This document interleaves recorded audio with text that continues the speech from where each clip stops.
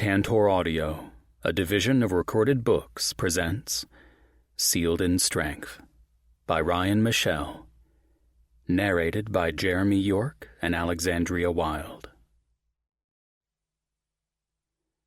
Chapter 1. Crow. The wharf was busy and crowded as we made our way into the bar ready for our meeting with Damian Curtis. Fucker even had one of his people call and confirm the time with Brewer today. It gave Brewer a good laugh. It was another thing that proved this guy was a bit too fresh for the likes of us. Yet here we were for the meet. Unless the man had a couple million in his stash, the odds for him didn't look great on getting us to work with him. Moving to the bar, Stormy, the owner, had a wide smile on his face as we approached and held his hand out. "Crow, my man, how the hell are you?" Stormy was a brute of a man, over 6 feet tall and shoulders as broad. He reminded me of a linebacker, which was what he played in school. Taking his hand and shaking it, my hand went up to clasp his arm. "Good. You?" We released. "Can't say I'm hurtin'." His arm went wide throughout the space, noting the people busting its seams. The wharf was local, but everyone from several counties over made it a stop, some even nightly. Stormy didn't put up with shit and was everyone's friend. That was until you caused shit in his bar. Then Stormy would show you how powerful that broad frame could be. The Ravage MC had a good relationship with the man that had grown over the years. While Stormy could handle his own shit, there were a few times when he asked us to come and help with one of his problems. Since our job was to protect Rebellion, we did what he needed by showing them the county line and getting them the hell out of Dodge. In return, he allowed us to use his backroom space for meetings such as this. "Nah, can't say that. Backroom open?" I asked, nodding to the back of the bar where the door was shut. "Yeah, a few guys back there. Gave me the names that Wrong Way said. Keep an eye out," he warned, brow raised, catching my attention. I moved in closer to hear him better over the rumble of the crowd. "Give you a bad vibe?" "Something's off. Either they're scared shitless or they have something planned. Not sure which one." Stormy had been around people in this environment for long enough to know how to read people easily, and he did. I trusted his judgment. My chin lifted in thanks as I moved to Brewer. "Get Phoenix, Lemon, Ethan, and Tex in there and search them for weapons, phones, or anything else you see." After relaying the information, he pulled off and went to the guys, bent down, and talked to them. The next moment, they were off, winding through the crowd. There were only 2 ways out of this place. One was the front door, the other through the back hall that led to the office where there was an emergency door. It would sound if anyone opened it. The room where we were entering had only 1 way in and 1 way out. Even with all the people around, that wouldn't stop any fuckers from trying to take us out. As long as they could make it through the front door, they'd be gone. We wouldn't let that happen. Not that Damien was out to get us that we knew of, but we could never be too careful.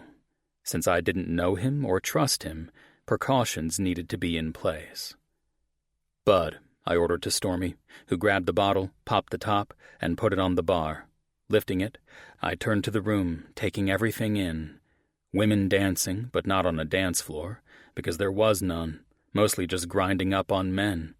Men and women sidled up to the tables around the perimeter of the place and off to the left. The scent of smoke filled the air, creating a film over the lights as the music blared. Saw several people I knew and lifted my chin in greetings, even raising my beer to a few. Brewer and Wrong Way grabbed a beer and joined me. Our bulk was enough to clear out a space at the bar as we all stood there, taking in the room. Nothing appeared amiss, but that was the thing about life. Just because you didn't see it didn't mean it wasn't there, like a snake ready to strike, and you not even knowing it was going to hit. "Hey, Crow." A tall, leggy brunette appeared in front of me, shorts so short they were pretty much underwear disguised as jeans. She had a wide smile and that you-can-do-anything-to-me look so many women had around men. They were open for anything and everything at any time. These women were a dime a dozen, always looking to get off with a biker. Whenever we went out, this happened to us, women from every angle. Sometimes 2 or 3 to take the burn off. This woman, though, thought she knew me, but I couldn't place her. Really, I didn't give a shit to place her. She was nothing to me. The woman's hand came to my chest. The touch burned hot on my flesh like an iron, and not in a good way. Reaching for her wrist, I pulled her hand away, then dropped it away from me. You do not touch a man unless he wants it. A slow smirk came to her lips, like she thought this was some kind of game.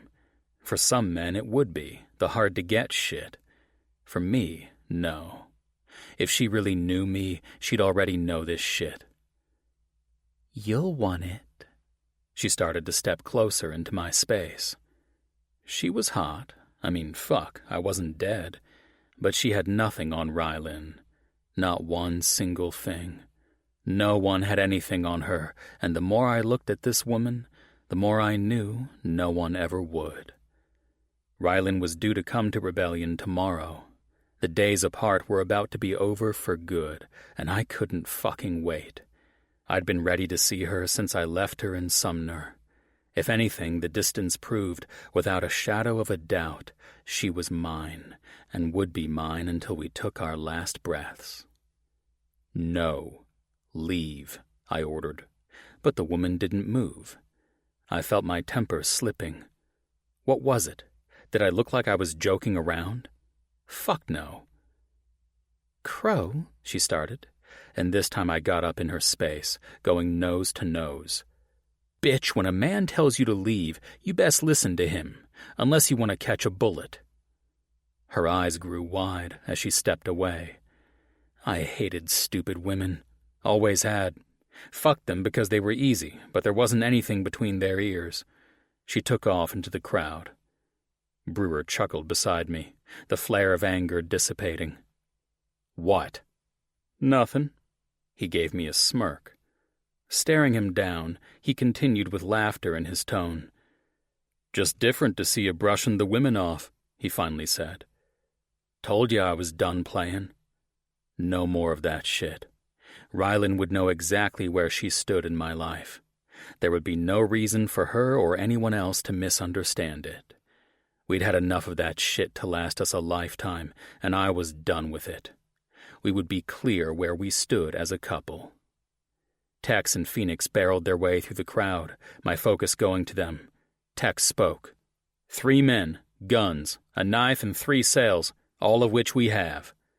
Good. Let's hear what this shit has to say. Taking the last swig of my beer and leaving it on the bar, we moved through the crowd that parted as we walked toward the back room. Entering, 2 men were standing, and 1 was sitting. The standing ones were the brute, could tell from the way they stood to attention. While I had no doubt they could land a punch, they looked as if 1 shot to the eye would have them down in a flash. Ignoring them, my gaze moved to the man sitting at the table. That was his first mistake, not standing when we entered the room. His suit fit him, hair was coated in gel or something, and his fingers were clasped in front of him, like he was some godfather or some shit. He obviously watched too much of The Sopranos, thinking that was how we handled business. There was a long old wooden table separating us, while chairs sat empty on our side. He wanted to create an illusion of being friendly, but keeping a distance. Amateur. 1 movement would have the table flipped and him on his back trying to push it away from his chest as the weight crushed his ribs. The room was as musty as the rest of the place, with the smoke lingering and the lights a golden yellow. It shone of age and good times. The concrete floor had dents and markings for who knew what. Normally this area would be filled to the brim as well, with people having a great time. There was no doubt after this little meeting, Stormy would open it back up. Crow, the man at the table, who I assumed was Damien, said, and still didn't get up from his seat, yet held out his hand. My hand did not go up to meet the gesture. Fuck him. Damien, I asked instead. He looked to his hand, and then to me, like I was supposed to get the hint and do his bidding. Yeah, this fucker was in for a rude awakening. Ravage didn't do anyone's bidding. We did a job and got paid. No one had us under their thumb, especially not a fucking piece of shit like the one sitting in front of me. "What, not gonna shake my hand?" he asked, still looking expectantly at me. This was a corporate move. The big man sitting at his desk, trying to intimidate to get what he wanted. This guy needed a lesson on how things worked in our world. Respect. You need to learn it in this business. Damien looked around the room, his slicked-back hair not moving an inch with all the damn product in it. He really did expect us to follow his lead. Shaking my head, I looked at Brewer and Wrongway, and each gave a slight shake of their head, knowing what I was thinking. He finally put his hand down, studying us. "Yes, little boy, you're in the pond with the sharks. Better fucking jump out while you can." Phoenix started chuckling, pulled over a chair from in front of the desk, sat and plopped his black boots on the table. He then pulled out his thick knife with the hook at the end and started cleaning out his nails. Wrongway actually yawned, and it took everything inside of me not to laugh. My brothers were funny. The stupid man thought he was going to pull one over again. The last time, with the shipment with Xavier and Marcus, almost got him dead. It would have by us, if Damien would have stole the shipment we had coming in for Xavier and Marcus instantly. "I respect you," Damien said, watching Phoenix with the knife, his Adam's apple bobbing. "How much?" I asked, getting down to the damn point of why we were even in this room in the first damn place. I had too much shit going on to have my time wasted. "Huh?" he asked in confusion. Christ. I looked at Brewer and waved my hand to the pipsqueak. "Idiot." Brewer nodded as I turned back to the moron. Tex jumped in, obviously done just as much as I was with this fucking mess. "He means how much money per run, as in how much green is going to go in our pockets each time we work with you." He was breaking down things crayon style for the man, something we didn't normally have to do. He finally caught on and nodded, then reached down to the floor, all of our guns coming out, and Phoenix's feet slammed to the ground. Damien pulled up a briefcase. "Fuck me," I heard grumbled behind me. Yeah, it was taking a lot not to burst out laughing. This guy was a tool. A fucking briefcase? "It's just papers," he said slowly, flipped it open, and pulled out some papers. "This is a contract between us." He pushed it across the table to me. It looked like something from Law and Order with the blue paper on the back of it and stapled at the top. I didn't move. Then it happened. There was no stopping it. Nothing could have stopped it except for gunfire. A fucking contract? He brought Ravage a fucking contract. Laughter burst out of me, and my brothers followed. This guy was beyond fucking clueless. Who in their right mind would sign a contract to do something illegal? Not like he could take it to court considering it was fucking illegal. Someone please save me from this shit. "Why are you laughing?" Damien asked, his face turning red. Out of embarrassment or anger, I wasn't sure. This guy wasn't going to make it far. From all of this, though, I wondered how he found out about the shipment before with Xavier and Marcus. Something there was off. "We don't do contracts," Wrongway said through his waning chuckle. "Paper trails are for morons." Damien's face got red, but he still didn't stand. "I'm not a moron." Everyone sobered up, letting all the hilarity fly out of the room. This guy was turning out to be a liability instead of someone to make money from. That was perfectly clear to me. He and his goons would need to be handled. My mind raced with different scenarios right away. "Do you have the good faith money?" Wrongway asked, and I looked over to him. He just nodded, and I rolled with it. Who the fuck brought good faith money on something like this? Hell, I was surprised Wrongway even thought of it. He must have had this feeling about him, too. Fuck me. Damien was going to end up 6 feet under or in prison. At least the first, he wouldn't be able to talk about this little meeting. Damien snapped his finger like he was a god on a throne. Suit number 2 leaned down and threw a black duffel on the table, the zipper partially opened. I could see green inside. Wrongway stepped up, opened it, and held out a stack of bills, then went in and started to count. Yeah, Wrongway kicked ass. "I'm willing to pay you $400,000 per drop," Damien began, but I held my hand out, halting his words. There was no way he had that kind of money to pay that much, especially just starting out and trying to steal shit that wasn't his to begin with.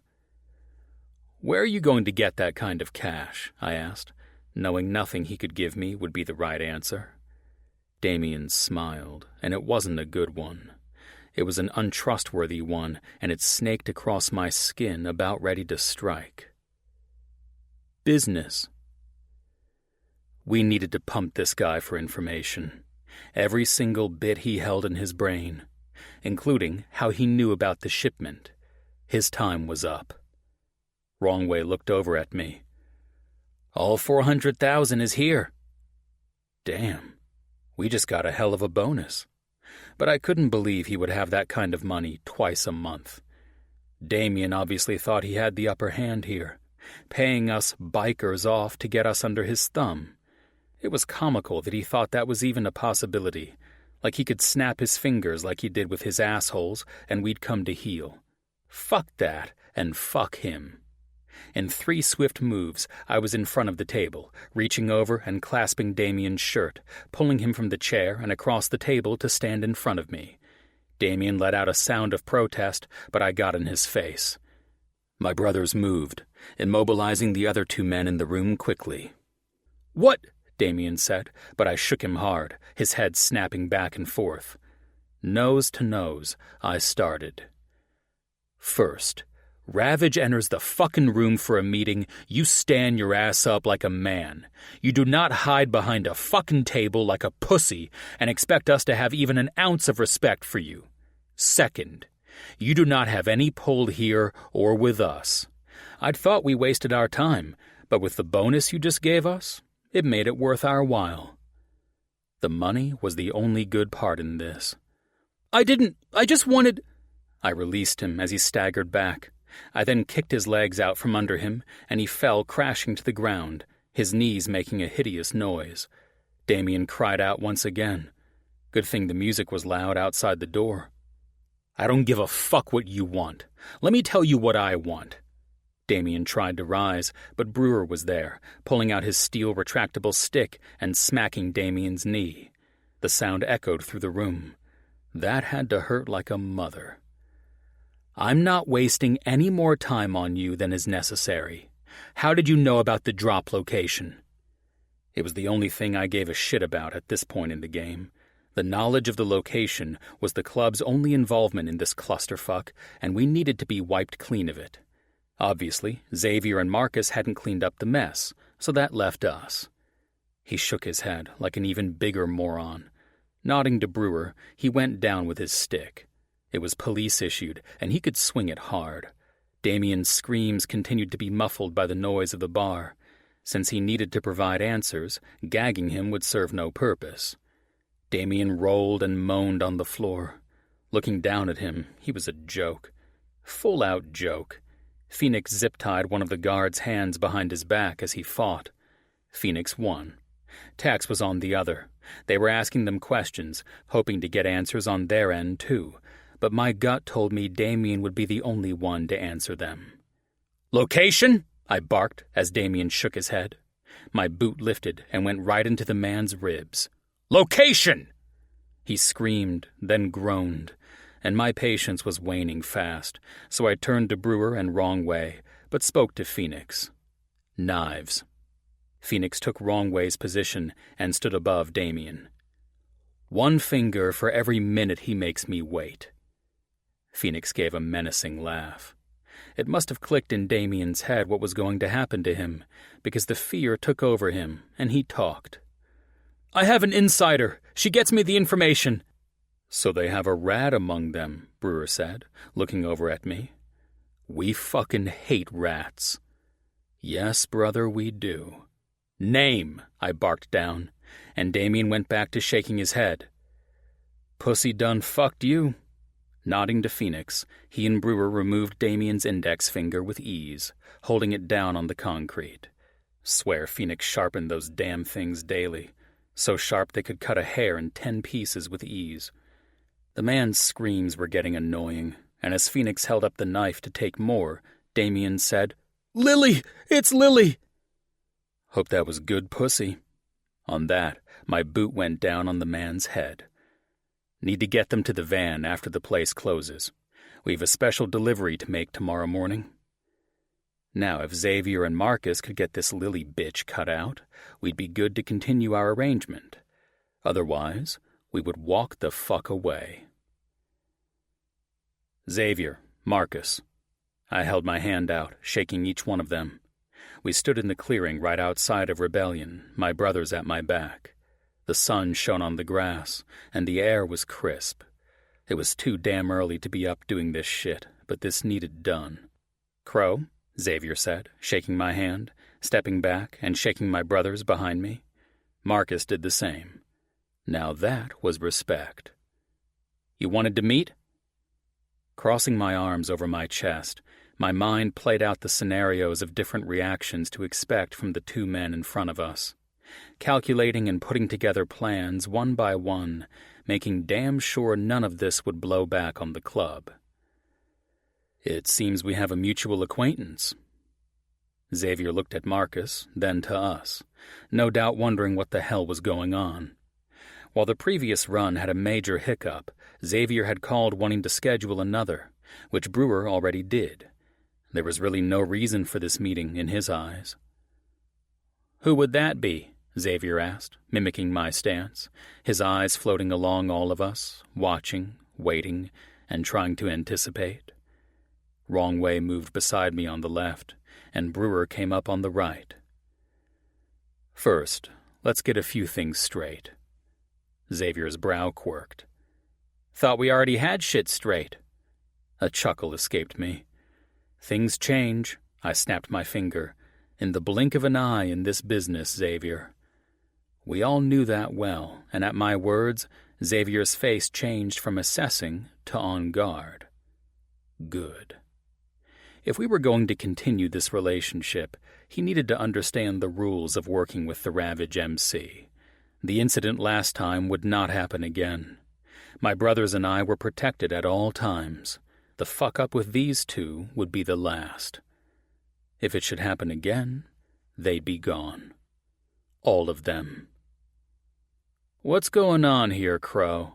Marcus asked, his eyes darting from brother to brother, probably waiting for someone to pull out their gun and end him now. It wasn't a bad thought. First, our meetings are strictly confidential. You do not talk to anyone about them except for those who are picking the shit up or paying us money. Our name stays out of shit, always. You do not speak it to anyone about our deal. Understandable, Xavier said, looking over to Marcus, who nodded. Damien Curtis is the problem. Xavier and Marcus looked at each other in question, then back to us. That whole looking for confirmation with each other was starting to piss me off. Besides trying to steal my shit, how is he your problem? First, because he was coming at us on your drop. You obviously didn't handle this problem because Damien was still out there breathing. Second, he came to us last night with an offer to do business. They didn't show any emotion to this, but I could see the fire behind their eyes they were containing well. And, Xavier said, wanting me to continue on, and he says he'll give us $500,000 per trip. This was a lie, but Xavier and Marcus needed to pay more for our services, considering the pain in the ass this had turned out to be. They were currently paying $350. We weren't cheap. It was why we could be selective on who we worked with. I also knew they had the money to do it. Wrongway looked into it. So you want us to start paying the $5, Xavier said, hands going to his hips as he finally showed irritation. Yup, Give us a minute." Xavier and Marcus were talking in hushed tones, but I could still hear everything that was said, cutting into their profit margin, if they could find someone else. That one was a huge no for this location. What other options they had? None. They came back, irritation clear on their faces. "Deal." This showed me their true colors, and that they were very serious. Going up against that kind of money wasn't easy. It meant that everything they sold would need to be for more to cover these costs. It wasn't my problem, but I cut them some slack knowing they were good on this deal. "It's $400K per go-around, and—" I trailed off as Ethan drove the van into the grass, the back end facing us as he maneuvered around. Xavier and Marcus went on high alert.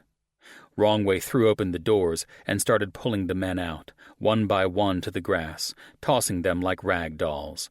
They were gagged, and their hands and feet had zip ties around them. Those zip ties were connected behind their back. They looked like fucking pigs ready to be roasted. "We brought you a present." "Present?" Xavier responded in a cautious tone, looking around me. "Do what you want with them, how you want, but if in the end they're not dead, you'll be paying for that shit." I turned and started to walk away, only to turn my head back. "Oh, and some bitch named Lily on your side is feeding them information.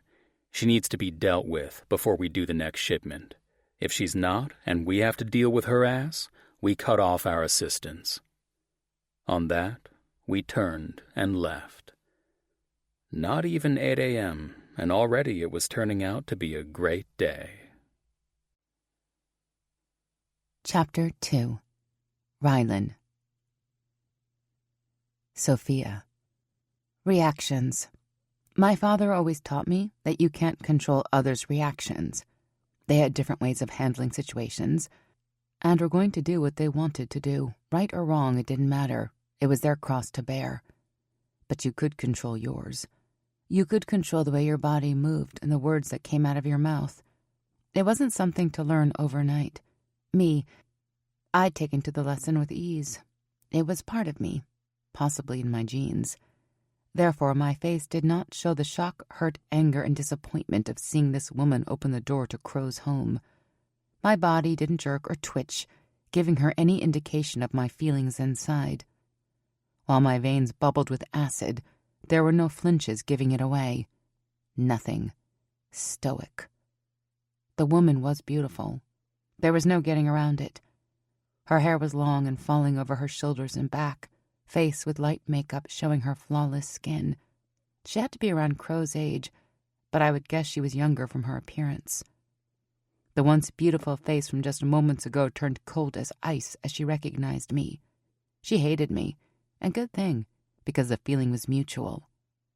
"What are you doing here?" she demanded, putting her hand on the door to block my way inside the house. Unfortunately, that pit of doubt hit me hard as flashes of Sophia and Crow kissing moved through my mind.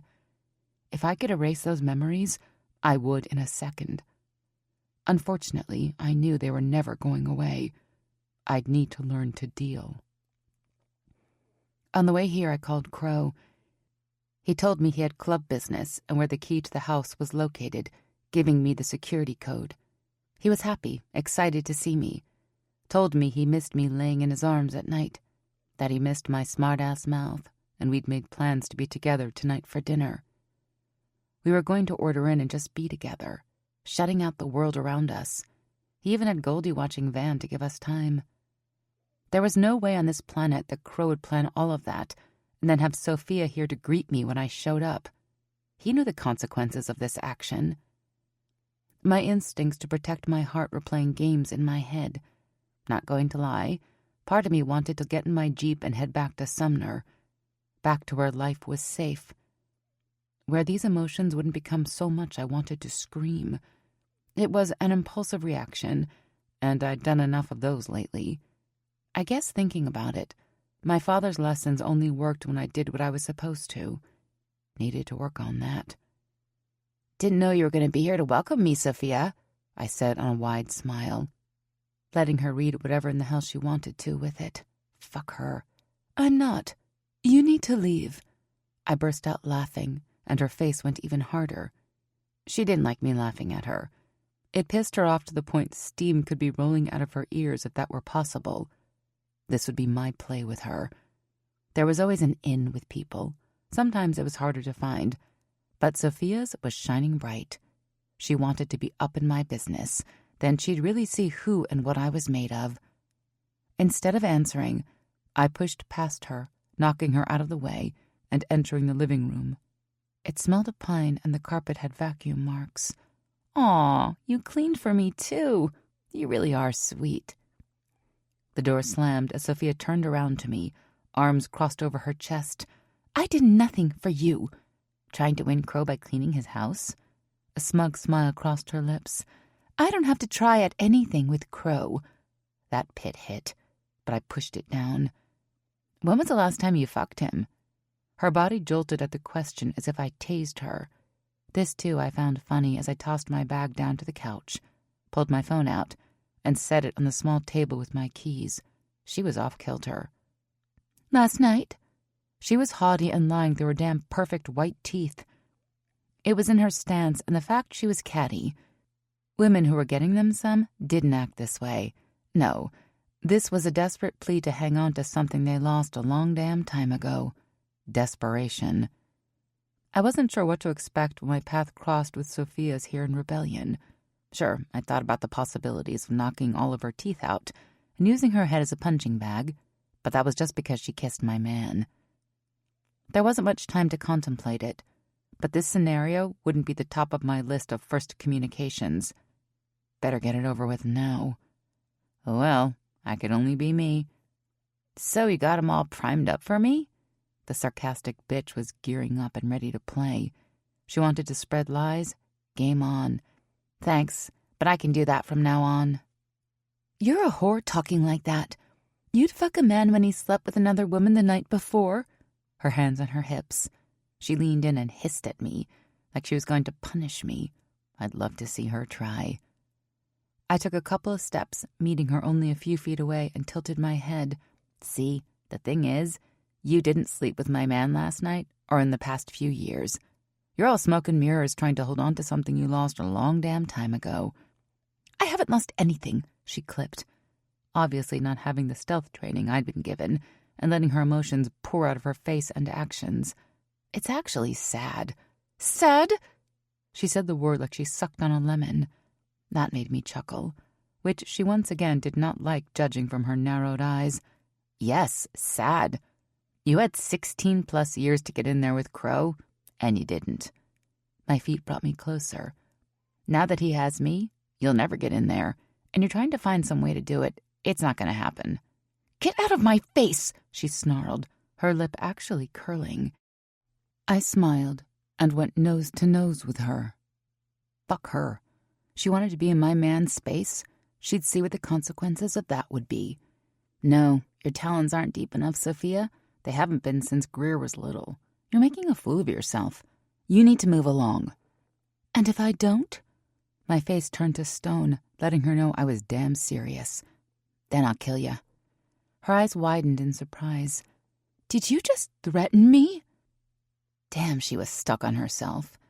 She didn't seem like Crow's type at all. Sophia had the beauty, but not the down and dirty grit, that was for sure. She was too pretentious and clean. Yep. I popped the P with my lips. Done it before, I'll do it again. Except you should know it's not an idle threat. Touch what's mine, and you'll pay the price. Her eyes widened. Then a few beats passed before she relaxed. After her words, I could tell she wasn't taking me seriously. Whatever. You're just a kid. Crow needs a woman. As much as this little conversation is entertaining, I'm tired from the drive and want to get some rest. You can leave now, I said on an order. But the gun in my waistband started to burn a hole in me. I wanted it out. I wanted to fire it on her. I wanted to make her gone for good. I'm not going, you are, she fired back. The sigh was audible, just as her hand came up to push my chest. That was surprising. Grasping it quickly, I bent her wrist back so far she screamed out in pain and went down to her knees. It wasn't enough to break it, but I could in a second. "Bitch, I fucking told you to leave." Releasing her, she crawled away from me, but not to the door. Stopping by the wall and holding her wrist. "Fuck you!" "Fuck you back. Leave." One shot would be all it took. But this needed to be without the firepower. Only hands and bodies. We'd see if Sophia was cut out for this life really quickly. She tried to gain her feet, and when she did, she charged me. But she gave me too much time. I bent down, connecting my shoulder to her stomach. She made an oof sound as I flipped her over, and she flew in the air. The small table where my keys lay busted into shards of wood as Sophia's body landed on it. That sucked. Crow didn't have much furniture, and that was a good place to put the remotes and drinks. I'd get him a new one. Sophia struggled to get up. She must have needed help. And what kind of host would I be if I didn't help her? Grabbing her hair, the silkiness of it was amazing. Maybe one day I'd ask her how she did it. Oh, hell, who was I kidding? That would never happen. It would be a cold day in hell first.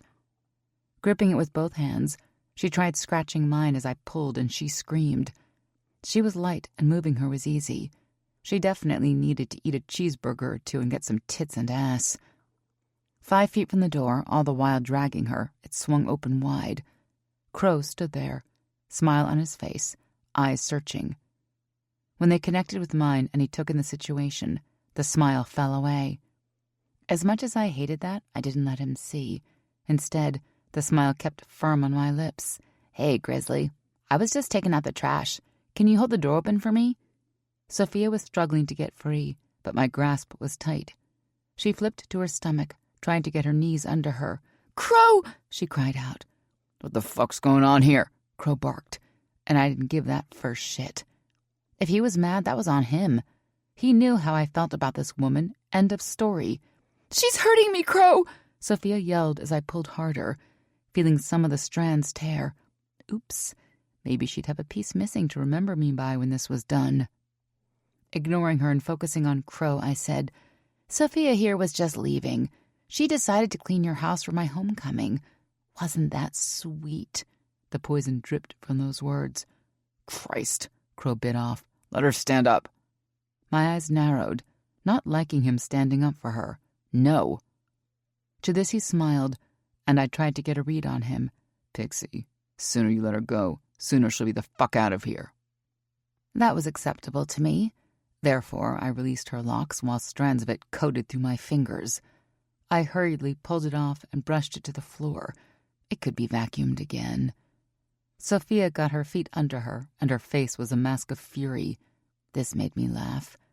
She wasn't tough enough to handle me. How in the fuck did she expect to handle this life? She'd get her ass handed to her on every turn. "Crow, she pushed me into the table," her hand flung out, pointing to the crushed piece, "then dragged me by my hair. Tell her to leave." My stomach started cramping as the laughter burst through, making its presence known.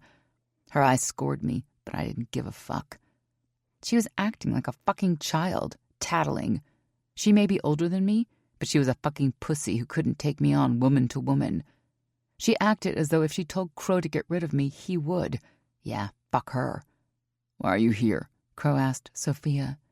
She blinked, coming down from her tantrum slightly, obviously thinking he'd tell me to go instead. "Because I was cleaning for you." Her face turned soft to him. "Bitch. Why? I didn't give you access to my house." Crow bit off, and Sophia's head shook as if to clear it or something. "I have a key, Crow." Well, that explained that one. It was going to be a top question for Crow. At this, I turned to Crow and said, "That's going to be a problem for me." He needed to know my hard limits, and anything to do with Sophia was. Crow's focus didn't leave Sophia's, but he answered me. "Me too." This made something inside of me relax. It was that coil of doubt that lingered, hanging over us like a thundercloud, got a little lighter, the sun peeking through. That I liked, a lot. Even that small amount felt like a boulder off my shoulders. "Give me my key and get out, Sophia," Crow ordered. "You want to be with me," she said instead of going for her keys and pointing to herself. "And if my son's going to be here, I'm going to have a key. You can't keep me from Greer." Greer has a fucking key. Therefore, you don't need one. Woman, you're my kid's mom. That's it. Told you that before. Saying it again for the last fucking time. This shit you're pulling isn't gonna happen. Told you threw away a good thing? I chimed in, not giving two shits they were having an important conversation because fuck her. This was my life now, and I didn't hide in the background. I was front and center, ready for whatever shit came my way. Shut up! Sophia yelled at me. Hating me won't make you get Crow, because he's mine. Crow and I were standing next to each other, Sophia looking at us both. Her focus went to Crow. You kissed me! Me, not her! My head rolled around as I looked at the ceiling, not wanting to dredge this shit up again. And here I thought that was laid to rest. Damn thing is like the Walking Dead. You think it's dead, but it keeps making itself known. Annoying. You are not funny, she barked at me. I looked to Crow, whose lip slightly tipped. He was pissed off, so I counted that as a win on my side. To Sophia, I shrugged. Get that a lot, woman. You're mine. Will always be mine, Sophia growled, giving her attention to Crow. What the fuck has gotten into you? You never acted like this before, Crow accused. She's been swiping pills from Walgreens. We should call the cops and have her arrested, I teased, but was getting done with this shit. It was fun for a while, but boredom was setting in, and fuck it. I hadn't even been able to kiss my man. It had been way too long since I'd seen him. You bitch, she yelled. Crossing my arms over my chest, I moved a few paces toward her. Look, you love him. Got it. The man has told you he doesn't want to be with you. I've made it clear. I don't like you, nor that you think you have a right to my man. Get it through that thick skull of yours. He doesn't want you. He liked my mouth in front of the club. I couldn't help it. It was automatic because I was sick and tired of hearing about it. That fucking kiss was a black spot in Crow's and my story. We needed to move on and see where this was going, not keep reliving it over and over again. My fist connected with her eye so hard I heard a bone crack. She collapsed to the ground, holding her face and screaming out. Pixie, Crow started, but I held up my hand to him and he stopped. Am I your old lady? I asked him point blank, not giving him an inch. He'd either answer this with a yes or I was gone. His lip tipped. Yeah. Then you let me handle this shit. Know she's your kid's mom and you gotta deal with her, but this shit isn't flying with me. I want her gone. If she doesn't want to get gone, I'll make her gone. He studied me for a moment and nodded his understanding. This wasn't some hotshot shit. This was an old lady staking her claim on her man, getting rid of the shit that would cause problems for her man. Crow might not have liked it, but he understood how this worked. No old lady would put up with another woman's shit. No old lady would stand there and listen to some bitch staking claim on their man. Men in the club were ruthless and strong. The thing that many didn't understand was that the woman behind the man was just as strong. Men didn't want a weak woman. There was strength in many different ways. Physical, mental, emotional. It wasn't always brute force that made the woman. It was the woman that these men came home to at night to help them take the weight of their day off their shoulders. It was the woman who took care of their men by any means necessary. Any means. Crow stepping into this situation would be disrespecting me as his woman. He wouldn't want to make that same mistake twice. And by his face, he knew this. Instead of pulling her hair, I grabbed her under the arm and pulled her up as she tried to hit me. She cursed and was a handful, but it was manageable. The door was still open from Crow's appearance. Without a second thought, I roughly pushed her through the door where she staggered. Don't make there be a second time, Sophia. This was easy. If there's a next, it won't be, and I'll be digging a fucking grave. I slammed the door, locked it, and turned to Crow. Hey. His lip tipped. What the fuck was that? On a shrug, I walked to him, about to wrap my arms around him, when loud banging came at the door. Give me my bag and keys, she yelled. On a heavy sigh, I made my way to the kitchen island and grabbed her shit, seeing her keys. Crow was watching me. Therefore, when I threw the keys at him, he caught them with ease. He knew what I meant without words and started rifling through them. I could hear the rustling of keys as I unlocked the door and threw it open, tossing her opened bag out the door, her shit scattering to the ground. "Bitch!" she growled. "If that's the best you got, you're fucking screwed." Crow whistled as I turned, seeing keys flying at me. Catching them in the air, I turned to Sophia, holding the medal in my hand. "Stay away. Unless it's about your son, you've got no business here." On that, I heaved the keys as hard as I could into the street. Oops.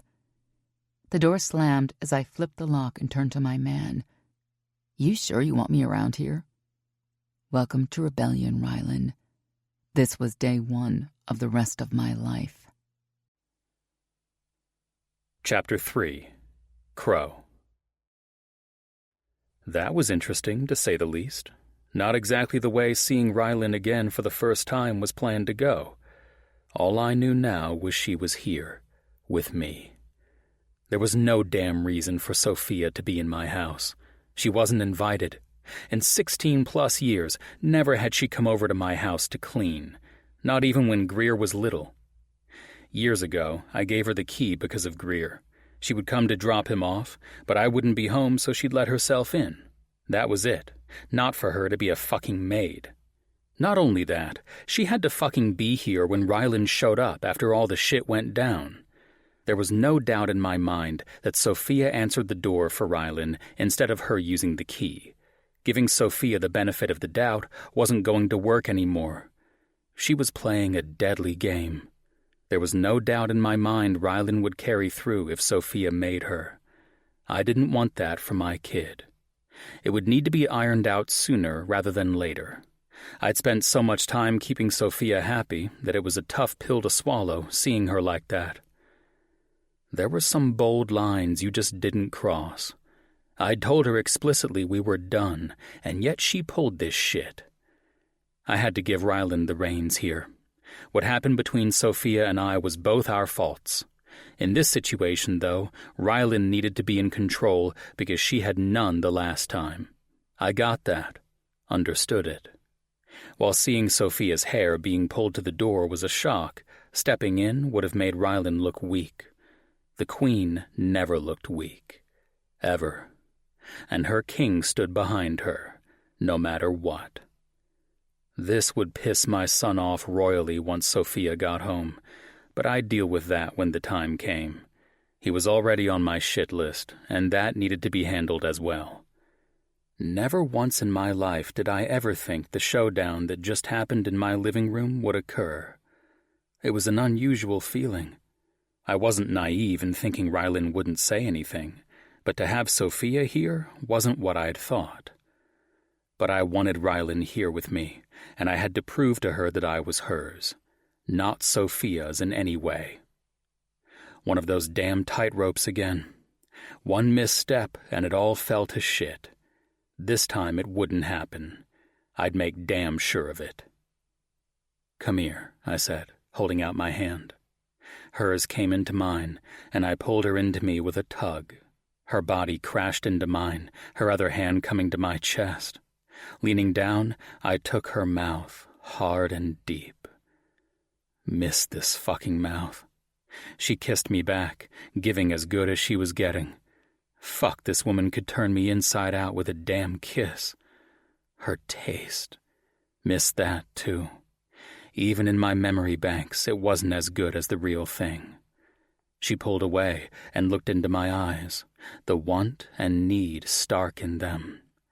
I'd thought she would come back in, but instead she said, "You're mad I did that, aren't you?"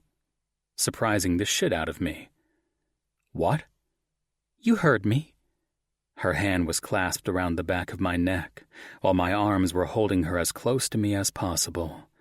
Her plump tits pressed against my chest had my dick hardening. I wouldn't bullshit her on this, knowing it would be the end. There wasn't going to be an end. Didn't like it, and don't know the whole story, Pixie. She could have said something to set you off. I don't know. So I'm not wading into that shit. She knows where I stand, and what she does is on her. Her eyes searched mine. "Know she's your kid's mother, Crow, but if she doesn't stop the shit she's trying to pull, I will make her stop."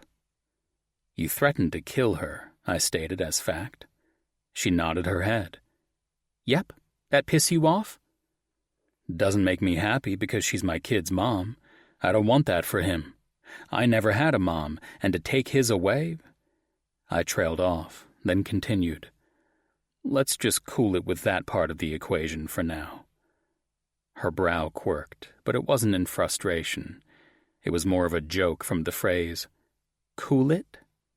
Pixie, let's just deal with the shit that comes at us at the time. You handled yours today. Let's let it be. My lips brushed against hers. Know that I only want you. Only you. I haven't seen you in days. I don't want to waste time talking about Sophia. I want you. Again, only you. You'd better, she said, taking my mouth. Yes, it had been too long. Our lips danced, and I needed her like air. Still connected, we stripped each other of our clothes, only to separate briefly to fling off shirts and underwear. Naked, I lifted Rylan under her thighs and grabbed her ass. Her legs went around my hips as I carried her to the couch, sat, and put her on top.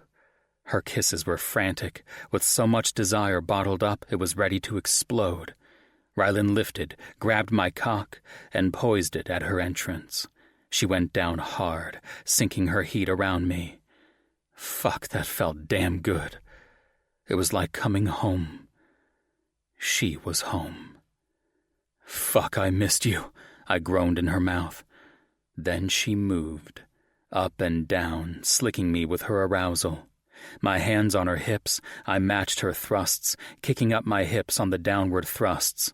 She screamed out, her pants and moans echoing through the house. Her lips connected with mine again as I held her tight and rode her, even though she was on top.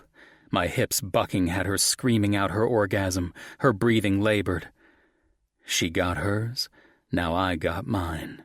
Flipping her to her back, I fucked her hard and rough, lifting her leg to give me better access. Her moans and cries only added to my fever to be so deep inside of her I'd never come out. My spine tingled as the orgasm hit me. Ramming inside her, she clutched my cock, practically stilling it with her pussy, drawing out my orgasm and her own. She milked me completely dry, and I collapsed beside her on the couch. Good thing it was a big-ass couch. She turned, resting her head on my chest as our breaths were labored. My heart was pounding rapidly as my arms wrapped around her. I grabbed her hand that was resting on my chest and brought it up to my lips, kissing it softly. So fucking happy you're here, Pixie. Me too, she sighed contently. We lay there for a while, coming back to ourselves and enjoying just being in each other's arms. Wrapped up in her, nothing existed but us in that moment. It took a while, but Rylan broke the silence. How long were you with Sophia? That put a damper on the mood.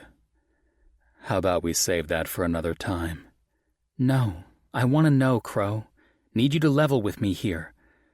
Her head had turned, her chin resting on my chest, while her eyes probed mine. This was not the talk I wanted to have with my cock still hard, ready to go round 2. About 2 years. We were together my senior year of high school. She got knocked up. I wanted her to marry me and make a family for our kid. She jolted at this, and I rubbed her reassuringly. Wanted that for my boy. His mom and dad together under the same roof, something I never had. But it didn't work out that way. She didn't want the MC life. She didn't like it when I came home with my knuckles torn up and blood oozing out of them. She didn't like the guns in the house around Greer. She thought she could change me to go on the straight and narrow. And that didn't work, she added in. No, that didn't work. No woman should want to change a man.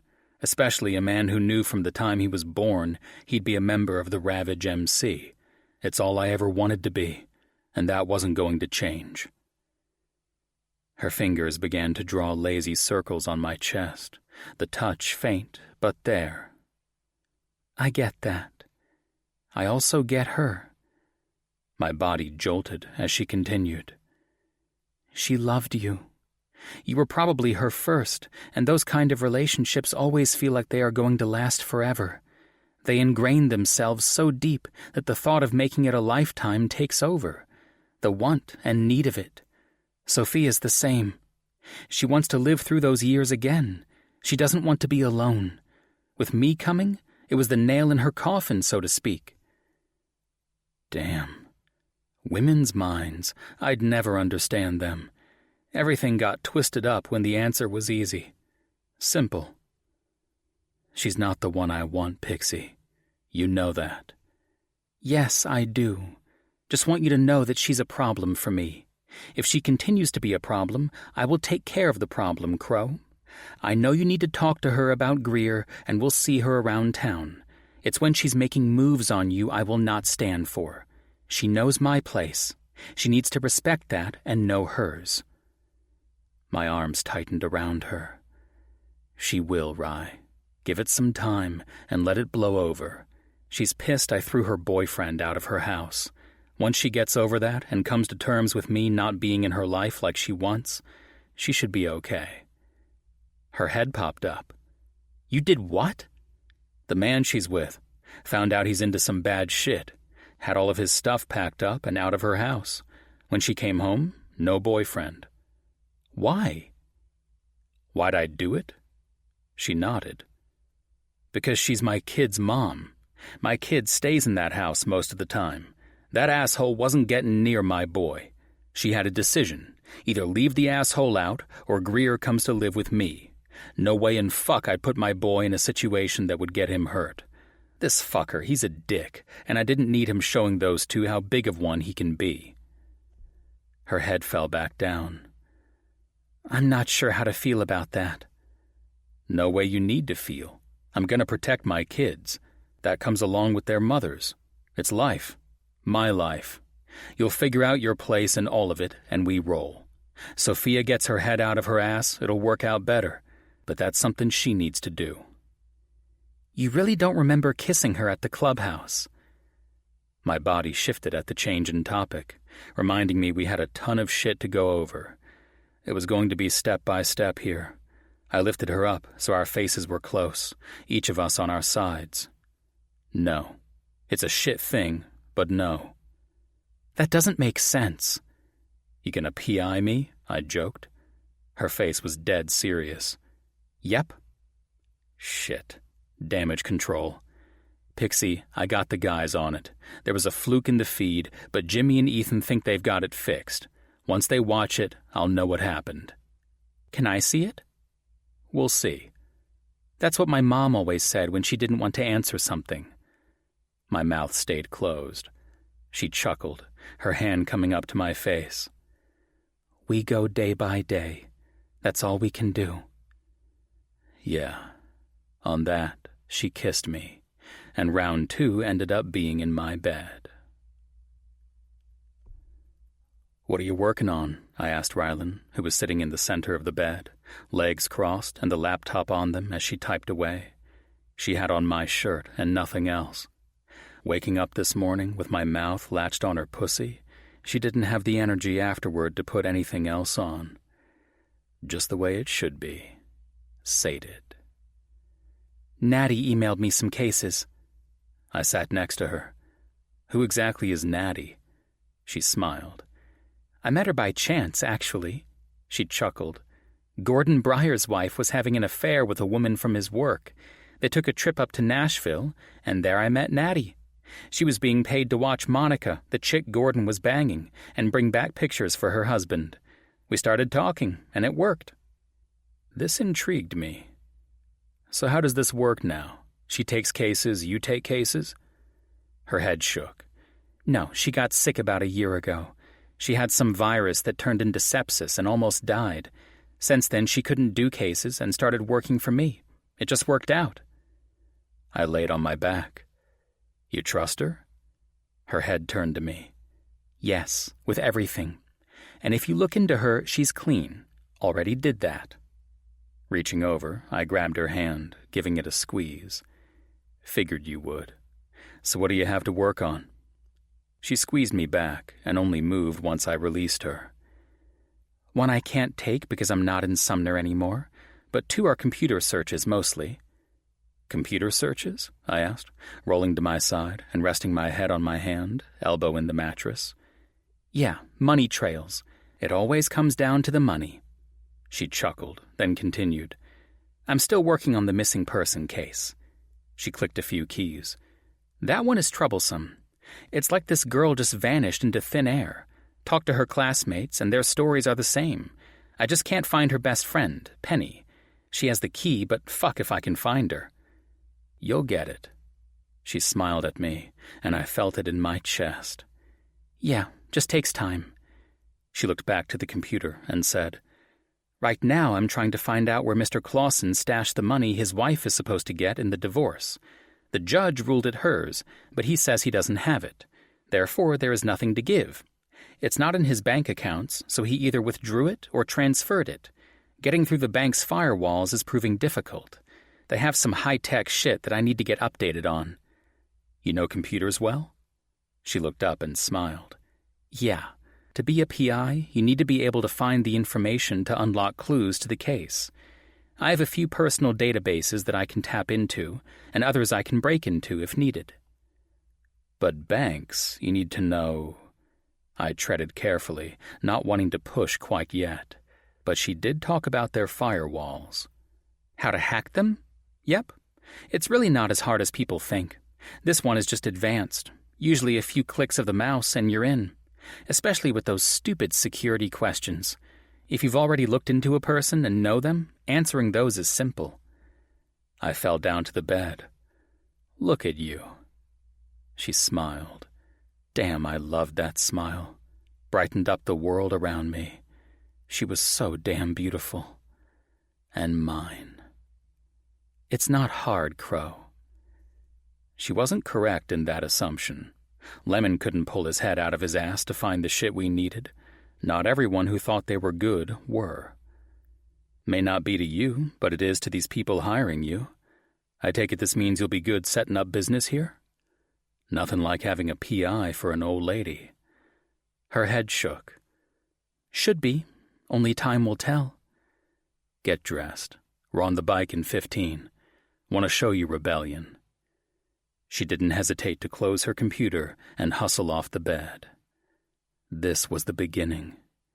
The beginning of us. Chapter 4. Rylan. Rebellion was a bustling place. As we rode through the streets, my arms were tight around Crow. There was a calm in the air around us, as if everything in our world was right, Crow and I together. I hoped that was true.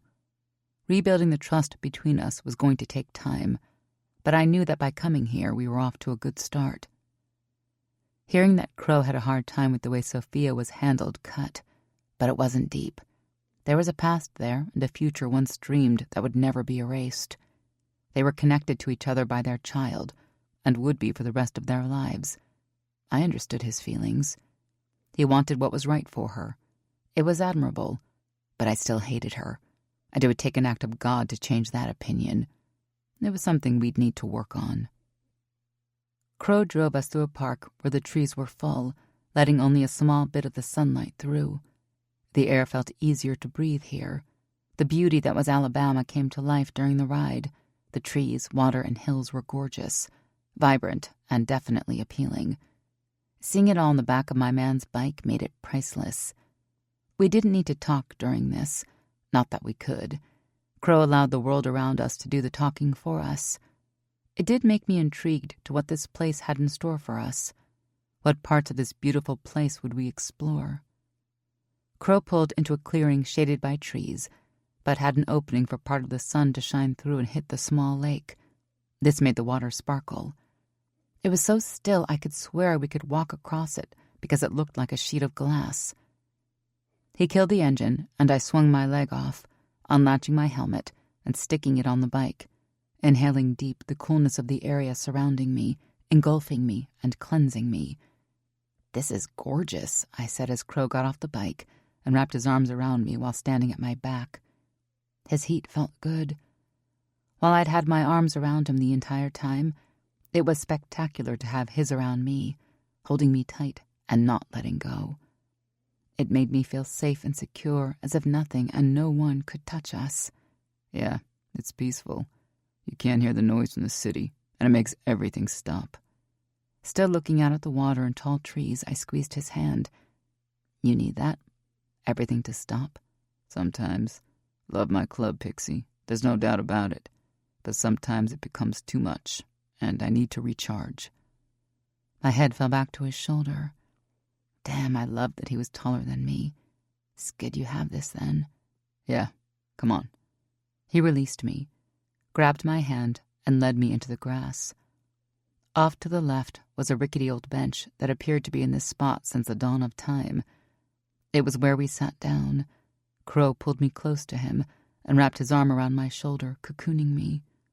The gesture was nice and made me feel like this was the exact spot on this planet where I should be. Do you come here a lot? I asked. His body shook as he turned his neck, then said, No. Normally ride my bike around the outskirts. Do some of my best thinking out there on the open road.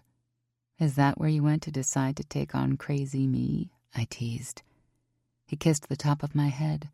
Didn't need anything to decide on that, Pixie. Knew it down to the marrow in my bones that you were my end game. This made my heart flutter.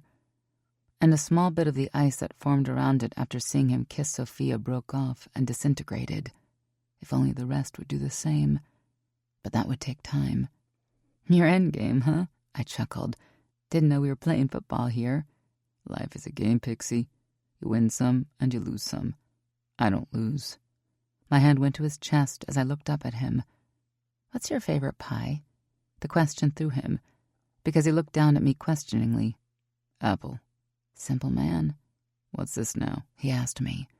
Learning about you, I responded, laying my head in the crook of his shoulder and neck. Ask me anything. To you, I'm an open book. Another damn heart flutter a damn again. Do you think it's strange we don't know the little shit about each other? He shifted, lifted me up, and set me astride him, our face inches apart. He was so damn hot. One man shouldn't be this hot. It was almost too much to take. Almost.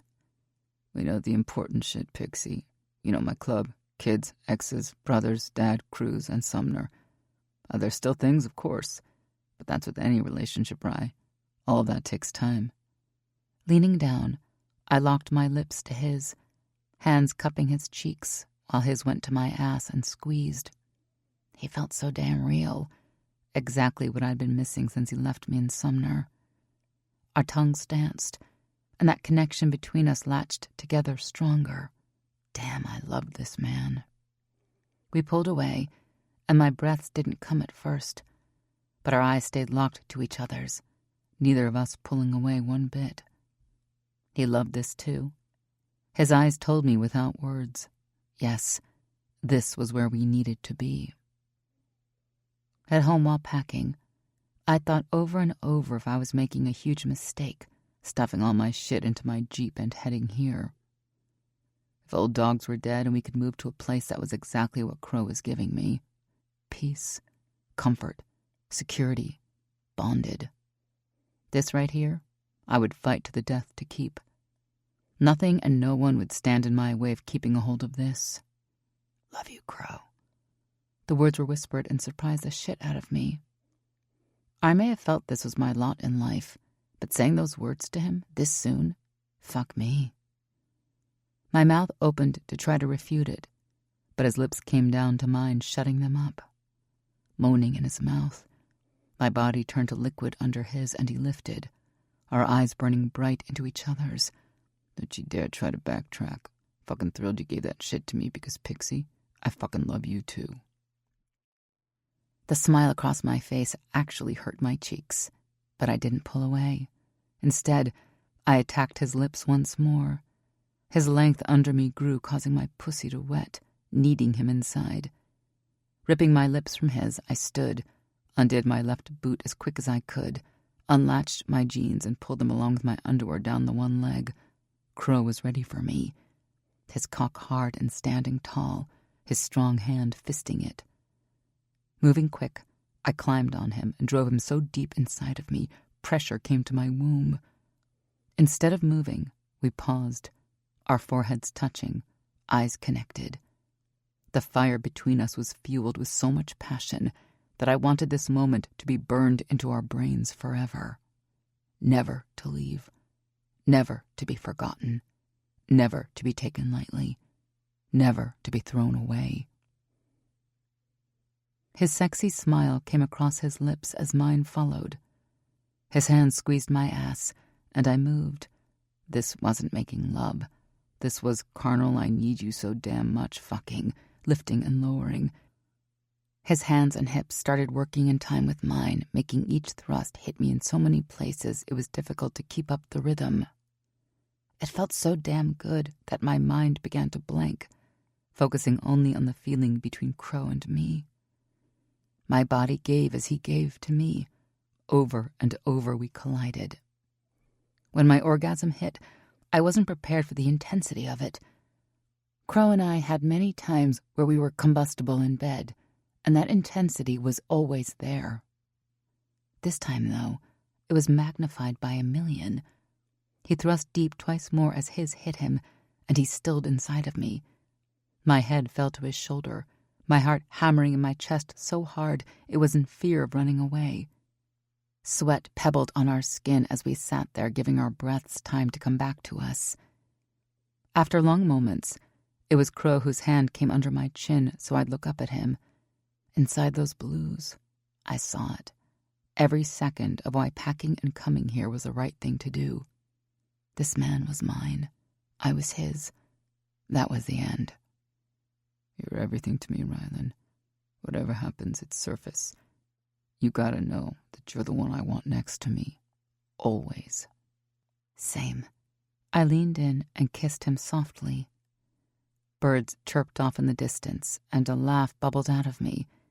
Didn't think that was funny, Pixie. His tone was rough and impatient.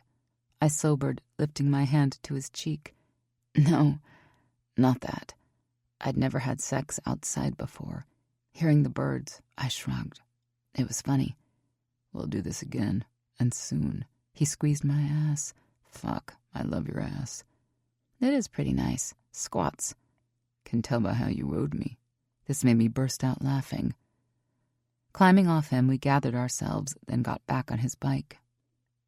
He wanted to show me the stretch of road he used to think, and I thought it was a great idea considering there was nowhere else I'd rather be than with him. The road was winding, and each curve was more exhilarating than the next. He gunned the bike at times, then released the throttle on others. He knew this like the back of his hand. It was a challenging ride, and only experienced riders should do it. That was for certain. Crow looked in his mirror, and I felt his body tense. Slowly, I turned my head as if looking at the landscape.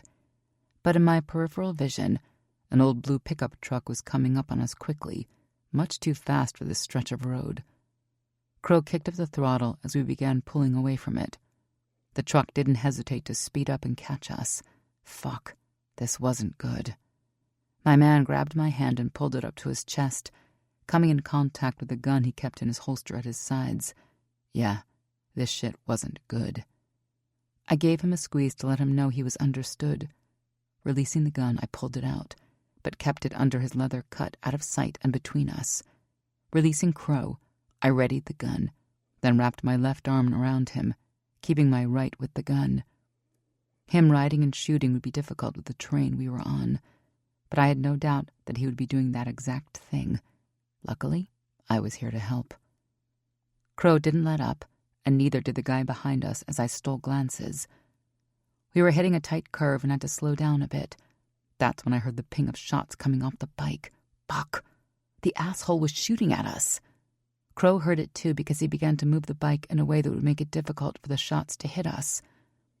It was always more difficult to hit a moving target than a still one. 2 more hit the cement below and I was done. Unlocking the gun and holding on to my man with one hand, I turned, gun up, and fired off 3. 1 hit the glass of his windshield, and 2 hit the hood. The gun came back out the window. I aimed at it and shot, but didn't know if I hit it for sure. The hand went in, and he stopped shooting. That I took as a good sign, but the guy needed to be immobile. After 2 more shots and missing the damn tire, I took a breath in and out. Guns were always in our home. My father taught me as soon as I could hold one how to shoot, clean it, and take care of it. He taught me how to respect it. He also made me practice with it, a lot. Turning around, I aimed and fired off 4. The truck swerved as the rubber exploded, disintegrating as the rim ate it up quickly. The hunk of metal hit a guardrail, then flipped hard and landed on the roof of the truck. Fuck. Crow slowed it down and turned us around. He, no doubt, wanted to know who the fuck was shooting at us. Hell, I did too. He parked the bike and didn't bother with his helmet, keeping it on as we raced off the bike. His gun in hand, he handed me a cell. Call Brewer. Tell him we're on the curve at mile marker 73. Bring the van and wrecker. I nodded as he took off, but I didn't let him go far because I was on his heels all the while trying to find Brewer's name. Rye, stay over there, he ordered, fire burning bright in his eyes. It was a warning, and I wasn't a dumb woman. Moving off to the side where a large hill was at my back, I brought up the number, held it up to my ear, and kept my eyes on Crow as he stalked to the truck. There was no fear inside of him. His gun was raised, and I swore if he took 3 bullets, he'd keep on moving. He was so damn stoic. This was a Crow I hadn't met before. This one meant serious business, was cold and ruthless, unshakable, unfuckable, hard. Crow, my man, how's things? Brewer said in my ear. Brewer? I asked, making sure. Who the fuck is this? He barked, no doubt pissed someone had his president's phone. I would have smiled at that, but not in this situation. I watched as Crow tried to see into the cab of the truck. This is Rylan. I relayed the message from Crow. Then I gotta fucking hell. Be there in 10. He disconnected, and I slipped the phone in the back pocket of my jeans. A shot went off and hit the ground at Crow's foot. At that I moved. My man wasn't going to not have someone at his back. He'd be pissed at me, but we'd deal with it later. Crow was on the opposite side of the truck as I got down low. The man had dark hair and blood coming out of several different wounds on his face. He held the gun unsteady with his right hand and was trying to turn his body to get a better shot. Fuck him. Crouching low, I took my shot, hitting the asshole's hand as blood splattered everywhere and his cries of pain rented the air. Crow looked over at me and shook his head, but there was a small smile playing on his lips. I shrugged. This is a partner thing, Grizzly. The smile grew. We had no idea where the assailant's gun went. Therefore, I kept my gun trained on the asshole, while Crow reached in and pulled this dickhead out of the wreckage that was his truck. Crow picked him up like he weighed nothing. He was pissed, but also had a smile. This was because the asshole in the truck not only had one hand shot to shit, he had 2. The one I gave him while rioting took out the fucker's hand. This felt great. No one fucked with Ravage. Any of Ravage. Crow's face then turned stony, going back to the man he was a few moments ago. He was tight and purposeful. "That fucking bitch!" the man screamed, and Crow punched him hard in the jaw, sending him falling to the ground in a heap. No doubt that hurt. "You motherfucker!" Crow kicked him a few times in the ribs, but the man was bleeding profusely out of his hands. I knew I should keep my mouth shut, but I didn't know this man. Crow obviously did. If he needed him for information, him bleeding out wasn't going to help. "Crow!" I yelled, his hard gaze coming to me. "You need him for anything? 'Cause he's gonna bleed out, and you won't get anything." Crow peered down at the man. "Fuck," he growled. "Grab the racks from my saddlebags." I took off, grabbing them in some zip ties and coming back. Crow nodded to me while his boot was pressed into the man's face. My leather gloves became coated in this man's blood as I wrapped the zip tie around his wrists and pulled it tight, stopping the blood flow. The man screamed, but I pulled with every bit of strength I had inside of me. Without looking under the rags, I did the same thing to the other side. The man's legs kept kicking up, so I sat on his thighs and zip-tied them together, halting his damn movements. Then I went back to the other wrist and did the same thing as the other. "Remind me not to piss you off," Crow said, standing above me. I smiled. "I will, don't worry." After I finished, Crow removed his boot. "Simon!" Crow growled. "Who is he?" I asked, moving to Crow's side. Luckily, no cars came by during all of this, and I'd hoped this was a stretch of land not too many people came on. This needed to be cleaned up before that happened. Sophia's ex, who I kicked out of her house. At the name, my body chilled. I didn't know if this would be my reaction every time Sophia was brought up, but it was now. Fuck. And the plot thickens, I muttered. Pixie. I held up my hand, just as I heard the roar of pipes coming from behind us. Inside, I began to pray these were rebellion and not some other club. Crow's gun was out and pointed to them as he pushed me behind him.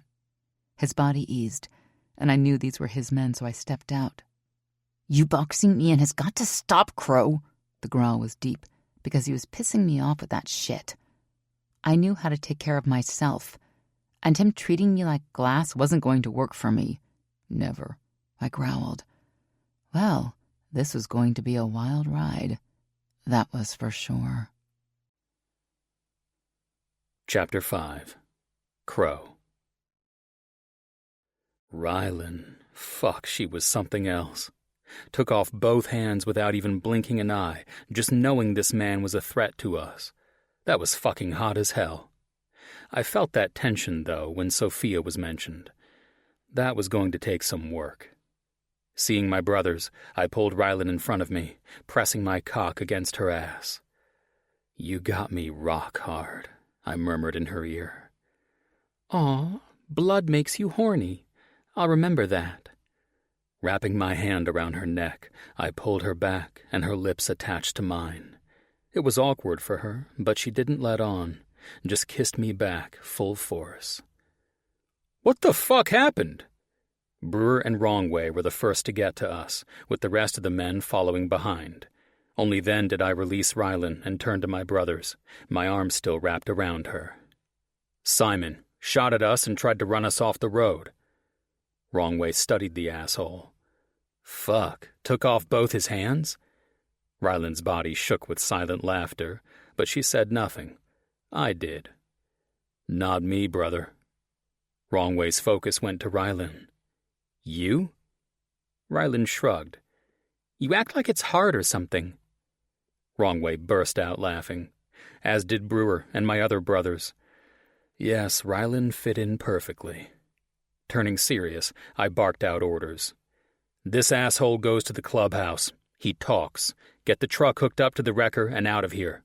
Rylan and I'll meet you at the clubhouse." My brothers had stunned faces for a moment, but as we walked away, they got to work. Now to finish our ride. Then get her in some clothes that didn't have another man's blood on them before we hit the clubhouse. The clubhouse wasn't a flurry of activity. It was calm, with only a few of the brothers inside, along with two mamas laying on the chairs in the television room. Van darted out of the kitchen and ran up to me, wrapping her arms around my hips. "Hi, Daddy!" "Hey there, Peanut. How's it going with Goldie?" The woman in question came out of the kitchen, holding a towel and drying her hands with it, a wide, happy smile on her face. "She taught me how to make corn pudding!" She was so damn excited about this fact. No doubt her mother never taught her anything in the kitchen. Fucking glad she was with me. "That's one of my favorites," I told her, looking down as her eyes lit with excitement. It really was. "I know. I'm learning it so I can make it for you." "Hey there," Goldie said to Rylan, wrapping her in her arms and pulling her tight. "So glad to have you back." "Happy to be back," Rylan responded as she pulled away. The light of the clubhouse lit her face. Fuck, she was beautiful. Got somewhere to be. Rylan's focus came to me as she nodded, knowing where that was. "Maybe Goldie can teach you my favorite dish, too." Rylan laughed. "You'd be surprised to know I have a bit of Gordon Ramsay and Rachel Ray in me." "Oh, you do?" She nodded. "But I have to say I've never made corn pudding." I bent down and kissed the top of Van's head, then moved to Rylan and kissed her lips. She was in good hands, and not only that, I wanted her to feel comfortable here. The clubhouse was my life, and the one time she was here before didn't end well. I wanted her to have good memories and feel as if she belonged. Because she did, by my side. Moving out the door, Brewer was on his way in. "Looking for you," he said. "Got him in the tomb. Ready?" With a nod, we took off to the side garage where an ATV sat waiting for us. The tomb was on the other side of our property, an underground place that my father had put in 30 years ago. We've had to fix up the walls to make sure they were sturdy over the years, but we kept it. It was so muffled down there, no one could hear a single thing. To get to it, we drove. "You get anything out of this fucker?" Brewer asked me, while I held onto the bar above my head.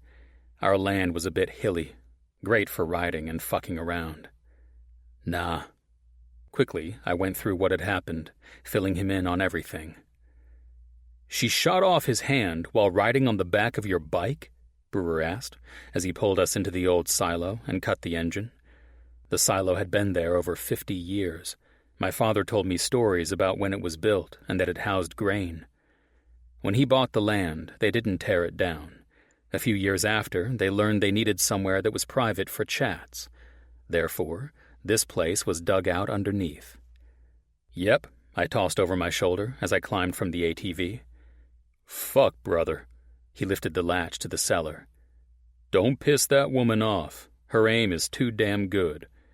On a chuckle, I climbed down the stairs, the smell of the dirt invading my nostrils. Lights were hung throughout the space, just bulbs with a pull switch, all of which were on. The space wasn't vast by any means, but it held my brothers, me, and the target of our visit, giving us enough room to move. Wrongway, Tex, and Phoenix were on one side of the room, while Hornet and Rooster were on the other. Brewer was beside me, from following me down. Simon was strapped by his arms, legs, and torso to a metal chair in the middle of the room. The chair was attached to bolts in the floor, unable to move. Simon had cuts oozing with blood and bruises everywhere, but he was nowhere near down for the count. "Anything?" I asked, knowing the answer from Simon's smug face. My fist landed heavily on his jaw, sending his face flinging off to the side and blood splattering out of his mouth. Phoenix pulled out his knife. "We were about to get creative." He turned the blade this way and that, but Simon didn't look scared one bit. "No." I shook my head and turned to Hornet. "Whip." Hornet's grin turned wicked as he went over to the large cabinet and pulled out his short leather whip. He had much bigger ones, but with the confined space, we had to make do. The leather cracked in the air as Wrongway put out his arm. "One sec," he said, grabbing Phoenix's knife and cutting Simon's clothes off him, letting them flutter to the ground. Wrongway then nodded at Hornet, who began. Simon tried to hold it in, with each lash cutting his skin. He even bit his lip to the point of blood, trying not to allow the screams to come from his lips. With each snap of Hornet's wrist, the tension in the room started to thicken. When the first cry of pain rang through the air, the tension lessened a bit. He would break. We just needed to find what did it for him. "Why did you come after me today?" I asked him, as sweat mixed with the blood running down his body. "Fuck you!" he yelled. Moving over to the cabinet, I rummaged through it. "We really need to get supplies in here." Digging, I found an old bottle of bleach. Opening the cap and tossing it to the ground, ever so slowly, I began to pour the bleach over Simon's body, making sure to get into the cuts deep in his flesh. His screams were so loud the dirt could shake under our feet. Just what I wanted to hear. "See, you came after me today. Was it on your own, or did someone put you up to it?" "Fuck you!" This time it came out shaky. Lifting my chin to Rooster, I asked, "There any salt in there?" Rooster went through the cabinet. "Nope." "Shame." The last bit of the bleach came out of the bottle. "Shock?" Rooster smiled while I heard Wrongway chuckle. "Fuck yeah." "Set it up." We didn't do this much because normally we didn't have to, but Simon was appearing to be a huge pain in my ass. Brewer moved into Simon's line of sight, his body still shaking from the chemicals in his cuts. "Better start talking." "What the fuck are you doing?" Simon gritted out shakily. Rooster rubbed two of the connectors together, creating a spark. Simon's eyes grew wide, but he masked it quickly.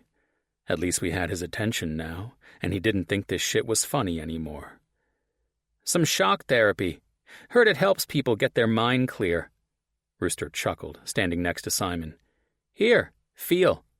Rooster touched one of the prongs to Simon, and he jolted his back, twisting and turning. See, that's not so bad. Fuck! Simon yelled as he convulsed. The fact he had words was impressive. A normal man wouldn't be able to. This thing had a very high voltage to it. There was a reason Hornet wore leather gloves with it. We'll just keep amping it up until you talk, I warned, smelling the burnt flesh. That was a smell that did not appeal to me one bit. Hornet did it again. Simon screamed. Then his head fell, but he righted it. I stared at Hornet, making sure he understood me. We needed the man in pain, not passed out or dead. At least not yet. Hornet rubbed the prongs together again as the fear hit Simon. You kicked me out! Simon finally yelled. This I knew, but there had to be more to it. There was always more. And, I went on. He said nothing, so I did. Phoenix, time to play. You, then Hornet. Get him to talk, now. Phoenix smiled, pulling out his long blade. Back and forth, they played with Simon. Surprisingly, it took 4 minutes. Simon's time holding out was pretty good. Didn't have a place to live, he blathered, but none of us gave a fuck. What is the purple pride? I asked, needing this information more than the fact the fucker tried to kill me. He was already dead for that. Simon shook his head, but it was slower. Phoenix began to carve a word in Simon's chest, while Simon screamed. The word asshole stood out loud and clear, blood dripping from it. If we weren't careful, the fucker would bleed out before we got what we needed. Talk, Tex ordered, kicking Simon in the side where the word was carved. I'm getting bored with your fucking shit. So was I. Moving to the cabinet, I grabbed a set of pliers and threw them to Tex. Teeth. Tex nodded, while Hornet and Brewer held Simon's mouth open. The pliers twisted and turned, Simon's body starting to shake rapidly. Tex pulled it out and let it fall to the ground. This is fun, Tex commented, as Simon tried to close his mouth, but came up empty. One more tooth, and I spoke again. We can go all night.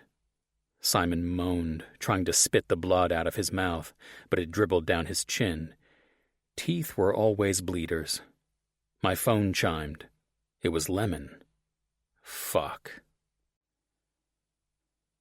Chapter 6. Rylan. Entering the kitchen behind Goldie and Van, I was a bit astonished by the amount of space. The smell of chicken or some kind of meat had my stomach growling. Even after the shit moments today, it didn't squash my appetite one bit. Van moved around the space completely confident and comfortable. I loved that she had that. 3 other women were inside working on different foods at different stations. Goldie made introductions to Stephanie and Callie, calling them her girls. They were nice enough, and I remembered seeing them at Crow's place. They weren't pawing all over my man, so they got a pass for now. The 3rd woman had long red hair that curled at the ends right at the curve of her back. It wasn't some dye job gone bad like a fire engine. It appeared very real with light hints of blonde throughout. Her eyes were wide, irises a deep blue. She didn't dress like the other 2 women who had on short skirts. No, the redhead had on torn jeans and a black Harley t-shirt with glittery rhinestones across it. This is Ashton, Tex's little girl. Ashton rolled her eyes. Do I look little? Her focus came to me. I just graduated college and got back for good. She was gorgeous, as in walk into a room and every man would come in his pants immediately beautiful. Hey, I said. Rylan. She smiled. You're Crow's old lady, huh? That's what he tells me. I'm just using him. I paused, looking around the room as I remembered that Van was there. I leaned into Ashton. For sex. She burst out laughing, using a huge can opener that was attached to a block table. We had one in Sumner, too. Damn thing was sharp. I bet he's good at that. Ashton didn't appear to be lusting after my man. Therefore, I let it slide. "You have no idea, Ashton." "Ash," she said. "Huh?" "Call me Ash," she said, throwing green beans into a huge pot and cranking the flame up to high.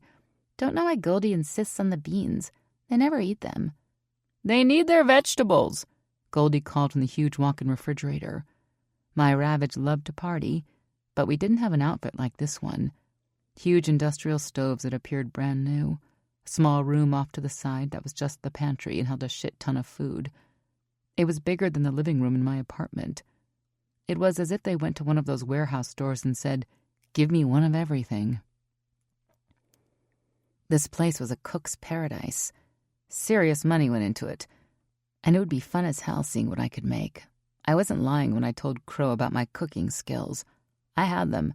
Just cooking for one person sucked, so I hadn't done it much.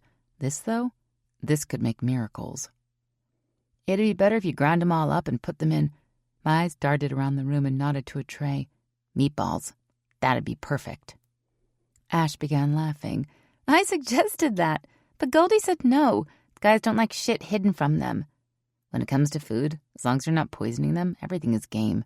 I'll just cover the beans in yellow cheese and they'll eat them." Goldie smiled, walking out, carrying a large pan with cling film on it. "Now that is a good idea."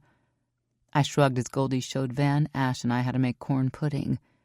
It was a very easy recipe.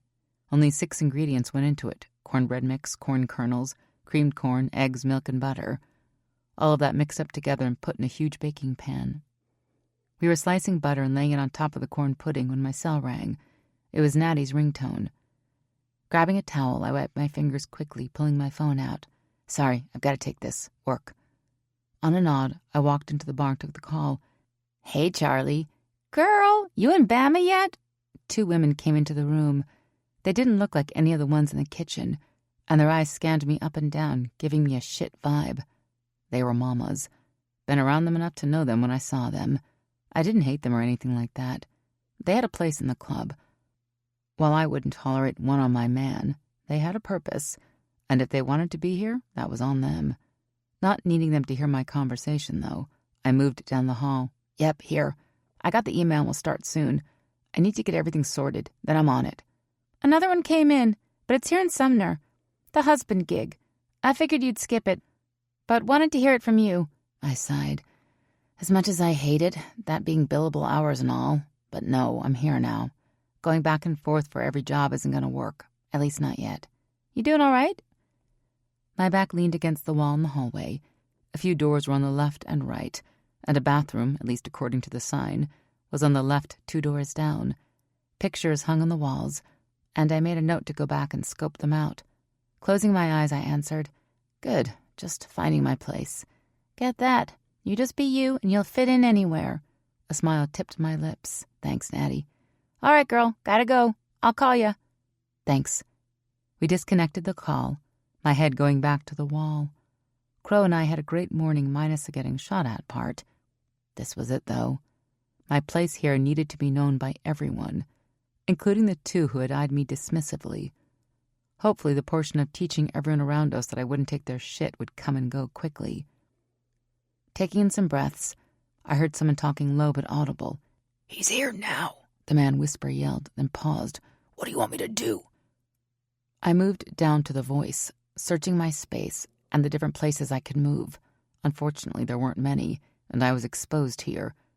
"How?" He paused again, and some rustling came from the room, sounding like papers. "What bone?" "Fine, right." Another pause. "Bye." Another pause, then a fuck. A few moments passed, and I made a move to leave. Then a cell went off, luckily not mine. "Yeah," the man answered, then a pause. "Just came up a few seconds ago." I heard some tapping that I thought was keys. "The basement. Man in a black sweatshirt with a hood and jeans. He went up to the door and is taking a crowbar to it." The man paused again. "Yeah, we need to get there soon." Another pause. "I'm in my room. Be out by my bike when you get here." Taking that as my cue to get the hell out of there, I moved fast, dashing into the bathroom, just as the man Lemon stepped out of his room, head down, typing out a text on his phone. Closing the door, I put my back to it. Fuck. Something was going down with this man. Guess this was my cue to turn on the PI skills. Whatever this was had to be 100% true before taking it to Crow. If it wasn't, the club would never see me as loyal and would think of me in their business. That wasn't what I was trying to do here. The "he's here" part was what snagged me. He could mean a lot of people, but my gut was telling me that Lemon was talking about Simon. Now why in the fuck would he do that? It was a question that needed to be answered. Chapter 7. Crow. Leave him. Need to get to the store. Lemon says someone's trying to break in. Fuck, was groaned from several of my brothers. That wasn't even the half of it.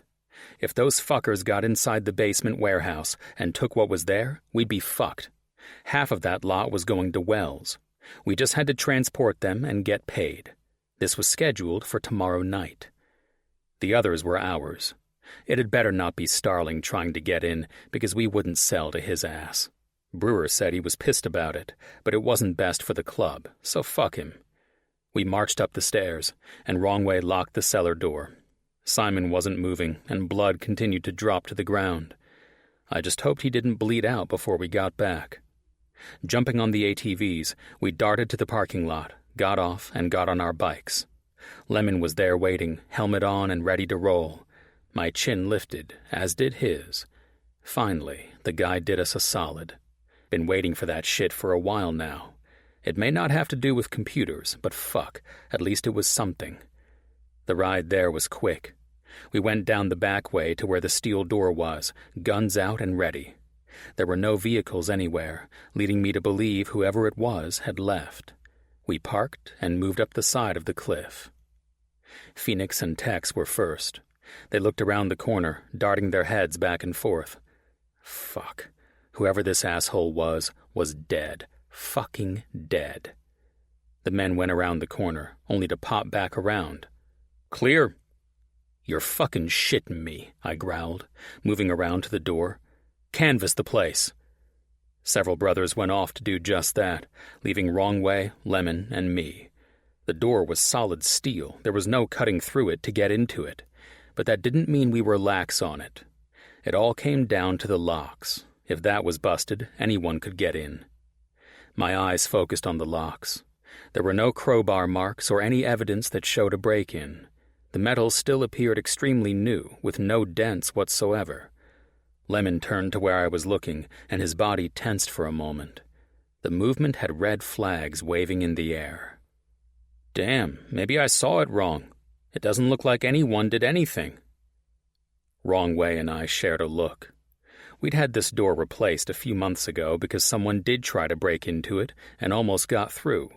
That door had the marks on it, lots of them, but this one did not. Something was off.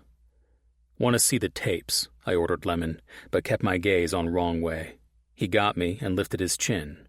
The tapes were scratched on top of the priority list. The brothers came back, everyone stating it was clear. Grabbing the key from my pocket, I opened it as we moved through the tunnel. Nothing looked amiss. Hornet, Rooster, start checking the boxes. They rolled off to do just that. Lemon stood next to me. Sorry, boss man. Swore that's what I saw. I slapped him on the shoulder, giving it a reassuring squeeze. That's all right, man. Rather be safe than sorry. The feeling in my gut wasn't good. We needed to see those damn tapes. I hated not being able to trust a brother, but something wasn't right here. After all the equipment checked out, we rode back to the club. This was nagging on me. While I wanted to believe my brother, it was a hard pill to swallow that there weren't any marks. A crowbar would have done some damage. But why would Lemon lie? He was our brother. I had to trust he was doing the right thing, but fuck me, I couldn't. The tapes would clear it up. The gate was wide open when we arrived. Jimmy was up in the control room, and I waved him down. He came up just as we parked the bikes. Why's it open? Power went out. Tried to get the generator to work, but couldn't. Jimmy stood proud. Fuck me.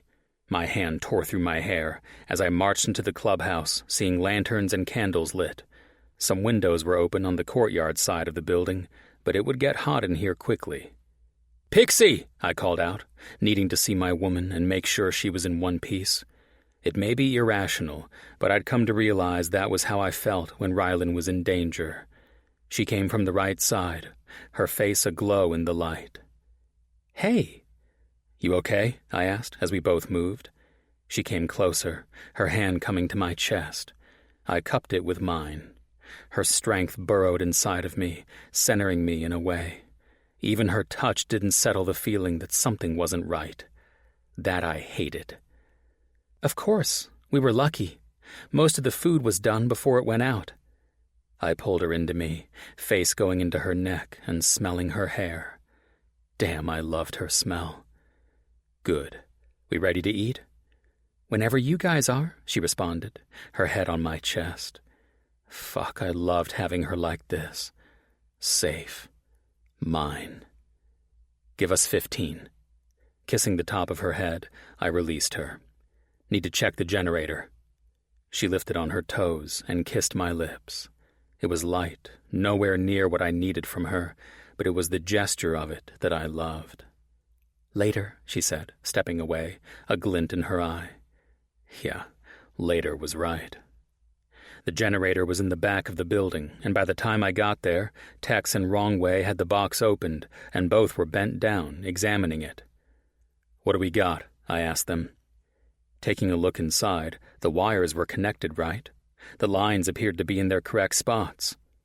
"Fuel," Wrongway proclaimed, standing up. "Bad fuel. It's choking. Hell, I don't remember when the last time we filled this thing was." A chuckle escaped me. We've had it, 3 years? So 3 years? It was Wrongway and Tex's turn to laugh. "It's not getting fixed right now. Brewer went downstairs to check the circuit panel. If that's nothing too, we'll eat outside. Need you to go check on our friend. Make sure he's still breathing." This also meant with no power, we couldn't look at the tapes. Either this was karma or bad luck. Hell if I knew if it were either. Chapter 8. Rylan. We carried the food outside and placed it on 2 large white plastic tables. Goldie was serious about not opening the refrigerator more than once. Callie forgot the mustard, but Goldie wouldn't let her go back in. Hopefully none of the guys wanted it because they were shit out of luck. I watched as Wrongway shook his head negative to Crow as he walked up from where the ATVs were parked. Crow said, "Fuck. Whatever that was wasn't good." Great. This first family meal was going great so far. My eyes strayed to Lemon, who was talking with Hornet and Rooster, a smile playing on his face. He'd better not be fucking over this club. My gut twisted. Things didn't feel right. The problem was this wasn't Sumner.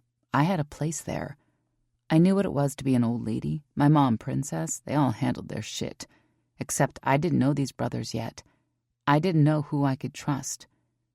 Maybe my feelings were off because it was all so new. I didn't know. The only thing I did know was I didn't believe in coincidence, so the power outage on my first real night here with Crow must have happened for a reason. What that reason was, I had no clue. "Chow time!" Goldie yelled so loud I had to plug my ears. Damn, she was like a drill sergeant with a soft side. "I go first," Van called out, grabbing a plate and going to town. She turned out to be a great cook. It made me look forward to doing it in Crow's kitchen with her. We could bake up a storm.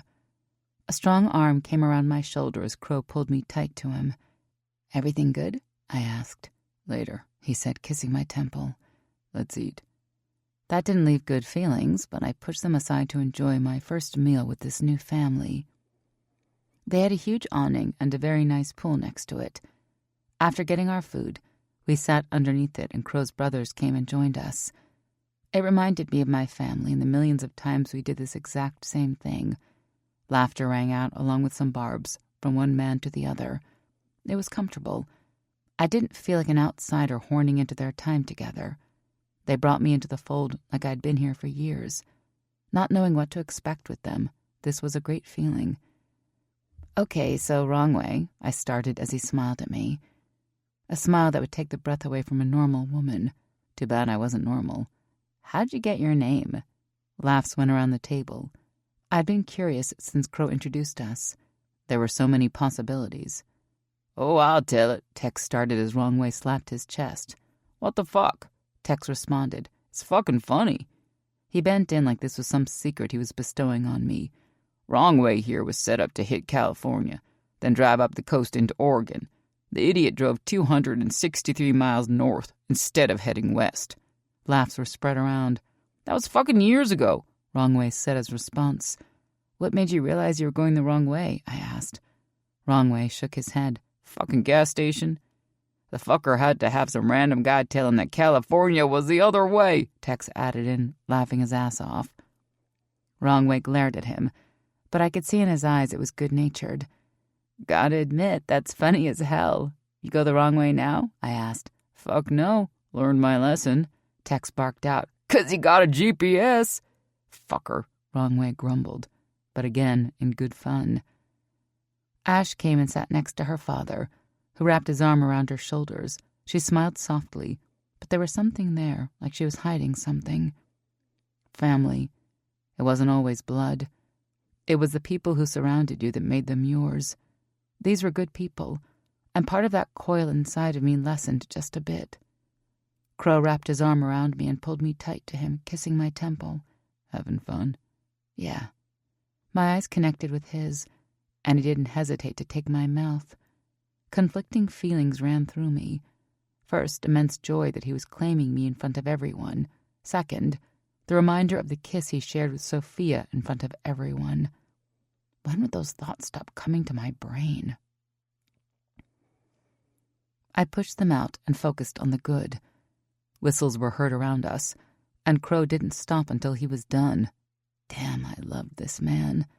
You tell her how you got your name, Crow? Wrong Way asked with a grin. He'd never told me that. I'd wondered. But with everything always up in the air, I never asked. Crow smiled over at me. 2 reasons these assholes gave me the name Crow. I listened with avid fascination at this bit of information. When I was younger, I thought I was the shit. Both Wrong Way and Brewer laughed to this, nodding their heads. Talked a good game, but was still getting my feet into the real club life. This kid came over. Wrong Way burst out laughing. Beat the fucking shit out of him, Brewer added in. He had to eat crow. I chuckled along with them. Road names didn't come till they were patched members. Okay, so how did he get it later in life? Crow looked me straight in the eye. No one wants to eat a crow. They're scavengers and eat carcasses like candy. Putting the fear of those who challenged me was how Crow came to light. He pointed to Wrong Way and Brewer. These 2 fuckers, though, never let me forget what happened as a kid. Did you lose a fight after that? He wrapped his arm around me. Fuck no. That's my man. Crow went into Lemon's room while I helped clean up. The electric company got everything up and going again, stating a transformer blew, and I welcomed the air conditioning. My mind wanted to know what Crow was doing in that room. Did he already know something? Was Lemon hiding something?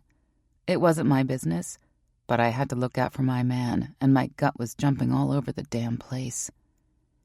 Keeping up with the conversation while we washed the dishes, I couldn't help but think of all the ways this could go really bad. Trust was a major component in this life. I didn't trust Lemon, not as far as I could throw him. Crow's other brothers, though, they appeared solid. Even the 2 prospects were as well, especially Ethan. There was something about him, almost as if he were born to be in a club. You're sure deep in thought, Ash said, coming up beside me, not startling me, but taking my attention away from what was going on down the hall. I shrugged. I'm always thinking. Part of my job. Oh yeah? What's that? She asked as I turned to her. She leaned back on the bar, cocked her elbows, and rested on them. I'm a PI.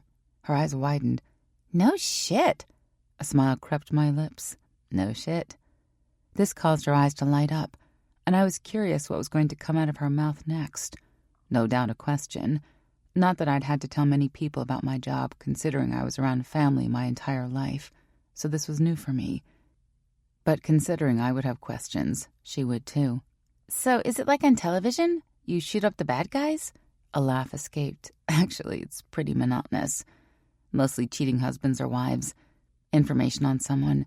Don't get me wrong, I love it. It's just not as glamorous as you'd think. She leaned in. So you watch guys fucking other women? Pretty much. Pictures of him or her in the act. Give those pictures to the spouse. They take the other to the cleaners. Done. Ash pointed to one of the tables, and I took her cue and sat down. Is it always that cut and dry? My head shook. No, nothing ever is. But it's not my job to decide that. My job is to find the information and turn it over. Period. What they do with that information is up to them. Wow. Wow what? I asked, digging my nail in the dented wood of the table. She didn't hesitate. Is there really that many cheating people out there? I nodded. Yep, more than you want to know. But it's not all I do. I do work on the computer finding the money trails, sometimes for businesses, other times for personal use. It's the same deal, though. I hand it over, and they do what they want. Do you have special things on your computer for that? She was cute, around my age, but not so tuned in with the world around her. It could be because she'd been away for so long, or maybe it was something else. Yeah, I have databanks that I can tap into.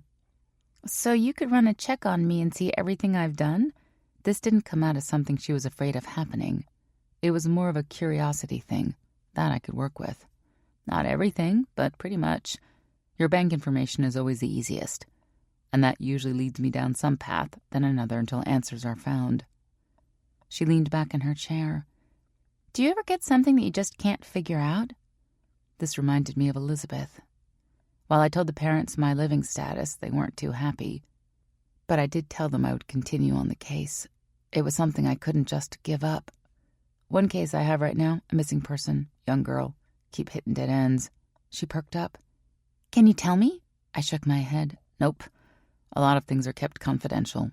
Part of the game. Do you get paid a lot? Yep. Ash stopped, looked around the room. Then her head fell back as she looked at the ceiling. It appeared to be a reflective pose, but I didn't know her well enough to make that call yet. What's wrong? I asked as her head popped up, her eyes meeting mine. She leaned in even though we were the only ones in hearing distance at the moment. I got my degree. When she stopped, I prompted. That's great, and I don't know what the hell I want to do with my life. That's understandable. It doesn't mean you have to decide right at this moment or anything. Her arms crossed over her chest. My dad paid for college. I went, got great grades and a degree in sociology. The thought was I'd be a therapist, but I'm not sure I can help adults. What about kids? They need it too, probably even more than the adults. Callie came by the table, dropping off 2 cups of coffee. On a thank you, she left while I sipped. True, I do love kids. I just don't know. Time for my problem-solving skills to kick in, it appeared. Why don't you ask to shadow a school counselor or go to one of the YWCAs and see if they have anyone on staff that you could shadow? This way you get different points of view with each place. I'm sure it's different with every location and everyone for that matter. I just need to get a job. The stress was coming out over her face, and yeah, I felt for her. Understandable. First, figure out your living situation, then go from there. Shadowing would be the best way for you to see how counseling works. You're smart. I chuckled, then took a sip of my coffee. Don't tell Crow. Need him to think I'm a dimwit who's just a great lay in bed. Ash burst out laughing. You have a wicked sense of humor. I take that as a compliment.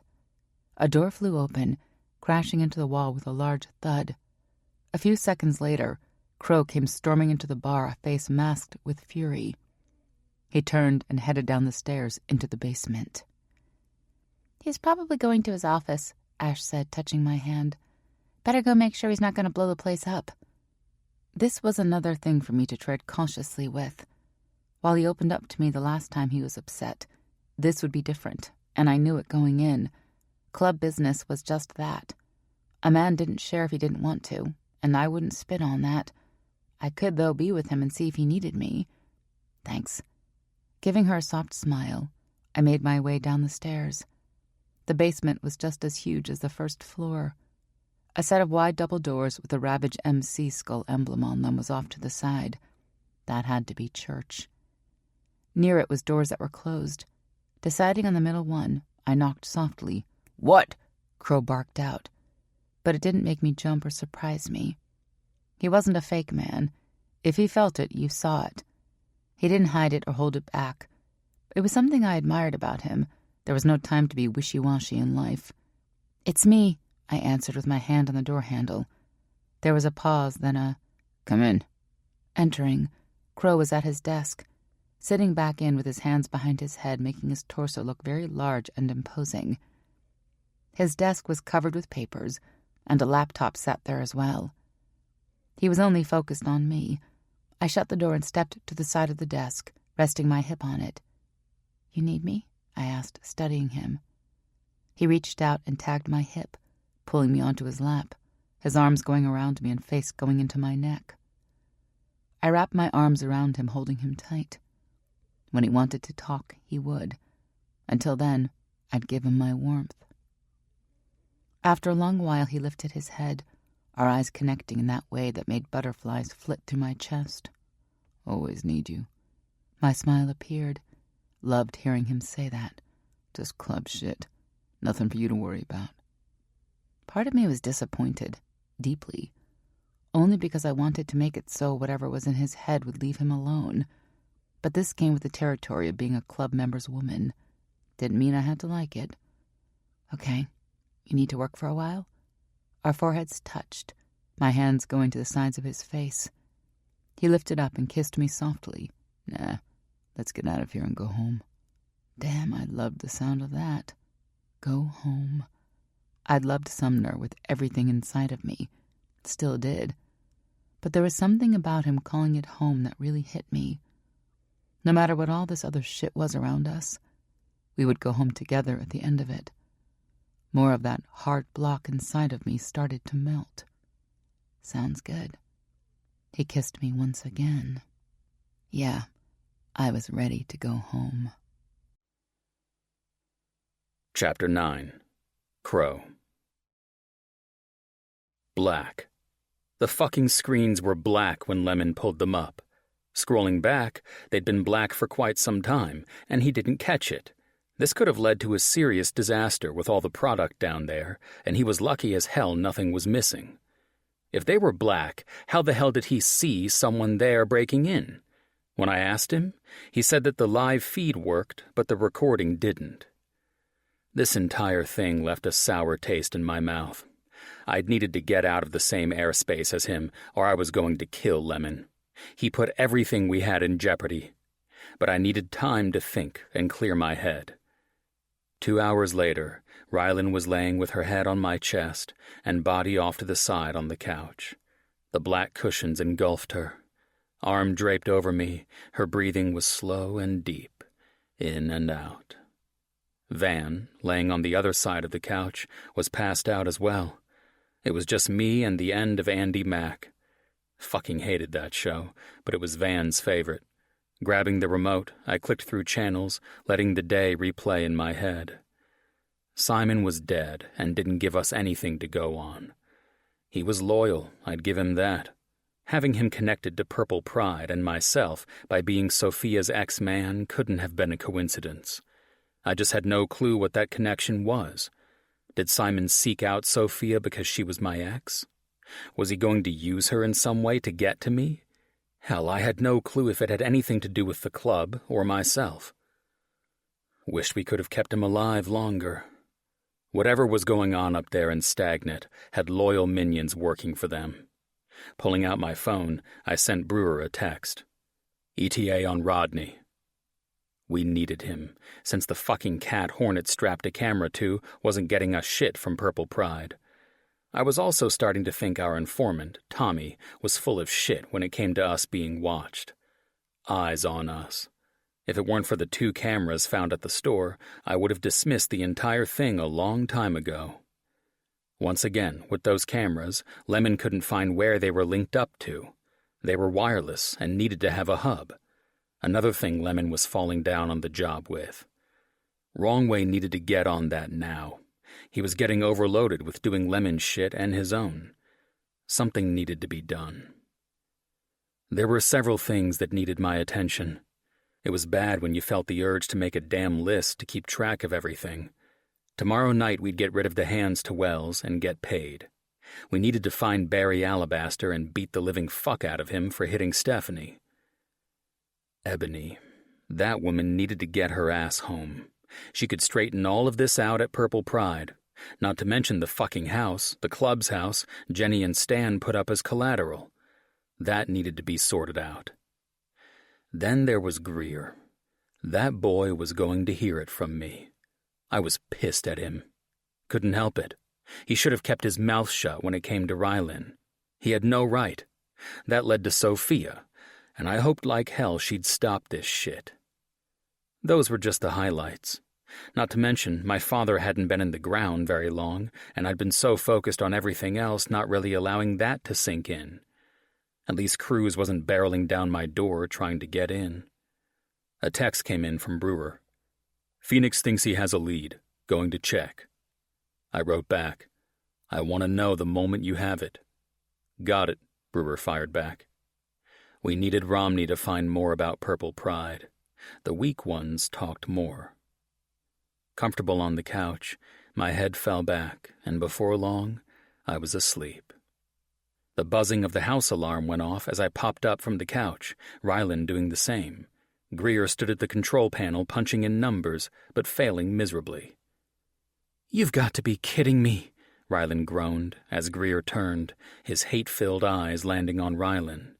There was no doubt that Sophia had a black eye from the way Rylan punched her. Greer was very protective of his mother, something I was proud of. In this situation, though, it could end up in disaster. "You bitch!" Greer yelled, the alarm still going off, as Van rolled off the couch, waking up. "Daddy?" Shit. It's okay. Give me a sec. Getting up, I moved in front of Greer and pushed him back with my bulk, going to the panel and punching in the code. Greer must have told his mother what it was. It would need to be changed. Greer's eyes burned with anger. "Son, seems we have a lot to talk about." "Dad," he started, as Van ran over to him and wrapped her arms around his leg. "Greer, are you coming to sleep over too?" she asked innocently. His arm went to her back, but his focus didn't leave me. "No, Peanut. Need to talk to Dad." "What's going on?" she asked. Bending down, Van was eye level with me. "Go to your room and back to bed. I'll come and tuck you in soon." "But—" "No, Van."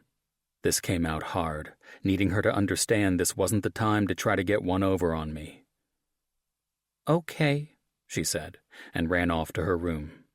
Nose to nose with my boy, I growled, "You do not call Rylan a bitch. You do not call her anything other than Rylan. Do you understand me?" His eyes squinted. "No, I don't. You let her hit my mother."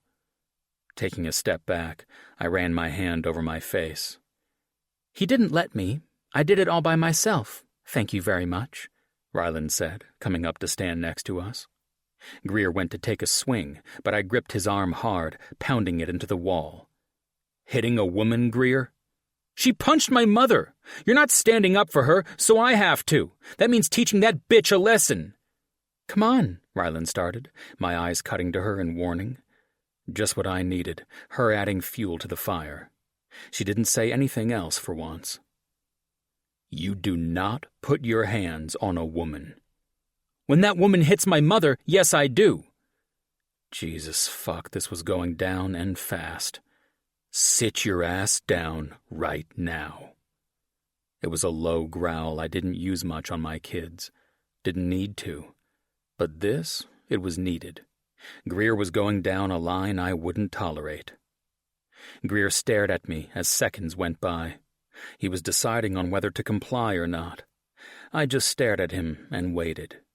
I didn't put my hands on my kids, and keeping a tight rein on that was necessary, especially with my boy. He was like me in many ways, others not at all. He made the right decision by going to the kitchen table and sitting his ass down. Fuck. Where did I even start with this kid? He started to talk, but I interrupted him. "Shut it. You're going to listen to me." Surprisingly, he shut up, as I sat at the table and nodded for Rylan to do the same. She sat at the other end. "It's good you protect your mom, Greer. It makes you a good kid." His hand went up, pointing to Rylan, starting to speak. I once again cut him off. but that does not give you the right to come in here and talk to Rylan that way. She's my woman, Greer. That you respect." "I do not respect her. She's my age, Dad," he yelled once again. Calmly, I answered him, "You will, and yes, she is. No, you want me with your mom, Greer, but that ship sailed years ago. That was her choice, Greer, not mine. Just because she changes her mind doesn't mean for a second I'll roll over for her." "She loves you," he fired back. "Yes, she told me that." I looked at Rylan, who didn't have any expression on her face. It was wiped clean, and I wanted to know how she did that, not letting anyone in. It didn't suit her. "So what? She loves you, and you're going to go off with her?" Greer was testing my patience. "Yes, I am." He started to stand, but I shook my head, and he stopped himself. "This is ridiculous." "Let's talk about you calling Rylan a whore and telling her to leave." Greer's scowl went to Rylan. "Because she is, and she needs to go." Rylan didn't move an inch. I missed the fire, but it appeared she was letting me handle this situation. Granted, we were new when it came to my kids, so it was expected. "No, she's not. You never say those words to her again." My tone was low, even, and with an edge. "She's part of my life, Greer. Understand that. She's not going anywhere, ever." "Are you going to marry her?" he asked, like it was the most disgusting thing he could spew out of his mouth. "One day." "You're fucking shitting me," Greer fired back, this time standing. I did the same. "Do I look like I'm shitting you? No." "Dad, you can't be serious." "Enough," I growled low. "You will get on board with this." "You can't make me," he challenged, pissing me off more. "Greer," I shook my head. "You've just lost your car, and you're on duty at the clubhouse." "I am not." He sounded like a pouty child, and not the one I'd raised. With Sophia not wanting the lifestyle, I was lenient on him. Now it was coming back to bite me in the ass. That just added outdoor work here. "You're dating a kid, and I'm the one getting punished?" That was when I heard Rylan. "If only I could go back to the times when Big Bird and Cookie Monster were my friends." This made me chuckle. Greer didn't know what to think of it, and was holding on to his anger instead of working that out. "You're not funny," Greer barked at her. "See, that right there." I went nose to nose with my boy. "You do not talk to her with disrespect." "You're serious about all of this?" "As a heart attack." I took a step back. That saying was way too close to home. Greer felt it too, as his shoulders slumped just a bit. "No more of that shit, Greer. None. I'm done with it. Your mother made her choices and needs to live with them. You make choices and you need to live with them. Don't think I won't step in if you make the wrong ones. You're learning to be a man. Don't be a shit one." He said nothing, just stared at me furiously. "You kissed her. I saw it." An audible sigh came from Rylan. She was just as tired as I was hearing about this.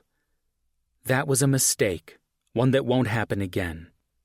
"Don't expect me to be here," he challenged, and I smiled. "Your ass is here next week as planned. During your time here, one negative word to or about Rylan will have you doing more shit around here."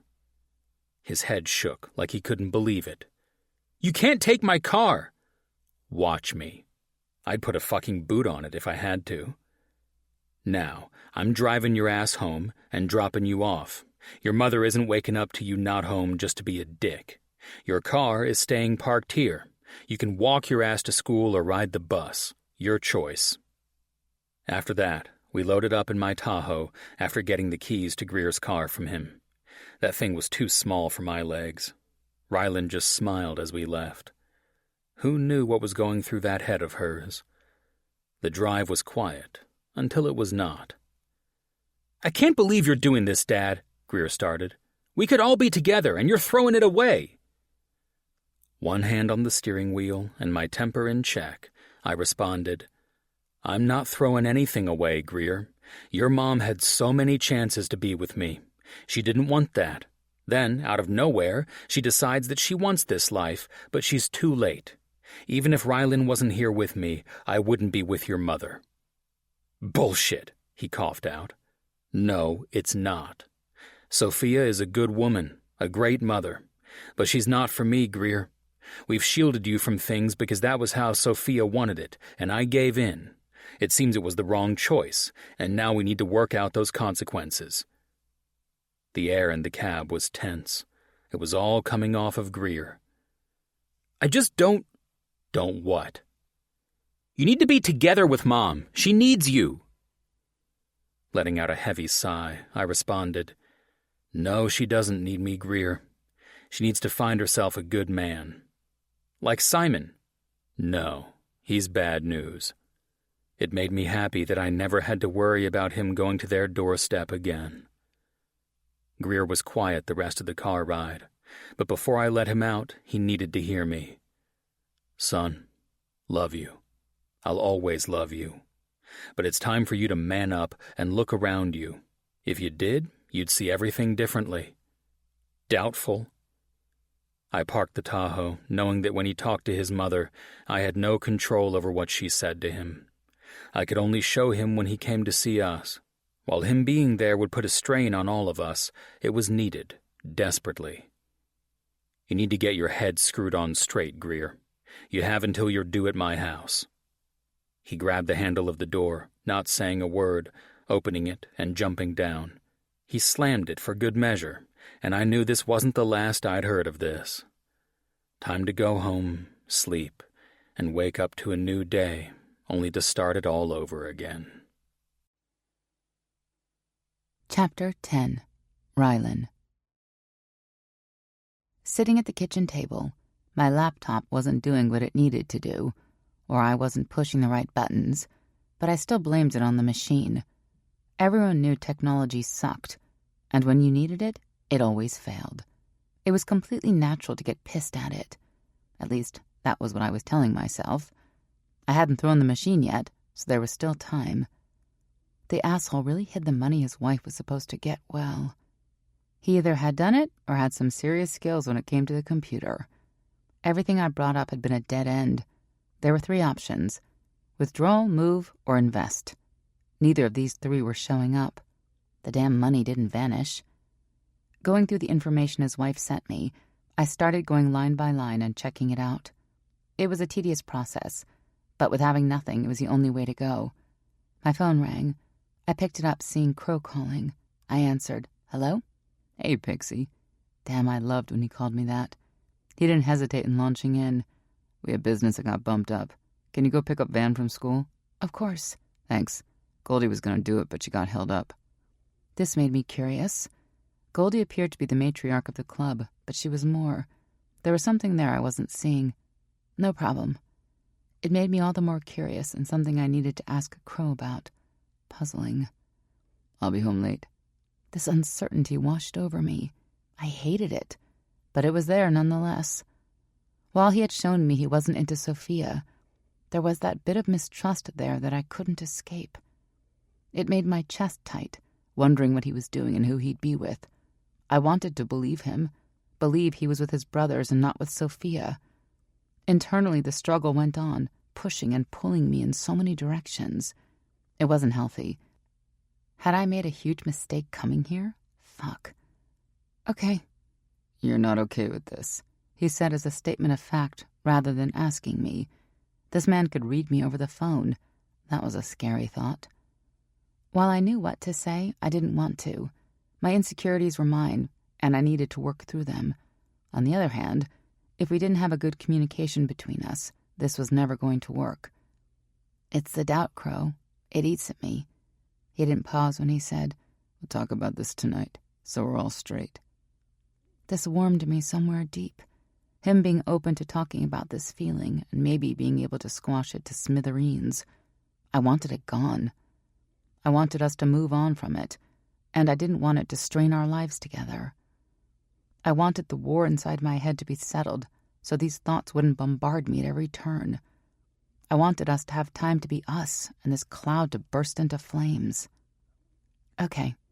It'll all work out, Pixie. There was a smile in his voice, and I loved hearing that. It was hopeful, and that was something we were both holding on to right now. Yeah. Gotta run. I'll see you later. Bye. He disconnected, and I tossed the phone down to the table with a clatter, running my hands over my face and through my hair. When would this rawness go away? I thought I'd let it, but seeing that woman again stirred up all kinds of feelings. Hate, mistrust, unknown. Shaking it off, I went back to the computer. Rodney, where'd you hide the money? Pulling up some old credit card statements, I found a place. Stagnet. Where the hell was Stagnet? Starting to do searches, my phone rang, breaking me from it. The display said Natty calling. Hey, Charlie. I answered, still eyeing the computer and reading at the same time. What could I say? Multitasking wasn't hard. It was a necessity in life. For work, it helped out tremendously. Girl! Her serious tone had me alert immediately as I felt my back straighten and eyes drift from the computer, putting my full attention on Natty. Got a call from a Dr. Phil about Elizabeth? My heart pounded as I closed my laptop, hoping this would be a break on finding the girl. Yeah? He wants to talk to you. Says it's important, but wouldn't tell me what it was about. So many questions rolled through my head, spinning their webs of different possibilities. It was one thing a puzzle seeker had problems with. One stood out, though, at the top of the heap. How did he know we were looking? He said he found us from her parents. That was plausible, considering how much her parents wanted to find Elizabeth. They probably told everyone they could possibly think of in order to find their little girl. Him calling me about it was strange. Give me his number. Grabbing a pen and paper, I scribbled down the numbers quickly. Thanks, Natty. I don't have a good feeling about this. That was written all over her tone, but there was no way to comfort that because I understood it. Neither do I. I'll let you know what I find out. We said our goodbyes and disconnected. Making calls and doing searches had been my job for a long time. This one, though, felt different. It felt like this ominous air surrounded it. Yeah, my gut wasn't feeling too happy either. Dialing his number, a man answered on the second ring, eager, also a flag. Hi, I'm looking for Dr. Phil. Is he available? The voice on the other end was deep and low. It sounded of age and experience. Is this Rylan? He asked, not beating around the bush. Obviously sitting by his phone waiting for my call. Yep, you wanted to speak with me? He cleared his throat. Heard you were trying to find Elizabeth. Since he knew this statement to be fact, or we wouldn't be talking, I waited a moment. When he didn't say anything, I prompted, yeah, trying for him to get a move on with it. After a long sigh, he said, Can you let it lie? Holy shit. He was asking me to give up the search of a child? What kind of quack job was this? No one would want a missing kid never to be found and reunited with a family who loved them. This entire situation was off, and I didn't like it. Not knowing the man, I hated casting judgment, but he wasn't on top of my list to like either. No, I answered. I won't. He let out another heavy sigh, then cleared his throat, like the words pained him. Please, just let it go. Why? Give me a damn good reason, I barked through the line, getting up and pacing the kitchen into the living room and back again, needing the movement to calm the burning rage inside of me. The man was hiding something large enough to ask me to forget this and let it pass. He didn't know me, but this had the opposite effect on me than the one he wanted. It made the puzzle more difficult, therefore more of a challenge. Not only that, this was a human life we were talking about. It also made me think that the doctor knew Elizabeth was still alive. That gave me more hope. I can't. I heard the pain in those words, like each were a razor blade slicing through him. You called me, remember? Now you're asking me to give up on a kid? You either tell me why or this was a waste of both of our time. He was now pissing me off and making the burn to find Elizabeth and Penny stronger. Doctor-patient confidentiality. If I could tell you, I would. So she was alive. Because if she wasn't, that confidentiality wouldn't be in play. He was giving more to me than he obviously wanted to. This had my blood boiling.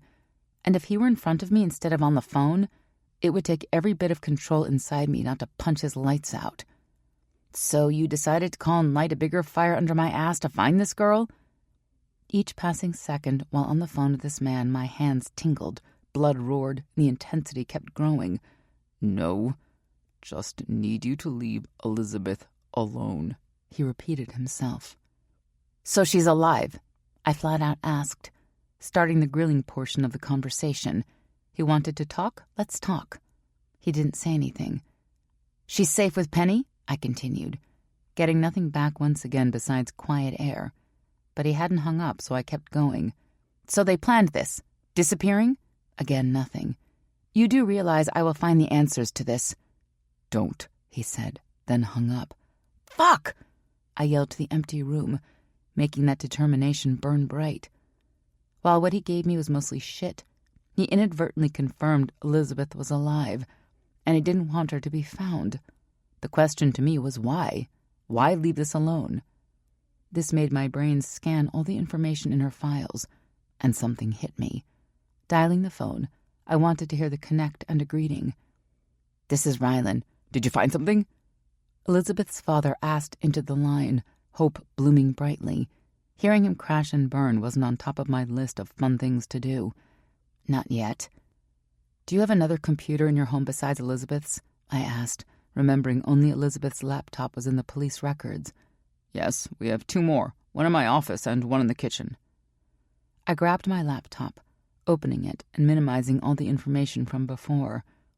Those 2 computers weren't in the mounds of shit her folks gave me at the beginning of all this. If this was planned, as the doc led me to believe, Elizabeth was obviously smart enough to make herself a ghost. She'd also be smart enough not to use her laptop, knowing it would be looked through. But there was a chance that she'd use another in the house, not thinking anyone would look at it. Why are you asking this? Her father questioned. Need to go. I'll let you know if I find anything. I disconnected the line, my fingers going to town, pulling up each of the computers and hacking my way inside. Their security was shit. Only 1 firewall. They needed so much more than that. Their loss, my gain. Digging into the first computer, judging from the direction of the camera, it was the kitchen one. Mr. and Mrs. Jenkins were standing by the kitchen island in deep conversation. Mr. Jenkins had his phone in his hand, shaking it around, no doubt wondering what my call was about. The missus just shook her head like she didn't know what to think. They really needed to cover their cameras. Hell, everyone needed to cover their damn computer cameras when they weren't using it. Stupid. That small little circle at the top of their machines could capture anything at any time. The things you said in your home that you didn't want anyone to know, at that moment, someone could be tapping in and listening. It was the same for those little smart home gadgets you talked to and they responded. Those damn things were on all the time. There have been cases of murders being solved because police were able to tap into those and listen to what happened. Don't even get me started in having your location on your phone. That's a damn huge bullseye in your head. Moving through the files, I found that Mrs. Jenkins had a serious online shopping addiction. But hell, they had the money for it, so why the hell not? It didn't appear as if she was hiding it. Considering the purchases were through her bank account, credit card, and PayPal, all linked to accounts her husband had access to, nothing appeared amiss there. Going on to their computer history, my eyes scanned. This took a long damn time considering I went back years since it hadn't ever been cleaned. The shopping hadn't changed one bit, so that was Mrs. Jenkins' norm. There were a ton of searches, but nothing stood out. Moving to the other computer, Mr. Jenkins' office was nice with mahogany wood and large pictures on the walls, one of a golf scene, the other looked like water. He had books on a shelf and a window to the left. Mr. Jenkins had an addiction to porn. He didn't download it, but the cookies were there, like little crumbs leading me to Pornhub, YouPorn, and many more. Another thing they really needed to do was clear these damn cookies. It would be in their best interest to clean their computers well. After sifting through tons of shit, something stood out in a small section of the trash folder. No one had emptied it, leading me through more searches. A town called Crownsville popped up several times about 2 months before Elizabeth disappeared. While I couldn't be sure this wasn't Mr. Jenkins' search, it was worth checking out. Too bad I couldn't pull up a live feed of Elizabeth on the computer looking things up. That would make my job so much easier. Pulling up the map, my heart stopped. Crownsville was right outside of Rebellion. What the fuck? Looking at the time, I yelled once again, "Shit!" It was time to pick up Van. My first day doing it, and I was going to be late. Great. Nothing better than fucking up right off the bat. Closing everything down and letting the information learned roll around in my head, I jumped in the Jeep and took off. I rushed to the school with only a few minutes to spare. There was a huge horseshoe and cars were lined up back to back coming out onto the road. Note to self, get here earlier. By the time I made it up to the front, Van was nowhere in sight. Looking through the crowds of kids, nowhere did I see her beautiful pale blonde hair bobbing around. I parked the Jeep and hopped out, finding a short, rounded woman with light brown hair and glasses, and a name badge dangling from a lanyard around her neck. I stopped next to her. "Excuse me, I'm ready to pick up Savannah Blaine." I continued to scan the crowd, hoping she would just pop out. My gut felt it, though. Something was off. It was that feeling of ants crawling on your skin and you wanted to itch them off. The woman smiled at me, then went through her clipboard, her finger going up and down the sheets of paper as she churned them. Each second that ticked by, I wanted to grab the damn thing out of her hands and look for myself. Did she have to be the slowest scanner of all times at this moment? Her mother came and got her today. My world tilted, and not in a good way. It was as if part of my heart was sliced off and ground into mush. While only knowing Van a short time, I liked the kid a lot. In that, I would protect that little girl with every ounce of power inside of me. She may be Crow's, but she was mine too, and that woman had her. A woman I didn't trust one bit, who was high as a kite, and yet her daughter looked up to her like she hung the moon and stars. People going for their next fix didn't care about anything but that next fix. They'd do anything, say anything, be anything just to get that high once again. This could be horrible. If she hurt a hair on Van's head in any way, shape, or form, I'd kill her my damn self. Fuck! I clipped, darting back to my Jeep, getting in and on the road. Where the hell I was going, I had no idea, but I needed to be on the move looking for Van. I dialed Crow first. With each ring going unanswered, my heart raced. It went to voicemail. "It's Rylan. Jenny has Van. Picked her up from school. Where would she take her? Call me." Next up was Goldie. She answered on the third ring. "Hey," she answered cheerily, and I was in no mood for happy. "Jenny took Van from school. Have any ideas where she would have taken her?" Goldie got serious fast. It was as if I could feel her mother vibe coming over the phone. "Good. You call Crow?" she asked. "Yes, not answering." "Right," she clipped, and it sounded like she was on the move. "She has 3 places she goes. Where are you?" "Down by the school, by the parking lot on Templeton." The lot was in front of me. "Stay there. Be there in 5. She disconnected as I pulled over into the lot. Not doing something killed me. Just sitting here waiting for each second to tick by, not knowing what was happening, and if Van was safe. Surely Crow put measures in place where Jenny couldn't take Van out of school. But if he did, why did the teacher let Van go? As much as Van loved her mother, she'd go without thinking and be excited to see her. Somehow I was able to hold on for those 5 minutes it took Goldie to get to me. Goldie flashed her lights at me and motioned for me to get into her SUV. I did, shutting down and locking mine up tight. "Where?" I asked her. Shutting the door, she took off like a shot. "First place would be her house. She's been kicked out, but that doesn't mean she wouldn't break in."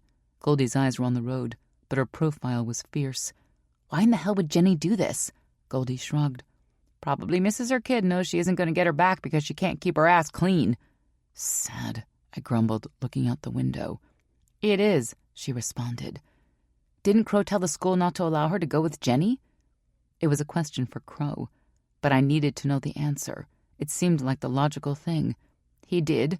Unfortunately, Jenny is also Van's legal guardian. Without legal papers that state she can't have contact with Van, there isn't much the school can do. Crow had words, but they obviously didn't abide by them. Whoever that woman was fucked once Crow got his hands on her. The house came up empty. I ran around it, looking in the windows and banging on the door, trying to find a way in, but there was nothing to find. That pit of dread hit harder. Where the hell were they? The second location, one of Jenny's friends, had the same result. Therefore, we headed to the last place, and I kept hoping and praying Van would be here. She had to be here. There was no other option. Whose house is this? I asked her, the fear of not being able to find Van riding me hard. I'd never had this panic before. It was foreign, and the only thing that ran through my head was, find Van now, find Van now, on repeat over and over again. This is one of my girls' places. She's a bit naive and lets Jenny crash here from time to time. Thinks she's helping Crow and the club out by doing it. My head whipped around to her. This was another time the terms her girls was brought to my attention. Kids? Surely not all those women who came to Crow's house before the funeral would be Goldie's kids. There was, 7 of them? 7 was a lot for any woman to have. Who are your girls? You've said that a few times. She looked over, eyeing me curiously. Crow hasn't told you? Lord, what the hell now? This had better not be something shitty like Sophia. One bitch of an ex was enough for me. Nope, or I wouldn't be asking ya. Goldie turned back to the windshield, not saying anything. Time ticked as she drove. Goldie! I barked. My patience with all of this getting very thin, almost non-existent. You really need to talk to Crow about it, she said, and I was done. Pulling out my phone, I dialed Crow, getting his voicemail again and leaving another message. This one pissed as fuck. It's Rye. Still can't find Van. I'm with Goldie looking. Call me as soon as you get this. And I want to know who the fuck Goldie's girls are. I hung up, not saying another word, just staring out the window, looking for a hint of Van. Goldie didn't want to talk? Fine by me. I'd find out this shit one way or the other. You know how it is, Rylan. Can't tell you shit. Not my place. He has to, she started. And I sighed because she was right. My panic and frustration of not finding Van and Crow hiding something from me was riding me so hard, I was taking it out on her. Damn it. I was better than that. Was this how a mom felt when her cub was gone? When she couldn't find her and feared the worst scenarios? Was this how Elizabeth's mother felt? If that was the case, my heart went out to her because this shit was horrible. Know that. Just getting pissed off that shit keeps hitting me from all different sides. She reached over and patted my hand. Just ask him. He'll tell you.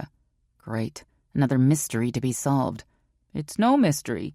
She squeezed my hand, gaining my attention. We'll find Van, honey. That obvious? You look as though you're going to burst from your seams at any moment. If we don't find her, I will. She smiled and let me go. While I hate this, it's nice to know Crow has a good woman at his back who will do anything to protect his kids. This was only partially true. While I would do anything for Van, the jury was still out on Greer. But down to my bones, only because he was Crow's son, I knew I'd do anything for him, too. Not sure about Greer, I murmured. Hold strong, she said, pulling up to the curb. The house was nice in that the paint was new and the plants outside were well taken care of. It was very small and appeared to be a perfect square. The yellow made it stand out among the houses on the street, bright like the sunshine. There were 2 cars in the drive, one nice, the other seeing better days. Goldie pointed. That's Jenny's. Thank God. Please let her be here. Please let Van be here. She put the car in park, and I jumped out and reached in my pocket for the switchblade I grabbed from my glove compartment earlier. I slashed all 4 tires, hearing the hiss of air pouring out of them and watching them deflate. She wasn't fucking leaving by car, that was for damn sure. Damn, Goldie said, coming up next to me and peering down at the car. Bitch isn't going anywhere. Van had only been in my life a short period of time, but she was a great kid, and this protectiveness flowed over me when thinking about her. I wanted her safe, and being with a junkie high on whatever wasn't safe for her. She would be safe. We marched up to the door. Let me, Goldie said, lifting her fist and pounding on the door, the movements rattling it. Shell, it's Goldie. Let me in. It was a demand, one that forced to be followed. The door opened slowly, and a very pretty long-legged blonde answered the door, her eyes wide. She just showed up. Shell had her hands up and appeared scared out of her mind. She was thin, but had serious tits going on because they were bursting through the V-neck of her white T-shirt. Where? Goldie asked, pushing through the door and entering the house like she owned the place. I followed, and Shell said nothing, just moved to the side. My heart thumped hard in my chest as I looked around the house searching for Van and not seeing her. Van? I called out, panic and fear taking its toll on me. "Come on!" I went charging through the living room. 2 seconds later, the girl herself ran into the doorway of the living room, colliding with me, her arms wrapping around my stomach as tears flowed down her face. "Thank you, God. Thank you. Thank you." I wrapped her up tight, feeling her little body shake. Kneeling, I pulled her tight into my arms, holding her with everything I had, feeling so much relief this little girl was okay. Sucking in a deep breath and letting that feeling flow through me, I pulled her away from me and began checking her body for scratches, bruises. Hell, I didn't know what. She just had to be okay. "Are you okay?"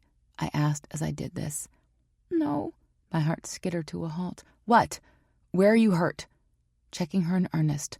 There was no blood, but clothes could cover up marks. Panic assailed me. "No, Mommy won't wake up." While I stopped searching Van, her declaration had me coming up short. That fucking woman came here and got high with her kid? That fucking bitch! Fuck! I clipped, hugging Van once again. She clung to me. "Stay here." Van wouldn't let me go. The terror in her every movement making her body tremble more, her cries turning into hiccuping sobs. "I'm gonna go help your mommy, but I need you to stay here with Shell while I check it out." While I didn't know Shell, Goldie did, and I trusted her judgment. It took a few beats, but Van nodded and released me, stepping back into Shell. The way she looked seared into my brain like a brand. Her pain and fear wrapped itself around me, sucking me in. She shouldn't feel this way. She shouldn't have a life where she watches her mother die on the floor. Anger burned lightning hot, so much so I could feel it through my skin. This bitch would pay for that look on Van's face. Marching down the hall on a mission, I found Jenny laying on the floor, a needle poking out of her arm. Motherfucker. That stupid, stupid woman. Shooting up her arm and letting her kid watch it. The worst part of the whole thing was I knew this wasn't the first time Van saw this. She probably thought it was normal for someone to take a needle and shoot up. To have a child think or feel that was inexcusable. With everything inside of me, I controlled my rage, wanting so much to kick her in the gut with my boot. It wasn't easy, but Van kept popping into my head. She deserved better. And as much as I hated the woman laying on the floor, I had to help her. For Van. Kneeling, I searched for a pulse and found a very weak one. "Call 911, now!" I yelled out, just as Goldie came into the room. Jenny's chest had a very shallow rise and fall. At least she was still alive. "What the fuck?" Goldie yelled, but there wasn't time for that. "Call!" I ordered, and she pulled out her phone, dialing. Tapping the sides of her face to wake her did nothing. It made me wonder how long she'd been like this. How long did Van see this before we came? If her mother died, it would fuck with her head for many years to come. I hated that for her. She didn't need to live with that cloud over her head because of her mother's choices. Crow needed to answer his fucking phone. Where the fuck was he? Chapter 11. Crow. "Nice doing business with you." Wells took my outstretched hand and shook it. His grip was strong and confident, just the way it should be in our world. Our relationship had grown over the years, building with each delivery. He had never fallen through with an order. This time was no different. There was a level of trust there that we had no qualms about meeting him remote. We met out in the hills, which were really mountains, but we didn't go up that high.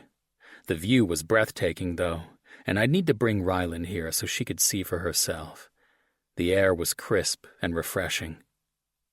The only shit thing about being up here was cell signals sucked.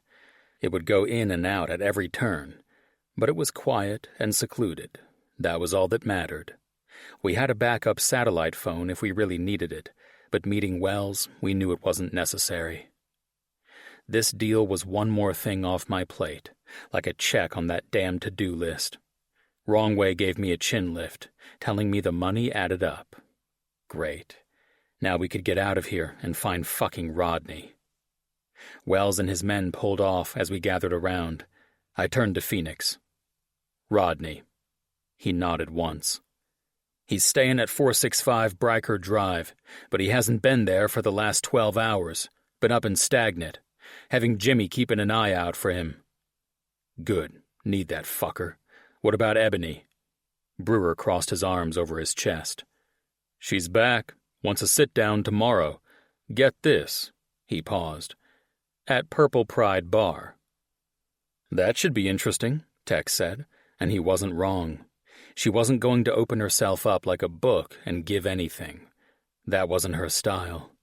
Ebony was ruthless with her money business, having guards who did her dirty work. We will not go in blind. We call other chapters and have them at our backs if needed. It could be a trap, but I'm not fucking around with that.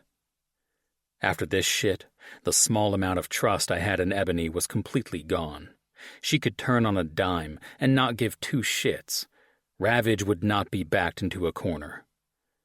On it, Wrongway said, pulling out his phone, looking at it, then putting it back in his pocket. Once we get back to civilization, that is. Lemon held back throughout all of this. There, but distant. Appearing to want to say something, but keeping his mouth shut. I needed to get Brewer and Wrongway alone to discuss this and get something in motion to find out what the hell was going on with Lemon. Let's head out. Meet at the clubhouse, I ordered, as we all got on our rides and took off, making our way down the mountain, me in the lead, Brewer and Wrongway behind me, my other brothers behind them in formation. A pack. That was how we rode. Unfortunately, Lemon was a puzzle that needed to be solved immediately. Fuck, I hated that my trust in him was being tested. Hated that I was going to be looking into a brother because he gave me no choice with his actions. This was what was best for the club, and that came first. Pulling into the clubhouse and shutting down my bike, my phone went off. Pulling it out, texts, missed calls, and voicemails came through. Reading through them, fear struck, turning me ice cold as I called Rylan. "About damn time," she growled, which wasn't a good sign. "What's going on?" I asked, putting my helmet on and preparing for whatever was going to come out of my woman's mouth. She sighed heavily. "In the ER, Jenny OD'd on heroin. She's crashed twice, but they shocked her back to life. They're pumping fluids in her, trying to get the drug out of her system. It's not looking good." Jesus. What the fuck was Jenny thinking? Van was there? From the texts, I knew she was there, but I needed to know how much she saw. Saw the whole thing. Fuck. That was something I never wanted to happen. It was the reason I brought Van to my house. Be there in 15. Okay. There was no relief in her tone. Instead, she sounded like she was wound up tight. No doubt some of that anger was directed at me because she couldn't get a hold of me. Thanks for finding my girl. That was when her tone changed. It went back to the Rylan who loved with her whole heart. Family was important to her. Always. Damn, I loved this woman. Be there in a few, I said, then disconnected after she told me bye.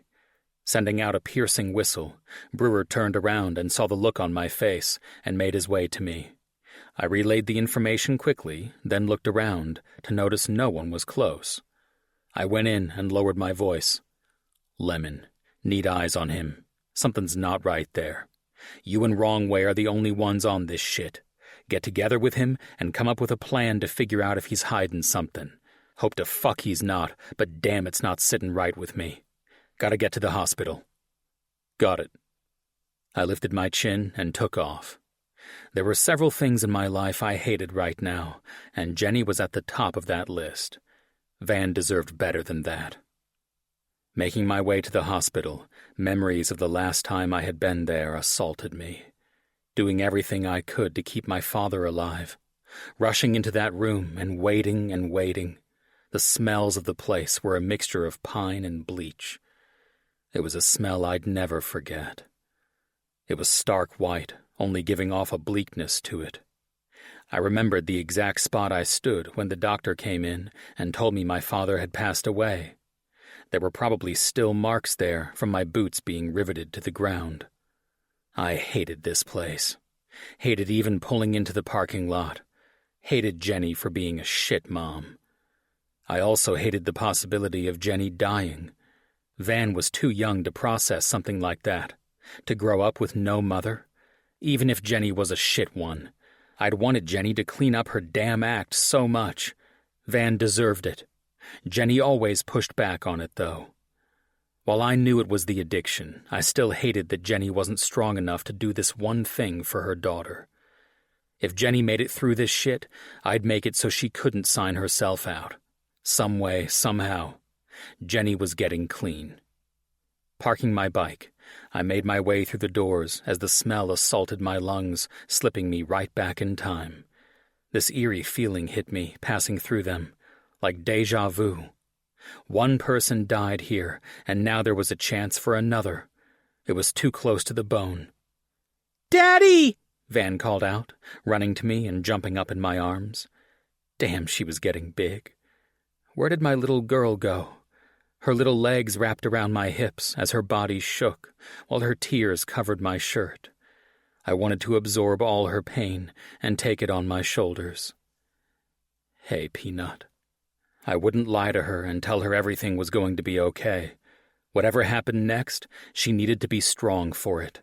Lying to her would defeat that purpose. Alive or dead, her mother would be gone for a while. I just hoped it was alive and in rehab. Carrying her over to Rylan, Goldie, and Shell, it struck me. Shell was one of our girls, and from Rylan's voicemail, she was done not knowing about it. It was time to tell Rylan about the girls. Not here, but very soon. "How's she doing?" I asked, as everyone rose. "Not good," Rylan said, and Van's little body jerked, her face burrowing into my neck. "She's alive, but heroin was in her system, and she took a lot of it, according to the tests. They're pumping as much fluid in her veins to get it out, but it's a process. It just depends on her body if she'll make it through." The last things Rylan said low. "Fuck. How'd you get the doctors to talk to you?" Goldie raised her hand. "I'm her mom, of course." "Is Mommy going with Grandpa?" Van asked me, and my fucking heart squeezed to the point of pain. Every emotion started hitting me from different ends, from sadness to pissed off, all playing with me. Fuck, I hated this for Van. Hated she saw her mother like that it could be her last vision of her mother, and I had no doubt it would be seared on her brain, never releasing its grip for the rest of her life. Rylan was breathing in deep, her eyes a mask of pain for my little girl, but she held it back. Her hands balled in fists like she was itching to take Van in her arms and hug her pain away. Rylan and I were in the same boat with that. "I can't tell the future, Van. Whatever happens, I'm here." She snuggled her face into my neck as her sniffles continued. Lying to her wasn't an option, but she needed to know I was here with her every step of the way. We sat, and at some point during the long wait, Van nodded off. When the doctor eventually came back out, flashes of my father came to me. It wasn't the same man, but the same situation. Was he going to tell us she was gone? How would I help Van through that pain? "She's alive." The relief of those words hit me harder than I had anticipated. "She's sedated, and we're pumping the drugs through and out of her system. I strongly advise you get Jenny into a rehab." "I tried that. She didn't stay." The doctor's eyes skidded around, then came back to me. Sitting in the chair, he lowered his voice. "Look into forced rehab. They come to the home and do detox there. There is someone with her 24 hours a day, weaning her off slowly. I'm guessing you're not supposed to be telling me this." The doctor gave a sad smile. "You want that woman around for that little girl? She needs to be clean. It's an option, or you can go through the courts for the rights to keep her inside. That could take a long time." "Got it. How long is she going to be in here?" Plans needed to be set in place. The first being making sure the damn house was cleaned up, because that would be where she'd get the help. No way I'd allow it at my house, with Van watching every step of the way. Hadn't protected her from that shit before, but I would now. I'd need to have the place searched, too, in case she had any stashes. We're flushing out her system to remove the toxic levels of the drug. She'll be out in 12 to 48 hours, depending on how it goes, and she will want a fix badly. We've had patients before who stripped their IVs off and tried leaving the hospital because the need for the drug is so great. That is what you'll be dealing with. Jenny will want to score any way she can, and fast. We'll get it set up, I responded immediately. The doctor nodded once, then left. Let's go home. I turned to Rylan, and she rose, grabbing my hand and giving it a squeeze. It was comforting, and something I didn't know I needed until she gave it to me. Rylan held Van in the back seat of Goldie's SUV, while I drove my bike right behind them the entire way home.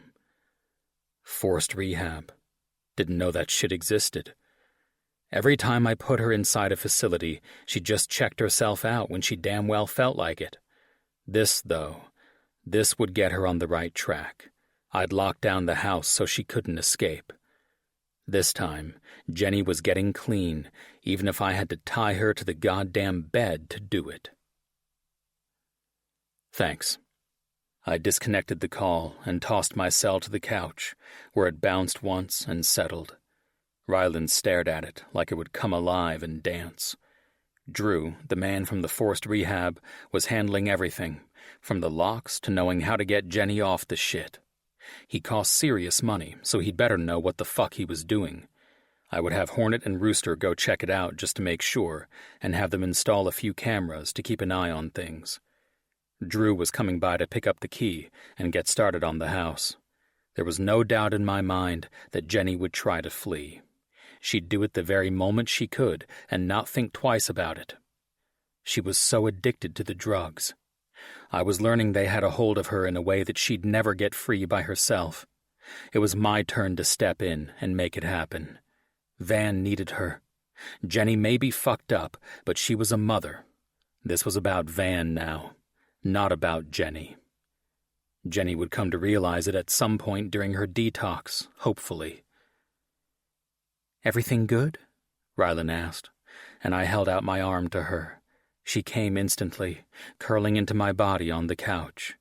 Her warmth and smell surrounded me, settling me. "Guess you didn't realize just how big of a pain in the ass my life was," I joked. Her hand came to my chest as she looked up at me. "We're in this together, Crow. Thick or thin, heavy or light. We have each other's backs. This is life. We deal." I kissed the top of her head, loving she thought that. "Yeah. Happy you're here, Pixie." "Me too. What's the plan?" she asked, as she turned and looked down the hall, then back at me. Van was in her room sleeping. The events of the past few hours wore her out completely, and she passed out. Letting out a heavy sigh, I said, "Get Jenny home and get her clean for good." Rylan rolled her eyes up at me. "I got that one. I'm talking about how it's going to be accomplished." My woman was a smart-ass. Loved that about her, too. "Drew is going to handle it. I'll have Goldie and maybe Shell go pick up Jenny at the hospital so she doesn't freak out. If I do it, it'll set her off. Once Jenny gets in the house, she'll be on lockdown, not allowed to leave the house for anything. I'll either be at the house to make sure it goes off without too much resistance, or I'll have one of the guys. It just depends on timing. We let rehab people do their work and see how it comes out in the end." "Van is going to ask questions."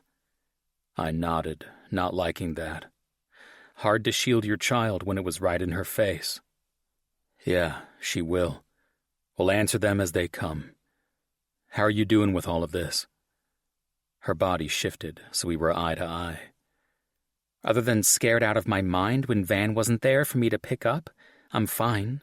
I hate that Van is going through all of this, but all I can do now is be there for her." My arms squeezed tighter around her. "Thanks for that. Who was the lady at the school you talked to?" She shrugged. "I didn't get a name. After she told me what had happened, I got the hell out of there to try to find Van.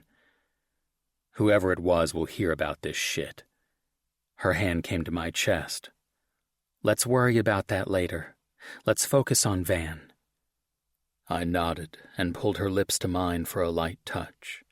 She sighed and laid her head on my chest. Has Jenny always used? She asked, as I got comfortable on the couch. Not the heavy shit like heroin.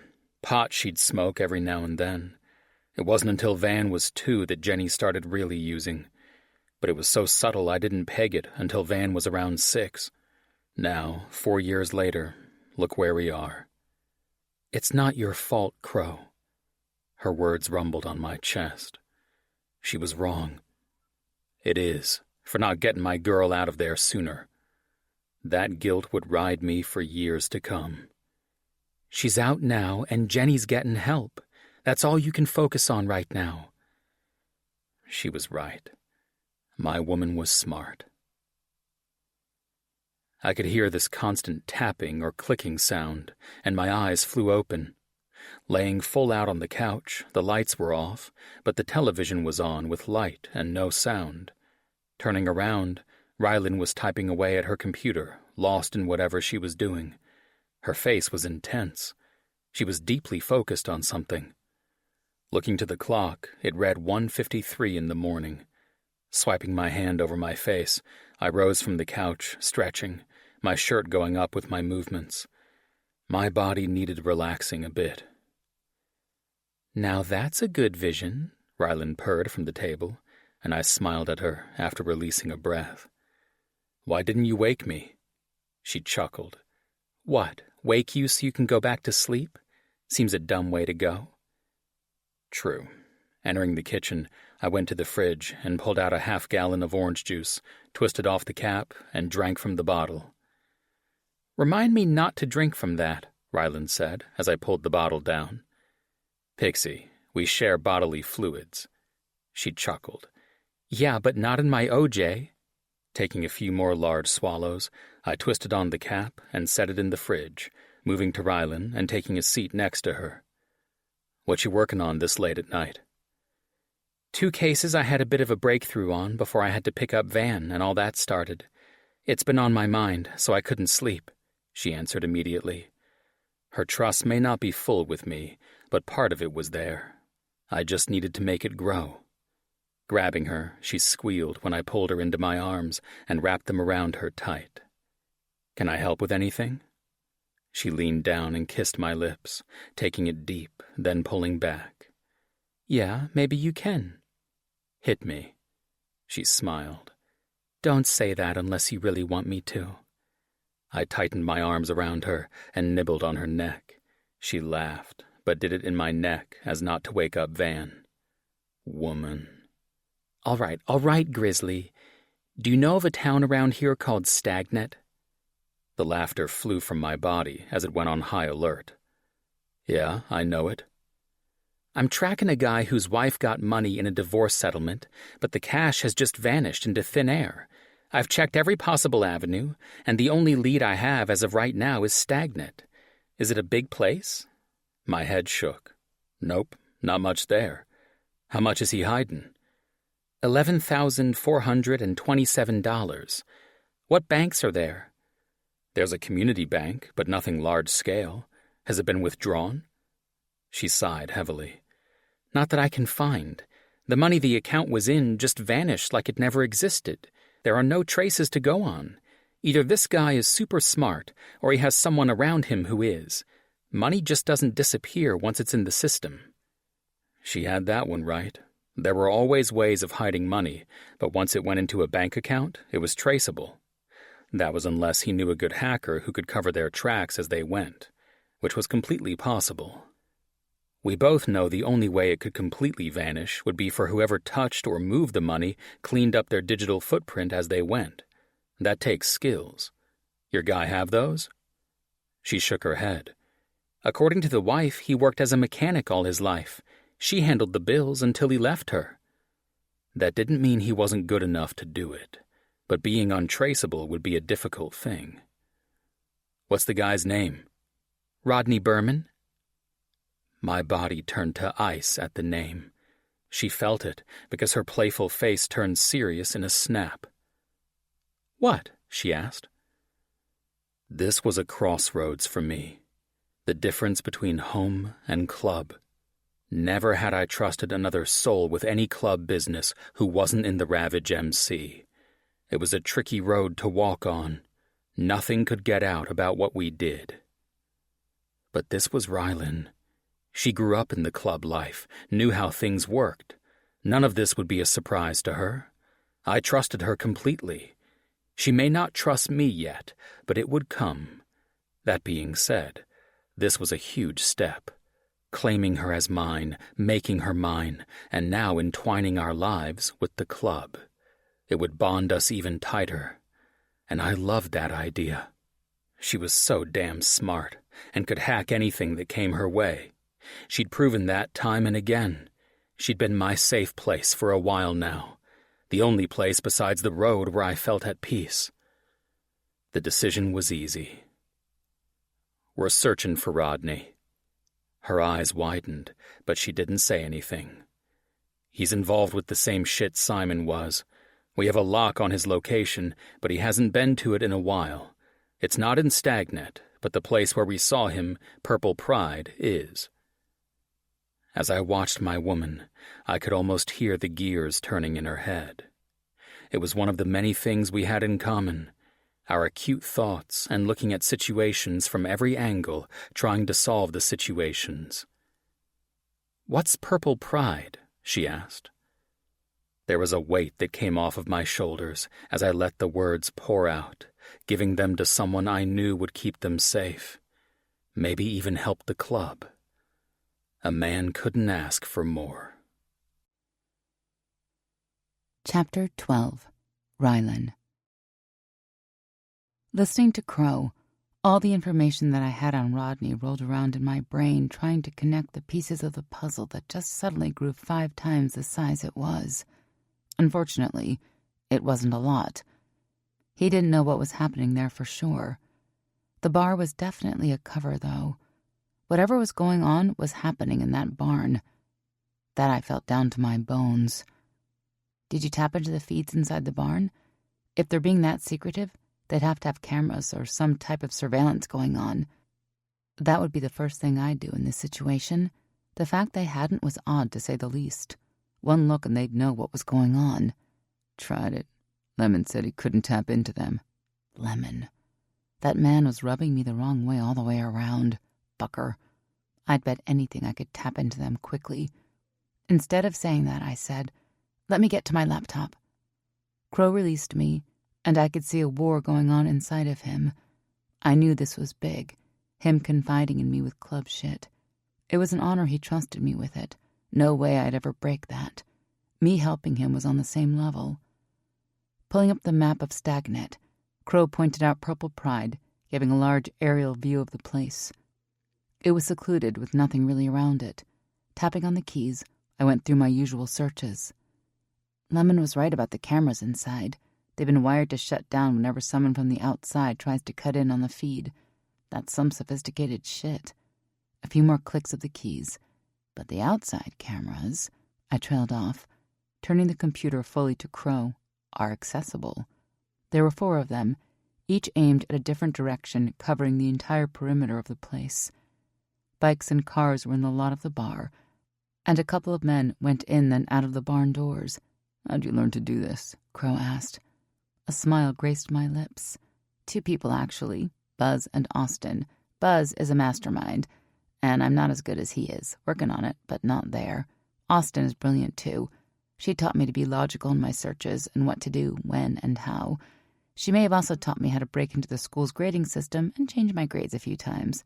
He chuckled a bit. "Happy you learned from them." I was, too. They were excellent teachers. Me, too. "Can you pull up the feeds from the last few days? See if there's anything?" "Yep. I take it Lemon didn't pull those?" I responded, pulling it up and searching. Rewinding the feeds. There were lots of different men going in and out of the barn.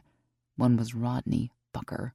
"Nope," he responded, watching the tapes glide by. Knew Lemon was a piece of shit. Knew he was a brother, but he wasn't doing right by his club. That earned him zero respect from me. It took a while to find anything remotely usable, so much so I started to yawn, but powered through. It was difficult watching the same thing over and over for long periods of time. My luck changed because on the screen was a semi pulling up to the grounds. I rewound it from when it first arrived on screen, then called out to Crow, "Come here." He didn't hesitate, moving in close. I pointed to the screen. Semi. Looks like cars covered in tarps. We watched as the semi backed up to the barn. Then the door lifted, and the semi backed further inside, going all the way in. The door came down again, giving us nothing. Fast-forwarding to 2 hours later, the empty semi was seen pulling out and leaving. Whatever it is has to do with cars, Crow.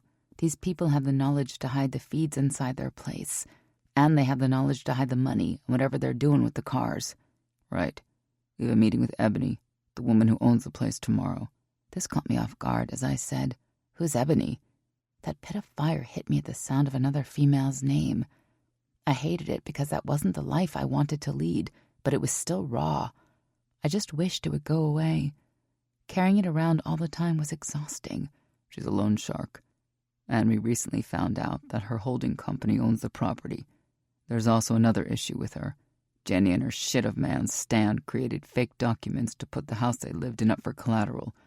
According to the dickhead, Ebony thinks she has rights to the place. She doesn't. It's club property, and that won't roll pretty. You're shitting me. Stunned, shocked, surprised. All of them were my initial thoughts. But as the words rolled in my head, it was what a junkie would do to get a fix. They'd lie, cheat, and steal whatever they could. You going in with backup? The words flew out of my mouth before I even thought. He answered immediately, though, which relieved me. Yeah, we will. We're calling in other chapters. Are you calling Sumner? He shrugged. Not 100% on that one yet. Wrong way's handling it. He'll do what needs to be done. Good. What's your relationship like with Ebony? This wasn't a question about personal connection, because I knew I didn't want to know any of that shit. This was a question to find out if they really had to worry about meeting. Hell, if I had to worry about them going. We've been on good terms with her, but this situation hasn't been. First a mystery about the bar, Simon working there, another connection Barry is there, and now the house. I don't expect this to go smooth. No shit. And Simon was in on it? That fucker was dead, at least I hoped. Yeah, couldn't get anything out of him, though. Shit. Who's Barry? Crow turned fully to me, grabbing my hands and making me focus on him. Goldie's girls. Yeah? We have a stable of girls that pay us to take care of them. This was interesting. Prostitutes? In Sumner, there were none of those around. Mamas, yeah, but actual paid women? No. Yeah. The only part we have in it is protection. We check the guys the girls want to get with and make sure they're safe.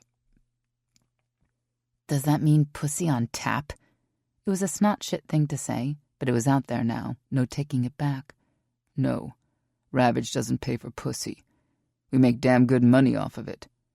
As I sat there thinking about it, this didn't bother me one bit.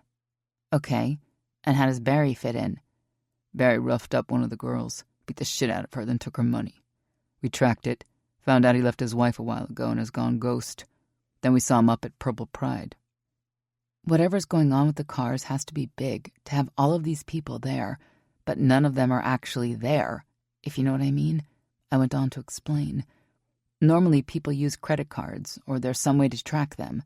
For that to be non-existent, and it all centering around one place, that doesn't leave a good taste in my mouth. Me either. He leaned back and I turned back to the computer, rolling through a little bit more to see if anyone else showed up. Nothing. Can you tap into another feed for me? It's at one of our convenience stores. The basement has our stock inside. He asked me. I shrugged. Should be able to. My body let out another yawn. Fuck, the day had gotten to me, bringing me down. I hope every day wouldn't be this complicated here in Rebellion, or I'd need to invest in Monster. A lot. Hell, maybe I'd have to buy some stock in it. Going through the same process as before, this camera was a bit harder to get into than the ones outside of the barn. There were firewalls and malware placed strategically in several different places. My computer even putted a few times, trying to keep up with all the shit that wanted to download on my laptop. Good thing for antivirus. Who set this up? Crow leaned back in his chair. Lemon and wrong way. It's smart, putting viruses at every turn, but not good enough to keep me out. I smiled once again, turning the laptop and showing Crow. Woman, you've got some serious skills. He complimented me. Damn straight, blonde and brains. You're so damn lucky, Crow. He chuckled, and I loved hearing it. Loved that I was able to help him. I am. Is it black? My brow quirked as I pointed to the screen. I'm rewinding it right now, Crow. You can see it's not. Fuck, he barked, running his hands through his hair. He told me it was black. Even showed it to us, running through a few hours. Nothing but a dark screen stared back at us. That must have been what pissed him off coming out of Lemon's room the other day. Shit. Another huge red flag went over Lemon's face. It was piling up. I turned to my man, knowing what I needed to do. But fuck, I didn't want to tell him this. But there wasn't a choice with everything going on. Crow had to know what I heard. There, Crow said, and I stopped the scroll along with my words. That day. I looked to the timestamp and nodded. Did anyone go to the door? Scrolling through, nothing was there until Crow and his brothers showed up. Crow watched with avid fascination, and I had no idea what I was looking for. You've got to be shitting me, Crow growled, and all the sleepiness wiped clean away from me. What's going on? He leaned over and kissed the top of my head. I have a brother I can't fucking trust, and he has access to everything we have. Crow pulled out his phone and started to rise. It was now or never. I have something to tell you. He paused, looking at me expectantly, so I continued. I overheard Lemon the day this happened. He heaved in a breath but said nothing. He was on the telephone with someone. I heard him yell about, he's here now, and then asking whoever was on the other line, what do you want me to do? How? What bone? Fine, right. Bye. He was quiet for a moment. Then his ringer went off, and I heard him say, a few seconds ago, the basement. A man in a black sweatshirt with hood and jeans taking a crowbar to the door. Be there soon. He then said he was in his room and would be out on his bike. That was when you all rolled out. Crow's face turned to stone. I didn't want to tell you until I had a chance to check it out. Not my place to cast any doubt with your brothers. Just you talking about this and it not coming out right, just needed you to know it. Why I was trying to cover my tracks, I didn't know. It wasn't like I tailed her brother or anything. Hell, I hadn't had time to do any of that shit yet. I thought of how my dad would handle this with my mom. I'd hope he'd be happy she had useful information for him. But a woman's place in the club was very particular, and it varied from club to club. But with everything that Crow had shared with me tonight, I'd think I was on the right track. Nothing like possibly chopping my own head off before it even started. I'm pissed at you, Pixie. Pissed at Lemon, and fuck if I know what game he's playing. Don't like that shit. Our brother fucking the club over? It pisses me off that it was right under my nose. Not once did I catch it until now. Can't beat yourself up about that. Need to move on. Get him handled and deal. Right, he clipped, turning to his phone and dialing. Getting up from the table, he moved into the kitchen. Not to be away from me, though. This was more of an everything was chaos and I needed to move kind of thing. You find anything? I heard as I continued to go through the videos to see if anything else was strange or unusual at the store. We've got a problem, Crow said into the phone. Lemon has turned. I could feel the pissed-off hurt coming off Crow all the way across the room. No man wanted to be betrayed. When that man had taken an oath to protect the club and his brothers trusted him, it was a betrayal so deep it seared itself into your core. There was no doubt that Crow was feeling that. While I hated it, I was also happy he had the truth which would lead him to more truths. Knowing was half the problem. One you knew you could fix. Want him picked up and brought to the clubhouse. Want you and Wrong Way over to my house in 20 so Ryland can show you what she pulled up. I sucked in a huge breath as the shock sent lightning through me. In private, he talked to me about the club and allowed me to help him. That was behind closed doors. Now he just announced that I knew what was going on with club business. He just announced to his brothers that I was helping out in the situation. That was huge, and I couldn't help but wonder what they would think about it. Would they be pissed off and let both of us know it when they got here? I'd love it if life could be less complicated for a while. Right, Crow said, then disconnected. I didn't ask how his brothers were because he wasn't in a mood to be questioned. He was in the mindset of what he did wrong and what he could do to change it, and there wasn't a damn thing I could do to help him with that. It was something he had to work out on his own, and I didn't like it one bit. Chapter 13. Crow. My brothers listened to everything Ryland told them and then watched the tapes. The air in the house pumped with fury coming off all three of us. One of our own betrayed us. Pulled us away from getting information from Simon to be led on some fucked-up goose chase that never was. Pissed wasn't even the half of it. Fury unleashed was more like it. She hadn't even gotten to Purple Pride shit yet, so it was only going to get worse. "You think Lemon is working with Ebony?" Wrongway asked. "And with all the shit going on lately with that damn place, I wouldn't take that option off the table." "Don't know." If he said he's here, that meant Simon who worked up there. That leads to Ebony, Brewer worked out, going step by step. But why would Lemon be working with her? Where is the connection there? "Her pussy," Wrongway chimed in, shrugging. "True," Ryland said.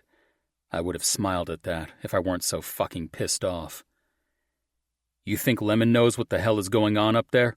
Brewer asked. "Fuck if I know. Ryland has more," I told them. My brothers turned to her, and she played the footage from Purple Pride. They watched in silence. "Did the cars ever leave?" Wrongway asked, nodding to the computer, and Ryland handed it over to him. He began pushing buttons, fast-forwarding it. "There," he called out. On the screen was a large box truck backing up the same way the semi went in, about 48 hours after the semi. The door closed, and 45 minutes later, the truck took off. "They're splitting them for parts." Wrongway kept clicking, and found a second truck doing the exact same thing. After that truck, though, several men came out the door. There were smiles, and nothing like the greeting we received going up there. "Okay, if that's true, what's up with all the fucking firepower?" I asked, leaning back on my kitchen chair. "Depends on what kind they're chopping up. If it's luxury vehicles, that shit goes for serious bank," Wrongway began. "And they wouldn't want a bunch of guys getting into their shit about it, hence the firepower." "You think? Why the fuck didn't Ebony just talk to us about this shit?" I asked. "Fuck if I know. The meeting should go well, though," Brewer said, swiping a hand over his face and through his hair. "Still don't get Lemon's place in it." "I'm calling Tex." I pulled out my cell, and he answered on the second ring. "Not at home and not at his girls. Drove by Lemon's folks, nothing there either." "So he's MIA, I said loudly to the room. "Keep looking." Disconnecting the call, we needed to get to the clubhouse. "We're in his room. Now, see what we can find there." Wrongway and Brewer got up from their chairs. Wrongway put a hand on top of Ryland's head. "Thanks, darlin'. You helped us out a lot here." She smiled up at him, but her eyes then came to mine. Loved that my brothers saw this. Brewer just lifted his chin. "Be out in a minute." Ryland got up from her chair. It was fucking late, and her eyes were begging to be dropped into sleep. "Head to bed. Not sure when I'll get back. You got Van?" "Of course." "Thanks, Pixie." I pulled her into my arms and kissed her hard. "Love you," I whispered into her ear. Her body melted into me. "Love you, too." Fuck, this woman was great. Every damn time I turned around, she showed me just how much. "Get some sleep, and I'll find out what I can on Rodney." "Thanks." Kissing her once more, I heard the lock click into place and the alarm arm. At least my two girls were safe. Now to make my fucking club safe by any means necessary. Wrongway sat at Lemon's computers while Brewer, Phoenix, and I took on the room. "This doesn't have to be pretty, boys," I said, as Phoenix smiled, pulled out his knife, ripped the sheets from the bed, and dug the blade into the mattress. Turning the place upside down, We were coming up empty. In his closet, I pulled everything down from the top shelf, finding nothing of use. Then moving to his clothes, again nothing. Feeling around the walls, there were no perforations or hideaway holes. Stepping back into the fray, Wrong Way had a pissed-off look on him. "What?" I asked, moving next to him. "Fucker's smarter than he let on." That weight in my gut turned to stone. This fucker was dead. "And?" Wrong Way looked up to me. "Passwords on everything, some with encryption. It'll take me some time. But you can crack it? If not, I'm calling your woman. She seems to know the ins and outs of the tech world." To this I smiled. Fuck yeah, she did. Brewer came up, holding some pictures. "Know anyone in these?" I took them and started looking. They were from many years ago, when Lemon was in his teens. No one stood out to me. Nope. Me either. Another fucking dead end. "Thanks for coming." Cruz grinned as he took my hand and shook it. We were standing in the clubhouse parking lot, getting ready to take off for our meeting with Ebony. Wrong Way had called the Sumner Ravage, and they came, even Reese. "Any time, Crow," Cruz said, with a definite meaning to those words. While I knew we could always count on them, this was different. It was more personal, and therefore, just more. Greeting the rest of Sumner, Reese was the last one. He stood there with his arms crossed over his chest. It was imposing, with a "don't fuck with me, I'm her father" attitude. I could feel my lips tipping as I walked up to him and held out my hand. It took a few beats, but he grabbed it, gripped tight. "Should I call you Dad?" The grip became painful, but I couldn't help but laugh. "Do that, and I break every bone in your body," Reese growled. "Oh, come on. How about Daddy-O?" He pulled my arm hard, bringing me nose to nose with him. His face was a mask of anger. Then, just like magic, it faded, and an actual smile tipped his lip. "You two smart-asses together will cause holy hell at Christmas." Reese released me, and took a step back while I chuckled. "You do realize you're going to be a grandpa, right?" Reese went stock still, his face turning to stone. Not laughing was completely difficult, but I was able to hold on to it, but barely. He had the wrong idea here, but I was running with it. What was the worst that could happen? We got into another fight. Been there and done that. Van and Greer, my kids. "You do realize I'm gonna kick your fucking ass again." "That I have no doubt, brother." Cruz stepped up. "Well, I do have grandbabies, and I want to see them before I leave here." On a shrug, I said, "Sure thing. Let's get this shit out of the way." "Wrong Way said you're meeting up with a loan shark," Cruz said, and I nodded, giving them the lowdown on what was going to happen. They were only there for backup, along with 2 other chapters. At this point, I didn't know for sure if we needed them or not. With Ebony, everything I thought I knew wasn't adding up. Anything could happen. And we'd be on her turf. No way we'd go unprotected. We were 1 man down, though, because Lemon hadn't resurfaced. Fucker. "Let's do this," I called out as everyone got to their bikes. I pulled out, and Cruz rode up next to me. Fuck, this was strange. Even me and my dad never had this. We were never presidents at the same time, therefore while we rode in a pack, we were never next to each other. This was a new experience, and part of me felt like a shit son for liking the feel.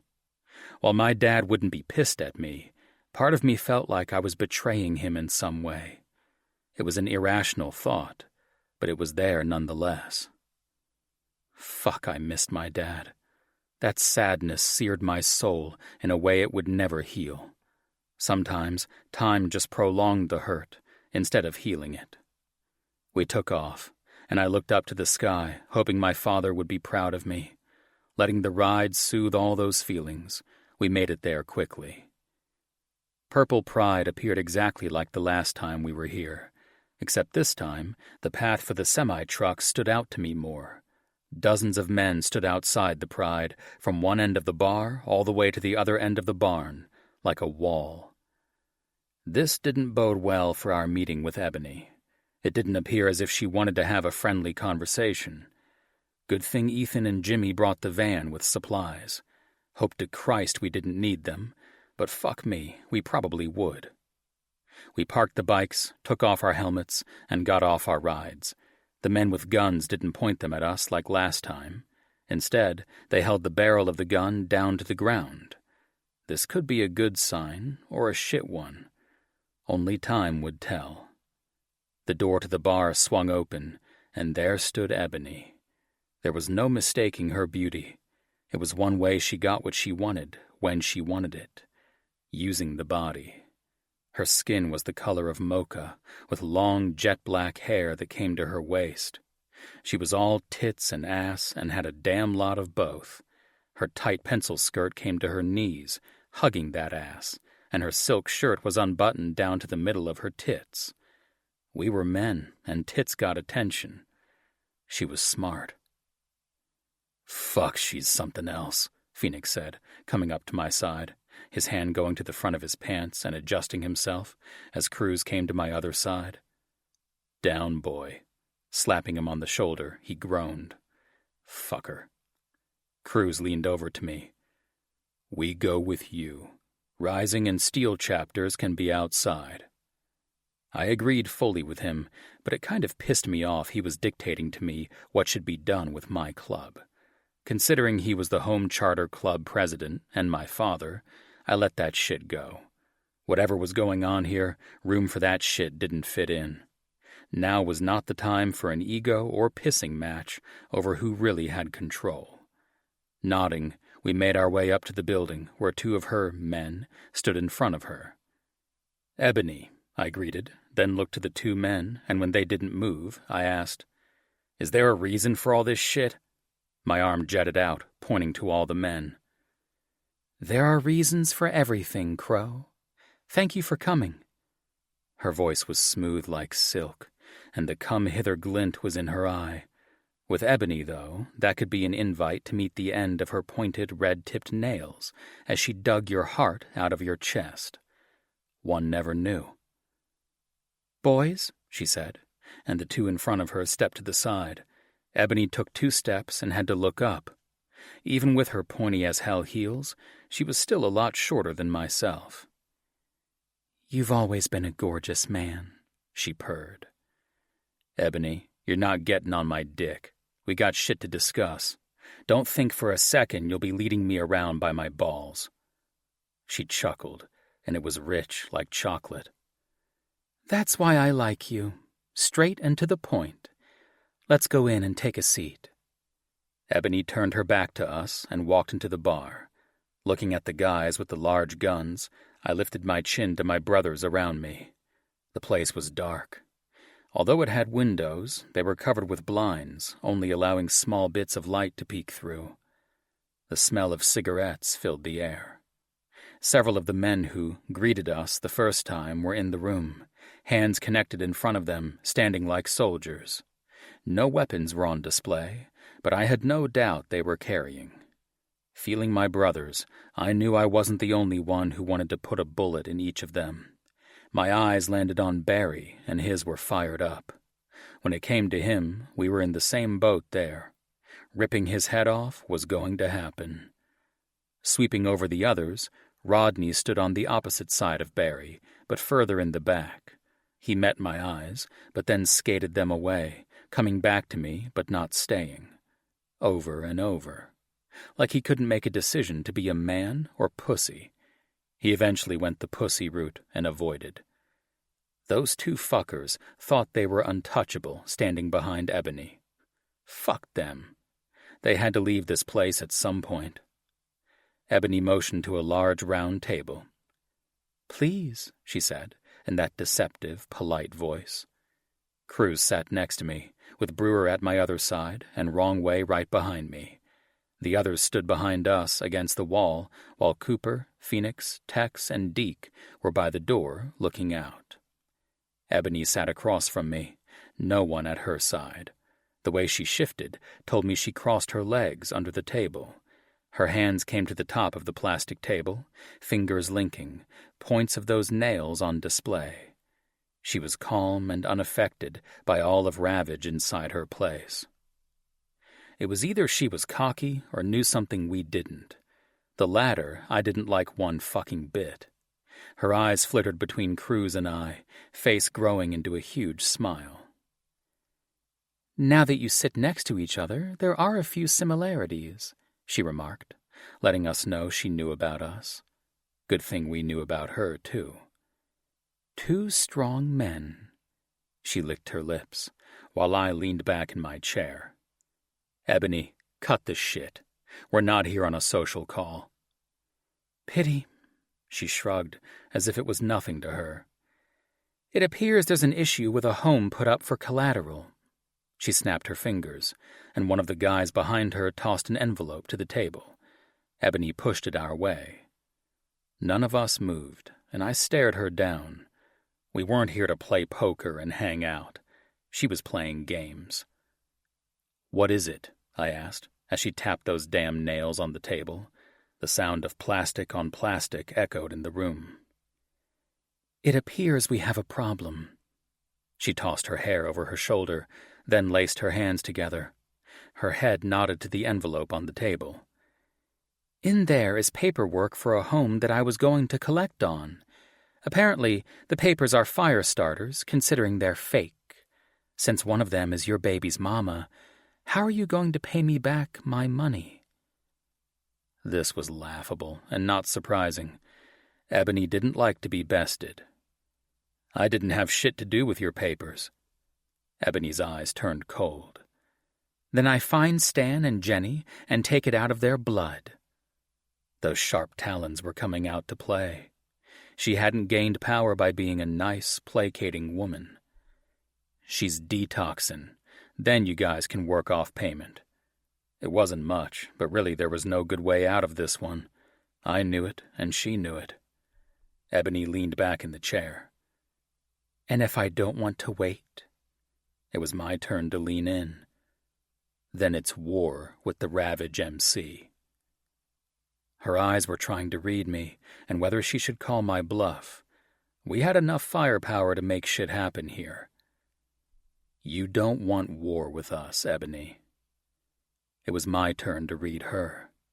Luckily, I had a woman at home who could be hard as hell to read sometimes, so I caught the small trickle of sweat at her temple and the hitch in her breath. She was shrewd, but not enough. Cruz stayed quiet, as did the rest of the guys. "Where's Stan?" she asked, and I smirked. "You know, haven't seen him around in a while. Heard he went fishing." Ebony's eye ticked, telling me she didn't like that answer. But that only left Jenny to pay back the debt. With Jenny going to be on lockdown, I'd need to get more security. "I want my money, Crow." I leaned back in my chair, my fingers lacing on my abs. "And I want to know what you have in that big old barn outside." She shook her head. "That's not happening." "Well, that leaves us both wanting something then." She didn't appear to be cracking. No way we were leaving here without something. Even if I had to pry it out of her using my pliers. It would get really bloody before that, though. "Except mine is owed. It's cash out of my pocket." "And you didn't check out the paperwork before you agreed. Seems like someone has fallen down on the job there, Ebony." Her eyes flamed. She took in a breath, and her body calmed. "We're out of rebellion, therefore not your concern." She changed up on me, probably trying to throw me off track. Not happening. In rebellion, around Chattanooga, all of it is our business. This isn't anything new for you. We're done wasting our time. Settle on the loss of the house, show us what's in the barn, and give us our cut of the business inside there. This shit is already old. Ebony leaned in and hissed, her palms flat on the table. "Fuck you," she hissed. "I don't owe you anything. We're outside rebellion, not causing any trouble." "See, that's where you're wrong." "And how's that?" she fired back.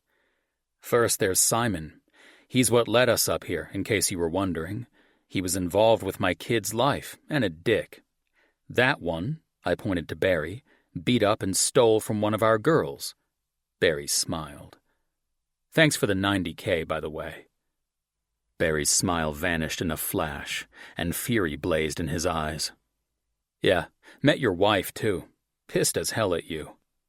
I want my damn money, Barry growled, taking a step forward and reaching behind his back. Guns came up from all ends. Mine was an extension of me. The cold metal was a familiar welcome. Ebony stood and held up her hands, halting Barry's movements. We're not going down in a blaze of gunfire. Put that shit down. I rose with Cruz on my heels. Ebony, we could probably work something out. Her hand went to her hip, and that damn skirt was way too tight for her to be carrying anywhere but between her thighs. And that would be? She crossed her arms over her chest, all guns still pointed. This could go really bad in the blink of an eye. Outcomes ran through my head of how we could all get out of here alive and still get what we wanted. The odds weren't good. They had enough men to cover the men in here. Outside, they were a bit outnumbered, but not by much. She must pay her men damn good money to have that large of a crew. Already know you're chopping cars and selling the parts. Ebony's eyes narrowed as she grabbed the back of her chair, her knuckles going white.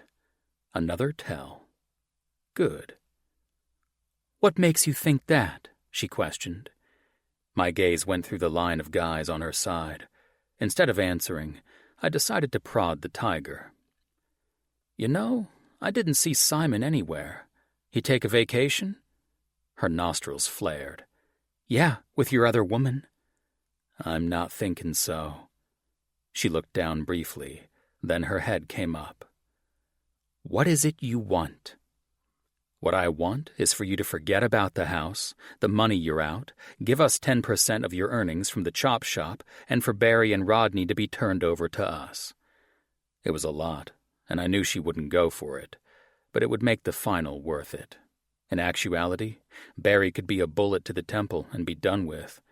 Rodney, though, his hidden money would stay that way if he died. He was a bit trickier.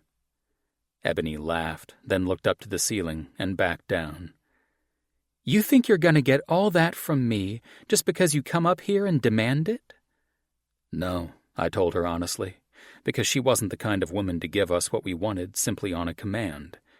Deciding to keep things as upfront as I could, I continued, Fact is, it's because you want us to leave you alone up here. You want us to think you're ghosts and only come alive to give us our cut. This would accomplish those things. Except for my damn money. My head dipped down. Except for that. No. Fine by me. I took aim at her head. Guess we need to end this little party then. She didn't deny the cars, nor confirm, but it would be at the top of my list. The house cleared only, she retorted. It was my turn to chuckle. Nope. Out! She yelled, pointing her index finger to the door. This is a mistake, Ebony, I warned, taking a step back. Not in fear, but the knowledge there were several lives in this place that we couldn't afford to lose. We weren't going to get anywhere with her. There was no use in trying.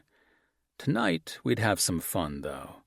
This place wouldn't exist by the time the sun rose tomorrow. Go, she ordered, a glower still on her face. All the guns out, it would take one shot to set everyone off. We go, you should expect we'll be back. It's best we handle this shit now. The darkness in Ebony's face turned deeper as she scowled. You come back, you won't make it up the driveway. I assure you that. Looking out the corner of my eye to Tex, he briefly met mine, and that was my cue.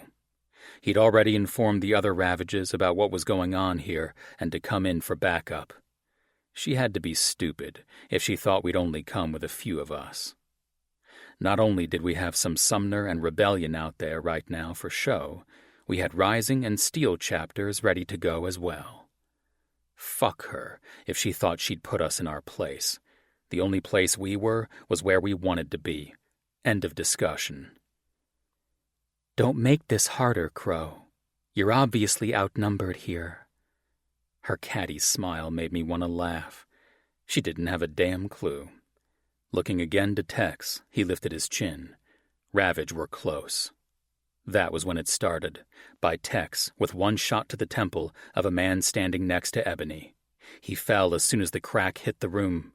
Gunshots fell over the room in heavy fire and chaos, but organized in a way. Ebony's men started falling, while Hornet got shot in the shoulder. "Fuck!" I growled, as Ebony turned on those damn heels and took off. My next shot hit the man behind her in the back. As he fell, he reached to Ebony, grabbed her skirt, and ripped it clean off her. She stumbled just a bit, but was able to keep going.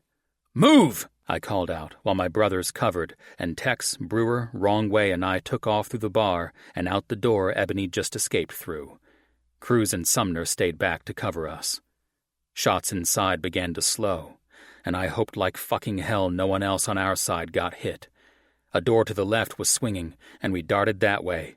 Hearing the click of her heels against the tiles, we knew we were on the right track.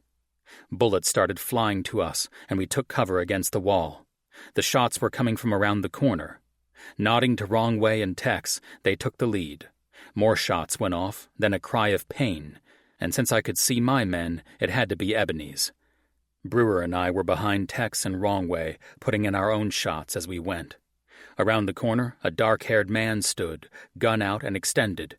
Wrong Way's body jerked as the shot rang through the small space, and then he laid several into the asshole's chest.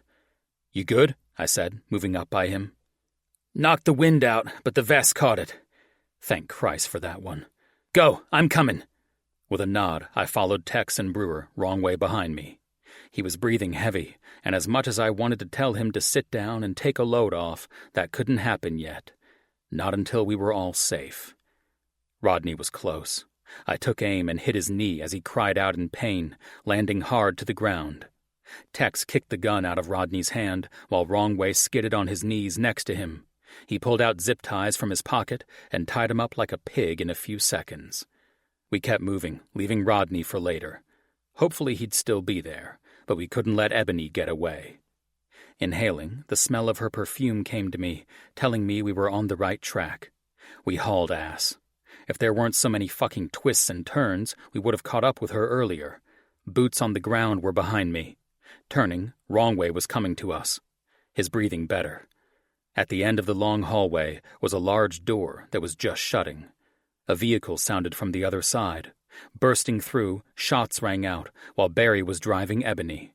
My brothers took care of the men around us, while I aimed for the tires. First shot, missed. Second, hit the tire. Third, hit the back end of the SUV. Fourth, hit the tire again. With 2 blown tires, that didn't stop them. Hearing bikes off in the distance, I turned my gun and aimed to see Reese and Rooster as they took off after Ebony. Fuck. The gunshots behind me stilled, and I checked. All my men were still standing. Brewer had blood coming out of his leg. "You hit?" "Go," he ordered, lifting his chin, telling me he was okay. Tex and I hopped in an old pickup truck. Tex had it hot-wired in seconds, and we took off behind Rooster and Reese. They were a little ways further up. Both Reese and Rooster had their guns out, shooting the SUV. The back window shattered as we moved up to Reese and Rooster, veering off to the right. Tex hung out the window and began shooting with the semi he had strapped to his back. The SUV fishtailed, moving all over the place, and crashed into a large oak tree. We pulled up as Reese and Rooster did the same. "Ebony, open the fucking door and get out here!" I yelled as a shot came through the window right at me. Luckily it missed, but it pissed me off. Gun out, I started shooting, hitting Barry as Ebony leaned back as far as her chair would take her. Reese was next to me, firing as well. Reese was the one to open the door. Ebony was down in the seat, gun pointed out. She appeared like a timid rabbit with the fucking gun in her hand. Her finger went to pull the trigger, but I beat her to it, her hands splattering all over the front seat, including Reese. Ebony screamed as Reese looked at me, eyebrow up. "It's a dirty job," I said on a smile and a shrug. Reaching in to grab Ebony's hand, Reese yelled, Down! I pulled, then got down. Reese fired several times. Looking back in the SUV, Barry was most certainly dead. "Aw, you do like me," I joked, my knee in Ebony's shoulder blades as I searched for weapons. "She's clean." "This is a fucking mess, Crow," Reese pointed out. "Nah, it's just another day at the office." Reese gave me his grin, but said nothing. Ebony screamed, her thong-covered ass sticking straight up in the air, ripe for being spanked. Instead, I grabbed her arms and pulled them behind her as Tex came up and took her from me. "Let's go see what the damage is," I said, and got chin lifts. "Knock her out," I told Tex, and with one shot to the temple with the back end of his 9mm, Ebony was out for the count. Tex pulled her into the back of the truck, getting in with her as we drove back to the bar. There were a few gunshots still going off, but nothing like it was before. Reese and Rooster went one way, and we went the other. 3 men whipped around to us and started shooting, hitting the truck everywhere, including the windshield. I was able to duck down, then Tex and I started firing. While they kept hitting the truck, we hit 2 of them, and one I barreled the truck over, hitting him hard. Tex had to hold onto the cab for the bump. Then he ran to the back of the bed of the truck and put bullets into the one on the ground. Moving around the big barn, there was a huge sight to see. 6 men were on their stomachs, hands tied behind their backs, and guns trained at their heads. Some guns went our way until they saw us. The truck skidded to a halt, dust flying everywhere as we finally stopped. Jumping out of the cab, Cruz and Cooper came up to me. "All down?" "Yeah." Brewer and Wrongway came up, Brewer having blood down his leg. "Is it major?" He shook his head. "Hornet?" Rooster darted into the building. "Took 2, 1 to the shoulder and 1 to the arm." "Fuck," I ground out. "What about the rest of Ravage?" "Few flesh wounds, nothing major," Cooper said, as Knox ran up. "You good?" he asked me. "Yep." Tex carried Ebony inside, then let her fall to the ground. "Damn, Tex," I said, as the puff of dust flew up. "So we're good? Is Rodney still alive?" "I'll check," Knox said, darting through. "These guys?" I pointed to the ground, where Tug, Breaker, Deke, and Green had guns pointing at each of them. "Gave up and went down to knees. Took away their weapons." Knox came out of the bar with Rodney, holding him by the collar of his shirt. Rodney's eyes darted all around. "He talks. I want to know where that money is." I said this looking to Phoenix. "Why money?" Reese asked. "Rylan has a case, and this asshole stole money, helping her out." Reese smiled, but it was savage. "Oh, then, by all means, let me help." Ebony groaned, her eyes opening. I kneeled next to her. A slow smile came to her lips. "You're too late," she said, then passed out. Too late for what? Fuck! Chapter 14. Rylan. The cell rang. The display sang Goldie calling. I answered. Hey. Hey, girl. Just got the call. Jenny's getting out. I'm taking Shell and Bear with me to get her. Thanks. That was something off the plate to worry about. I slept like the dead, woke up and took Van to school. She was a bit melancholy and asked a couple questions, which I answered. She was better now, though, knowing her mom wasn't dying and was going to get help. I'd been waiting for this call since I'd gotten back from dropping her off. You know this Drew guy? Goldie asked. Nope. Crow says he's good. Fuck, I hope so. I'll let you know when it's done so you can tell your man. Thanks. The line disconnected. I hadn't heard from Crow and hoped like hell everything was going well. Nerves hit me full force. This must have been how my mom felt all those times when Dad would leave for a while and not know what was happening. It sucked, and now I was in the same boat. If anything happened to Crow, I didn't know what I would do. We were still new, but we were old just the same. Scrolling through the feeds of the convenience store, nothing popped out at me. No visitors who weren't Ravage, and none of Lemon alone. Why I thought there would be some, I had no idea. There was just a feeling in my gut. I hit the F2 key by accident, pulling up the live feed. My heart started pounding. A large group of men with a black box truck were pulled up to the door of the basement. Zooming in, Lemon was on the screen. Fuck! I grabbed my phone, pulling up Crow's name. Before I could hit send, the doorbell rang. It wasn't a single ring. It was more of a finger pressing over and over again continuously, like whoever on the other end was scared or something. Phone in hand, I swung the door open. Sophia stood there, tears streaming down her face, and hiccup sobs came from deep in her throat. My heart squeezed. The first thing coming to mind, something happened to Crow. No, just no. What is it? She rushed in at me, and I wasn't prepared. It was the crocodile tears that took me off guard for once. "Idiot!" she growled, and everything went black. My body felt strange, like it had been jolted or something. My limbs were tingling, and I couldn't quite move them, which ended up a good thing. Hard coldness came to my cheek, like I was laying on a floor or something. Listening, there were several voices around me. Everything seemed scrambled, but pieces were starting to fall into place. Sophia. Hate wasn't even the word to describe my feelings toward her. Loathe, despise, they were more on the right track. There was nothing binding my legs, but there was something sticky on my wrists. I guessed duct tape, strong, but since my arms were in front of me, easily breakable. Princess taught us all everything, including how to get out of bindings. I didn't have your average childhood. Thank fuck for Ravage. This was at least something positive. Cracking open my eye just a bit. A hard concrete floor was what I was so comfortably laying on. Everything further away was a bit fuzzy, so I shut my eyes and depended on my ears. 3 distinct male voices, one with a very deep tone that slurred the letter R a bit, one with a husky voice that put inflection at the end of each of his sentences, like he was yelling, but he wasn't.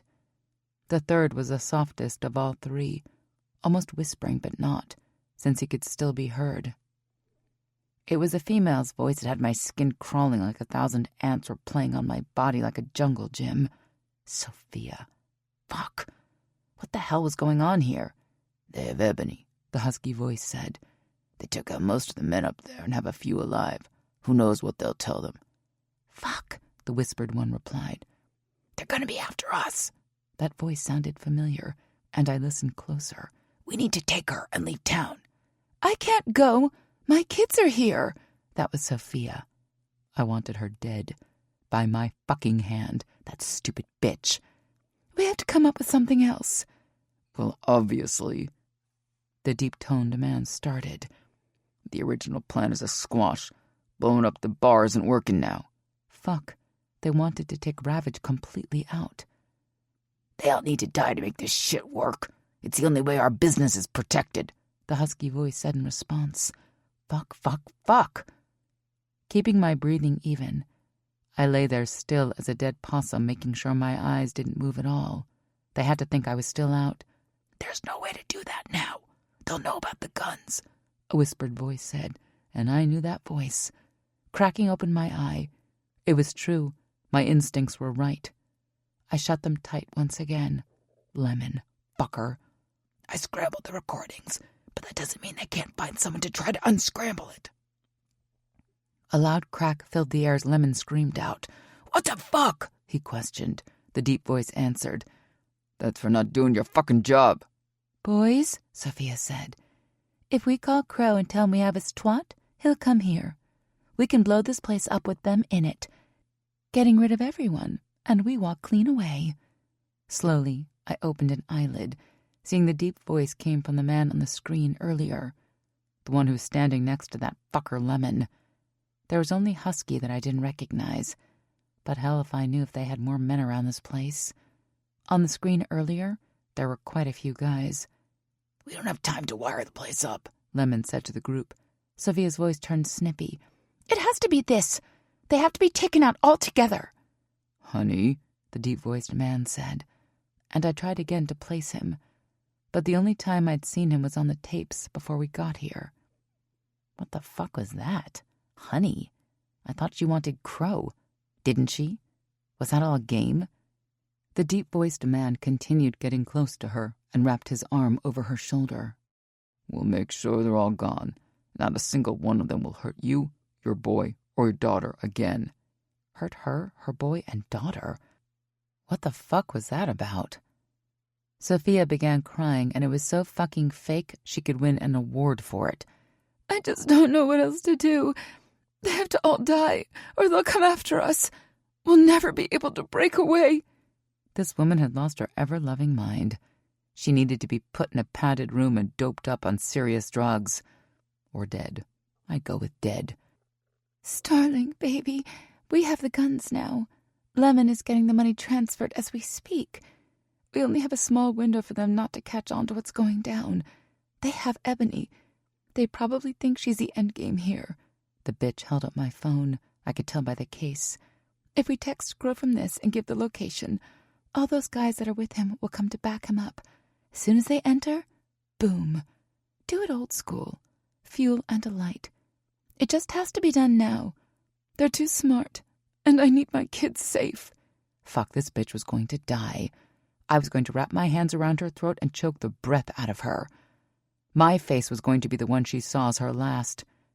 She would remember me for all eternity, and I'd see her in hell after I spent my years with Crow. Starling. Rolling that name in my memory bank, nothing came up. He was a peon that Sophia was using to take out the Ravage MC. Her puppet and using her cunt to get what she wanted. That bitch.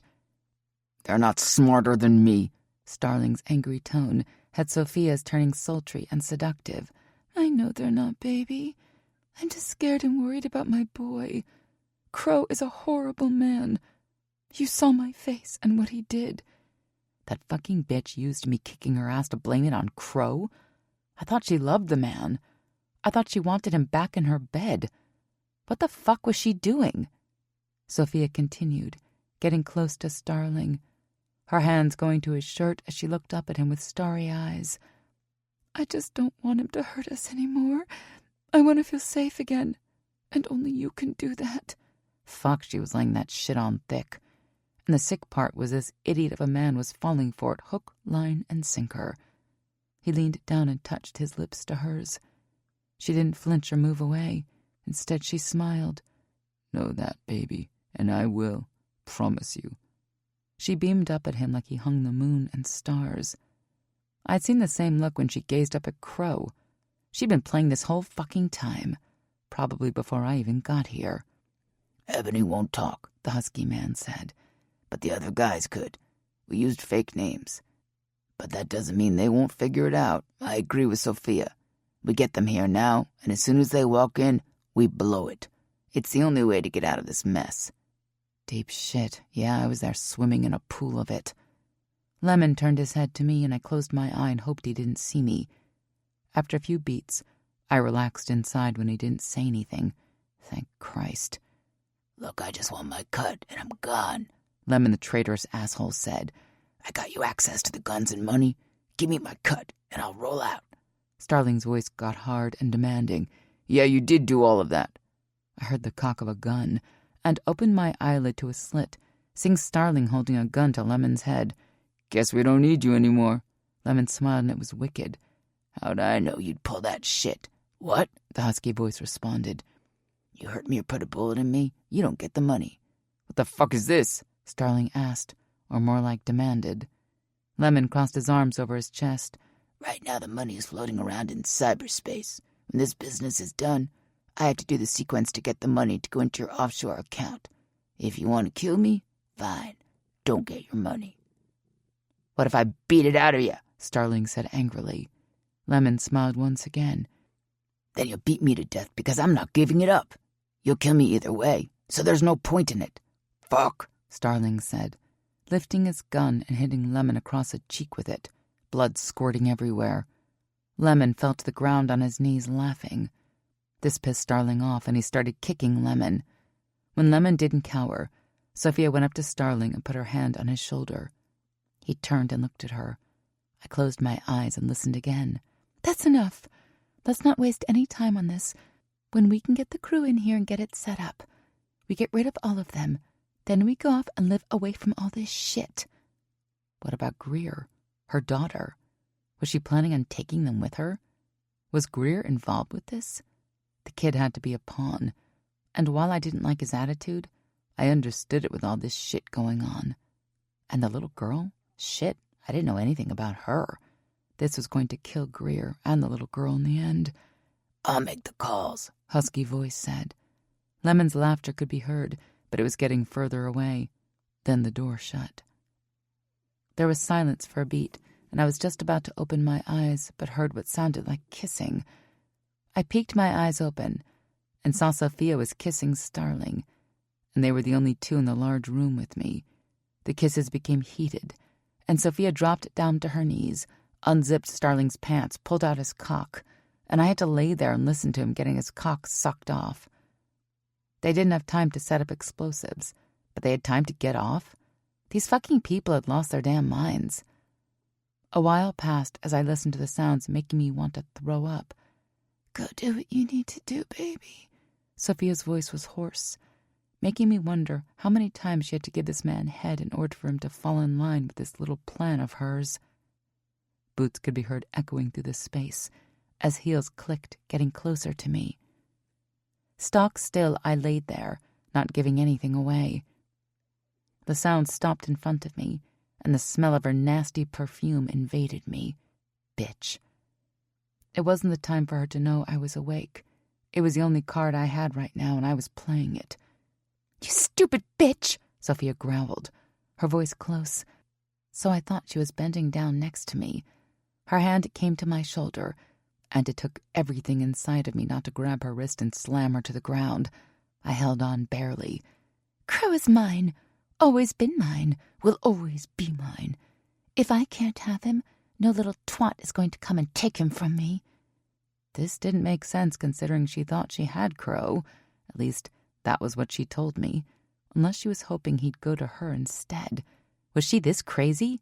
Yes, she needed a white jacket, and fast. If Ebony was involved, though, that operation in the barn looked as though it had been going strong for a while. Not in the past few months, since I'd been with Crow. The timeline didn't work. Then again, the way this woman was acting, anything went at this point. "When he kicked out Simon, I thought he'd come around to my way of thinking. That's all Simon's job was, make Crow jealous.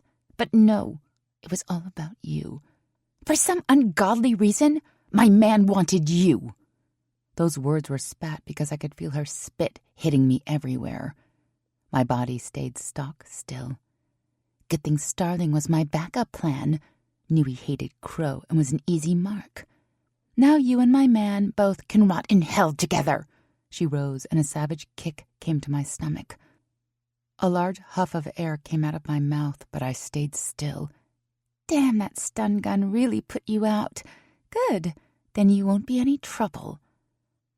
Her heels clicked on the floor, going away from me. Only then did I open my eyes and take in the space.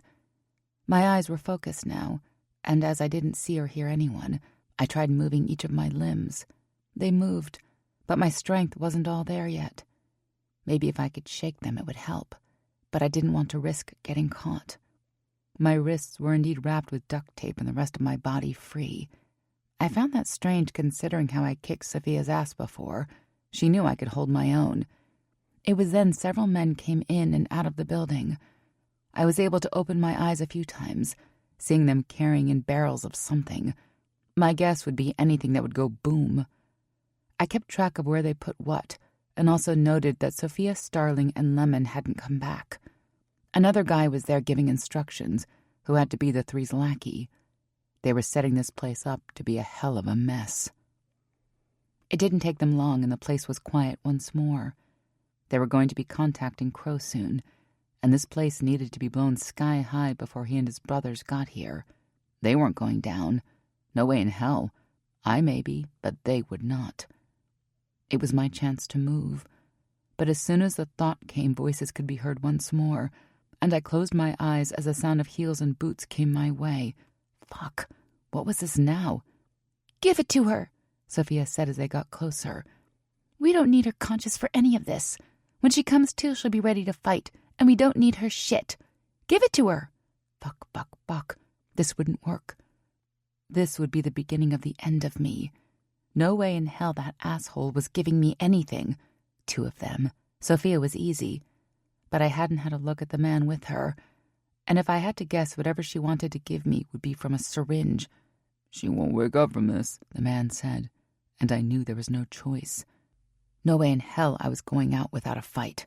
It was now or never. "That's the point," she said with a snip in her tone. "Give it to her, then move her to the middle of the room. That way Crow and his brothers have to come all the way in to rescue her." "You got it, boss." Boss? Seriously? She was the fucking boss? Who would have thought she had that in her? I knew she was a bitch, but to be this spiteful was psychotic. I felt the man at my back as he bent down to the floor. Fuck.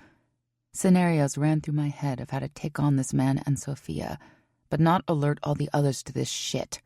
If more came in, I wouldn't be able to fight them all, and I would be as good as dead. It was my turn to move, and I just prayed that Crow and his brothers weren't here. Please, God, don't be here.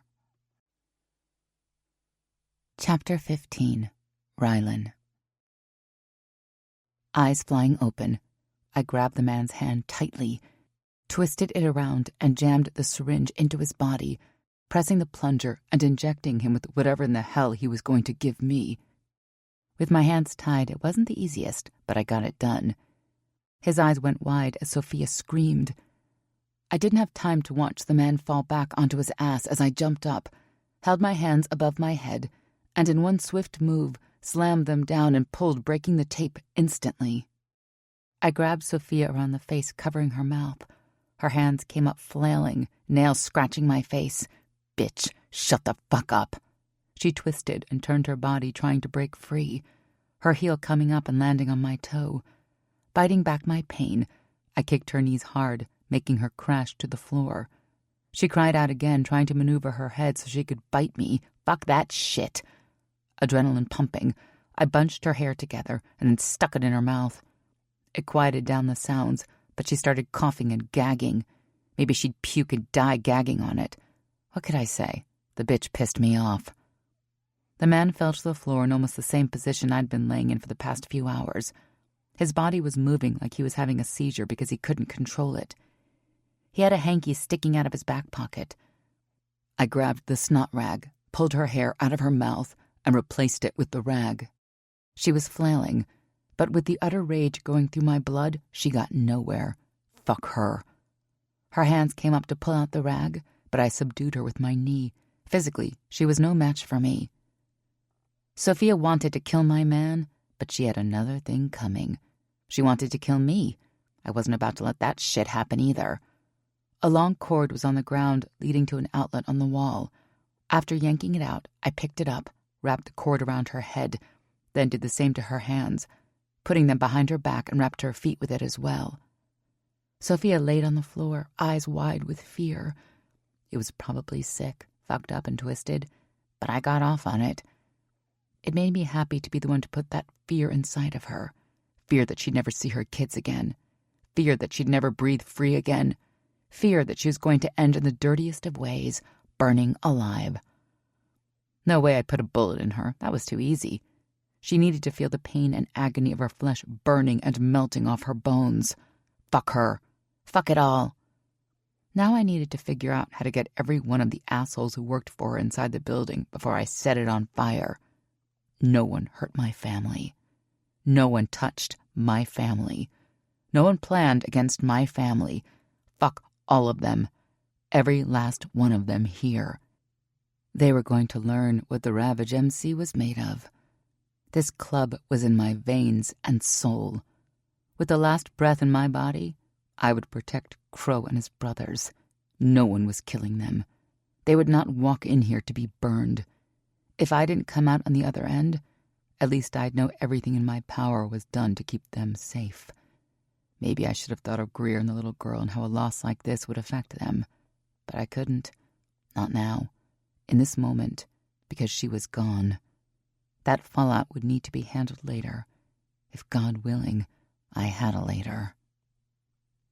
Next to Sophia, her cell laid on the floor, and it couldn't be more perfect. The assholes getting blown up the exact same way as they wanted to do to Ravage. That, my friends, was called karma. She was a nasty bitch. I swiped the screen, and the damn thing told me to enter the password. Fuck if I had a clue on that one. Her eyes narrowed, and a glint of humor came to the corner of them. Maybe it was one of those that had a fingerprint identifier. Turning it over, the phone did. Sophia tried to squirm, but with ease I was able to get her index finger and put it on the pad. The phone opened, showing a picture of her and Crow. They appeared young. His arm was draped over her shoulder, and she was looking up at him like he was the only thing in her universe. Fucker. Plan, Rylan, plan. There wasn't much time. Searching around the large space, several barrels were along two of the walls with metal lines connecting them across the room. One spark, and this place would light up, the roof blowing off the building. There were doors in 3 different places. One the trio came in and went out of, so I'd need to pick another, because that would probably be where they came back in from. Checking the man on the floor, he had a gun in the back of his pants and a knife in a holder at his side. I grabbed both, stuffing the gun in my jeans and carrying the knife with Sophia's phone. The other doors had no windows. This would be a game of Russian roulette. It was a risk with my life that I was more than willing to take, mine for all of theirs. It was no contest. Hopefully, though, I'd get out of this alive to see another day with Crow. Hope was about the only thing I had in the moment. I went to the door on the right and pulled up Sophia's texts. Going to Starling, I typed out, "Honey, get in here and bring the guys, now." Hitting send. The phone vibrated in my hand right away with Starling's name coming up in the ID through a call. I didn't answer it. It rang again. I didn't answer. The door opened with a whoosh, and men started pouring into the place, guns up and at the ready. Starling was first with his lackey behind him. Then several others who helped move in the barrels. This was it. It was going to work, or it was going to go very south. Either way, the decision was made. Everything was going to blow. Starling looked around as I opened the door behind me, my back to it, holding my gun aimed at the barrel. "Stop!" The sound was behind me, coming from a male's voice. Fuck. This was the end. The guy behind me would shoot me no matter what. I would do this so my family would be safe from these dickheads. The man I loved and his brothers would be protected. That was all I cared about. Nothing else mattered, least of which was my life. Love you, Crow. I aimed and fired, all the while darting to the left and out the door. Everything around me exploded, the heat searing my skin as I fell into the rocks, my leg hitting something seriously sharp. Smoke was everywhere. My body hurt, but this was my only chance to get away. The men who were going to shoot me were both knocked out on the ground. Survival. On hands and knees, I crawled away from the building, seeing woods far off in the distance and making my way there. It took forever, and I swore my body would give out on me, but it didn't. Each step or crawl hurt like hell, but I kept going, needing to get to safety. Pressing my back against a tree, I turned to look at the blaze. Things were flying into the sky as the flames billowed out of the building. Still feeling the heat a bit, I willed my body to move farther into the woods, using every bit of strength I had. My legs were able to support me with my hands holding onto the trunks of the trees. Peering down at my injured leg, a glass bottle stuck out of it. Fuck me.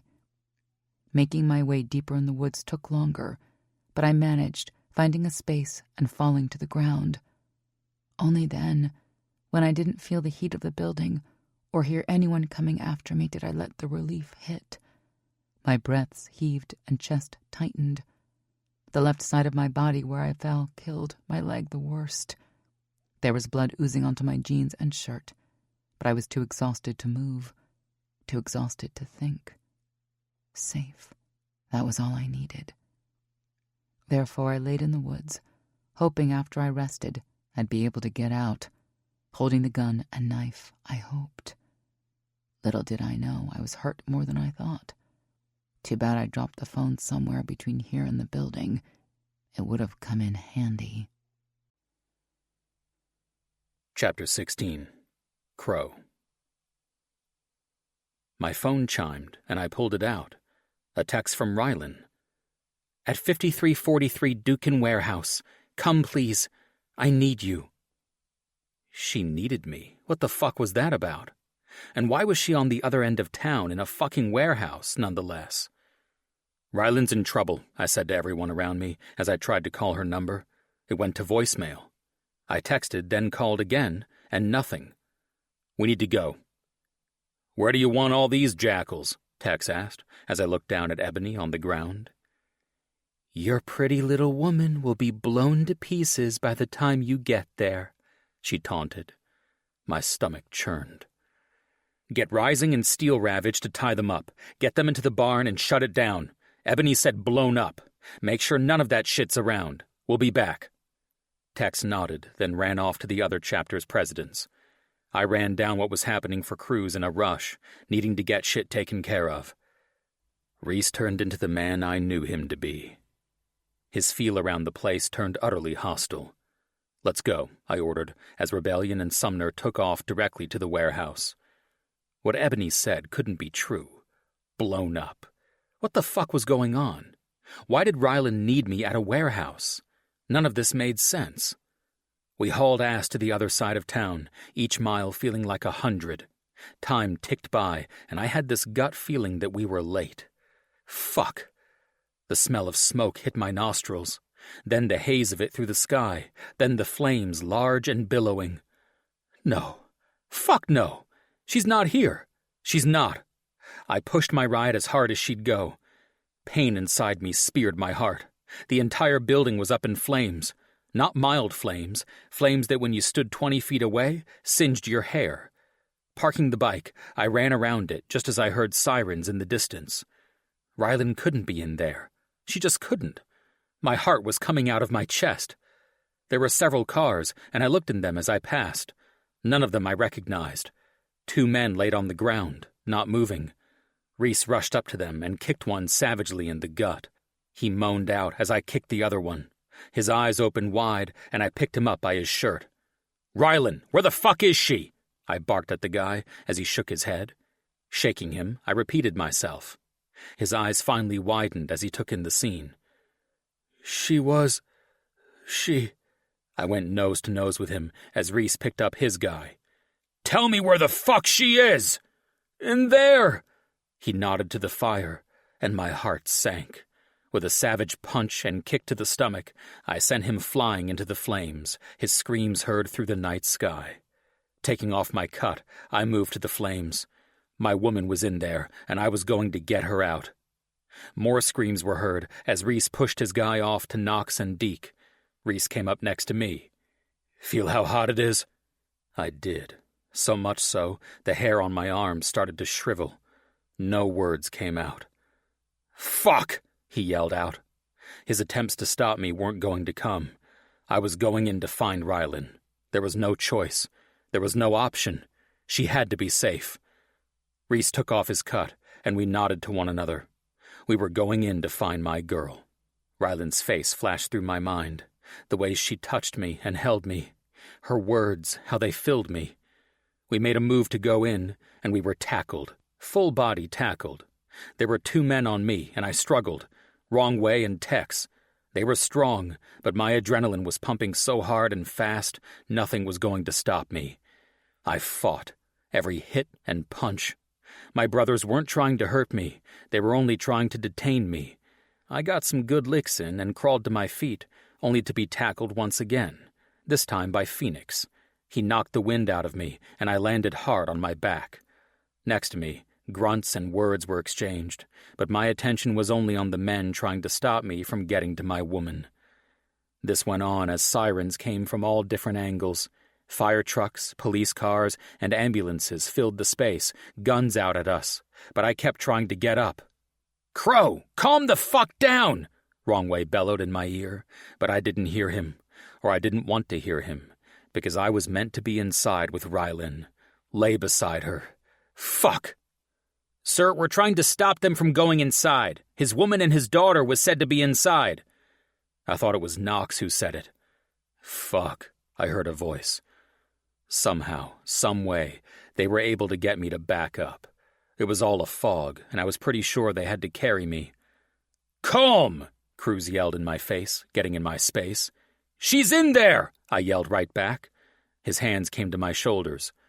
"Let these men do their job, Crow. Stand down." "I can't!" Cruz pointed, and I followed his finger. Reese was sitting on the ground, head in his hands, and shoulders shaking. It knocked the wind out of me. Seeing this strong man who I'd always looked up to crack did me in. Turning to Cruz, I nodded and felt my ass on the ground. Brewer grabbed his cell and made some calls, no doubt trying to make sure Rylan was in there. In my gut, though, I knew. It was as if I could smell her in the air. I could feel her. Now, all I could do was watch the flames, stare at them, and wonder why. Why would something so perfect be taken away? She was a good person, confident, strong, independent. She was everything I ever wanted in a woman. We were supposed to have forever. The reds, oranges, and yellows of the fire rolled and rolled, turning black as they went up. The windows above shattered as the flames took over there. The wood was kindling, stroking, and making it grow. Rylan didn't deserve to die like this. The tears welled in my eyes. While my body didn't move, the tears did, rolling down my cheeks. I love you, Pixie. Chapter 17. Rylan. I woke with a start, my eyes opening and seeing tall trees all around me. My clothes and body were damp, and everything ached. Blood was on my shirt, jeans, and hands that were holding a gun. Disorientation hit me. Why was I in the woods? It was barely light outside and cool. Was it dawn, or was it night? What was the weather like today? I couldn't remember. My limbs hurt as I tried to move them. Each lift or squeeze caused me to want to cry out.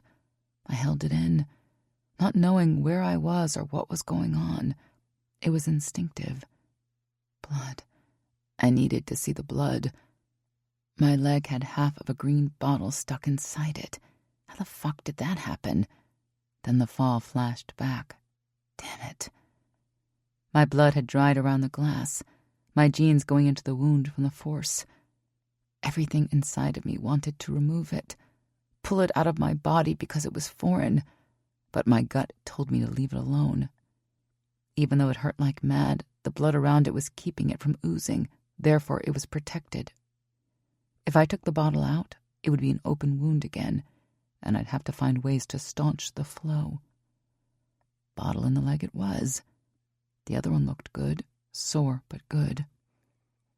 Checking out the top of my arm where the blood was, that wound had a small trickle of blood coming out of the side, the rest dried up.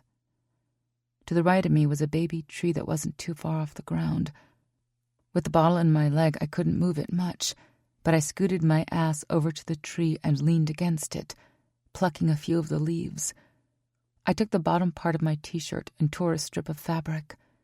Doing this made the cut bleed more, but it was a necessary evil. Using my teeth and other hand, I pressed the leaves to the wound, then tied it off with the fabric. Resting my head back, I inhaled deeply. It all raced back to me in a flash. Memory after memory assaulting me all at the same time, playing on a vicious reel. Sophia, the warehouse, the needle, shooting the barrels, falling, moving. Fuck. No fire or billowing smoke could be seen, but there was a haze over everything, like the fire had been put out, and this was a smolder. My stomach growled, but I ignored it. My energy was zapped from the small movements. I tried to keep my eyes open, tried to gain more strength. It wasn't there. It had disappeared. My eyes fluttered shut. Chapter 18. Crow. The firemen forced us to back up. By forced, I mean had the cops come and say we'd be arrested if we didn't move back. Since I couldn't leave my woman, I moved back. Reese next to me and my brothers around. Phoenix went to the house to check to see if Rylan was there, just to make sure. She wasn't. But I felt it in my soul. She was here. I'd watched the water knock down the flames. I'd watched the firefighters try to go inside. I'd watched the police canvass the area. I'd watched my brothers do the same. I'd watched as the building got smaller and smaller. I'd watched as the walls fell inside the building. I'd watched as the glass shattered to the ground. I'd watched as the love of my life died in a fire. I didn't protect her, just like my father. I could have protected him and he'd be alive. Fuck. Reaching in, I pulled out my knife.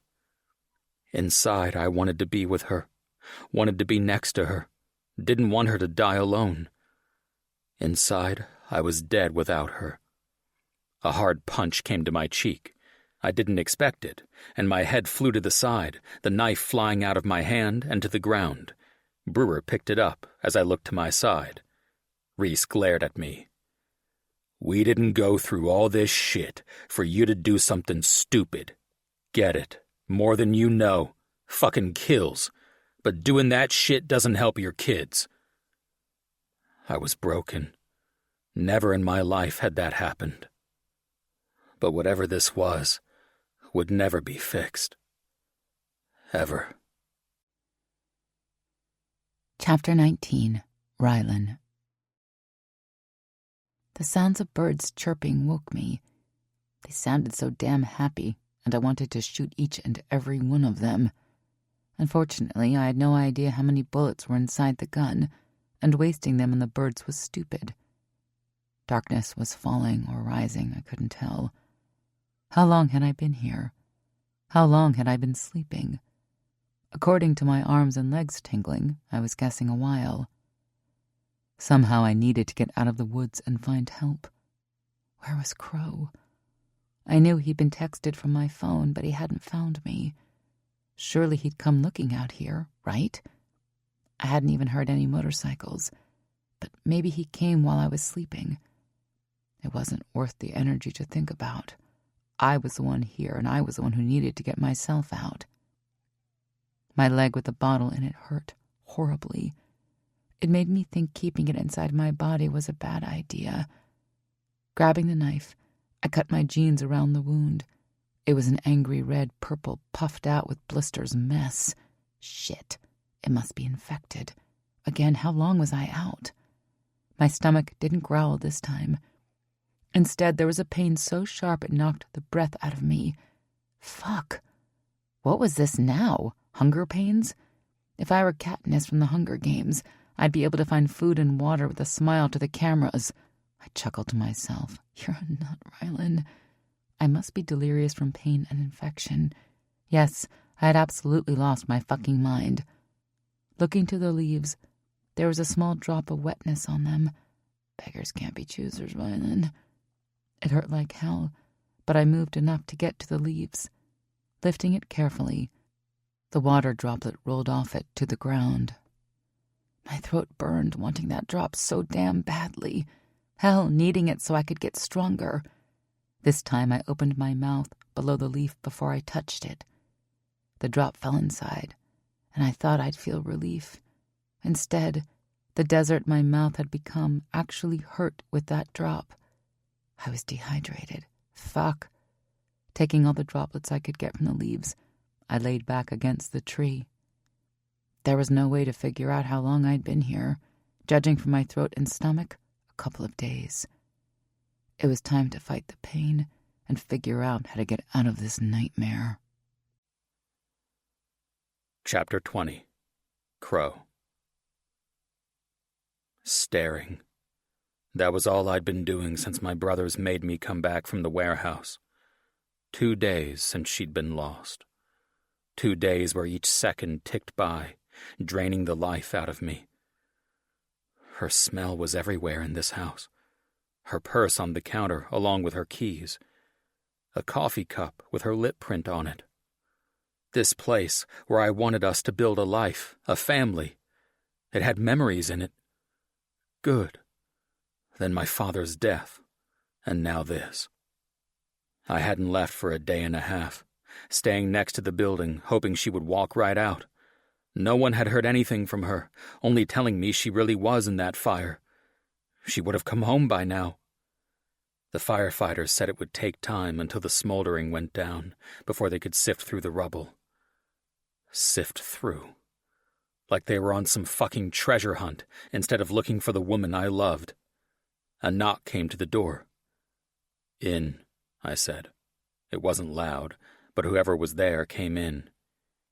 "Hey," Wrong Way greeted, holding a laptop.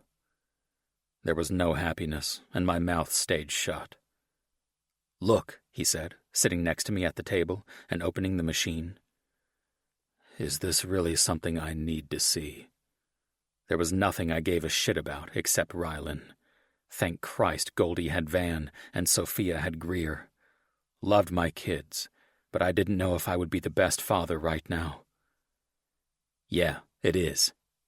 He pulled up the screen, my eyes widening. He pointed, an image of Rylan coming up. "Look, she got out of the fire." It was a flash of tape. Rylan with her back to the door, gun up. The assholes we found at the scene behind her, their guns up, and ready to shoot my woman. Her profile was set in stone as she fired off the gun, then jumped off to the side as the entire place exploded. I jumped up from the chair, it crashing to the floor. "She's there somewhere!" I'd felt her there while I sat waiting for the flames to disappear. She was all around me. That was why I thought she was in the fire. Fuck! Grabbing my cut, I grabbed my phone. "Call everyone and get them to comb every fucking inch as far out as possible. She's out there." Dialing, it was answered on the second ring. "Yeah." "She got out of the building. Saw it myself. She's out there somewhere. Meet me now." "Fuck!" Reese called out, then disconnected.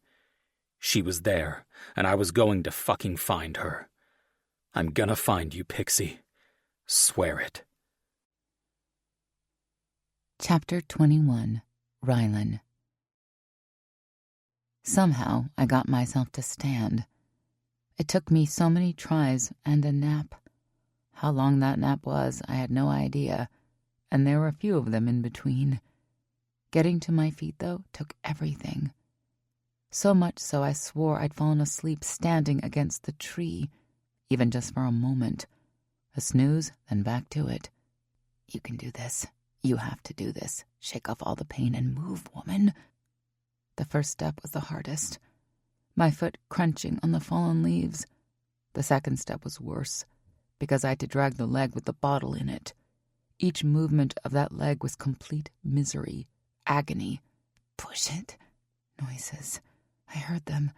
Faint, but they were there. Voices calling my name. Please don't let this be a hallucination. Please make them be real. My voice was croaky, my throat burning from the lack of water. I tried clearing my throat. Here. It was supposed to come out like a yell, but it wasn't. More like a whisper. I had no voice. Shit. Trying again and again, all the while trying to walk and stay upright. My voice got a little louder, but it was raspy. The ones calling mine got closer. "Rylan!" "Here." Fuck, that was weak. "Here." I sounded like a frog who ate sandpaper. "Rylan!" "Here." My name kept getting closer and closer. I knew that voice. I loved that voice. Please, God, let that voice be real. One more step. My cries muffled, and there he was. My beautiful, strong, amazing man. "Jesus, fuck!" he bellowed, coming up and wrapping himself around me. I loved it. Loved him, but I hurt. "Please," I croaked out as he pulled back and looked at me, pointing down to my leg. "Hurt." "Fuck me." Somehow he picked me up, all the while yelling, "Found her! Call 911!" We came out of the clearing and all hell broke loose. Rebellion and Sumner all came running up, including my mom and the other old ladies from Sumner. When did they get here? While I was happy to see them, I needed to get to the doctor. Now. I was safe now. Every bit of fight inside of me wound up tight, but it was no match for the pain and dehydration, because I passed out in Crow's arms. Chapter 22. Crow. She's here. She's alive. She's here. She's alive. The chant wasn't sinking in as the adrenaline pumped through my veins.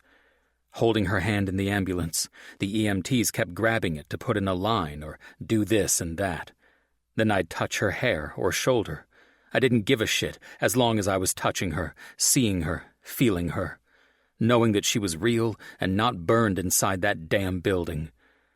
Rylan was very dehydrated, the EMTs saying it was from lack of water, of course, and her injuries. She unfortunately had a few. There was a wound on her arm covered by a leaf. Then there was a damn glass bottle inside of her fucking leg. The EMTs didn't touch it. They checked it, but left the object alone, saying it would be best for the ER doctors to remove it. The ride felt like years, but was short. We pulled up, stopped, and the EMTs jumped out of the back and pulled Rylan out as she was strapped onto a gurney. Motorcycles were all behind the ambulance, making their own parking spaces.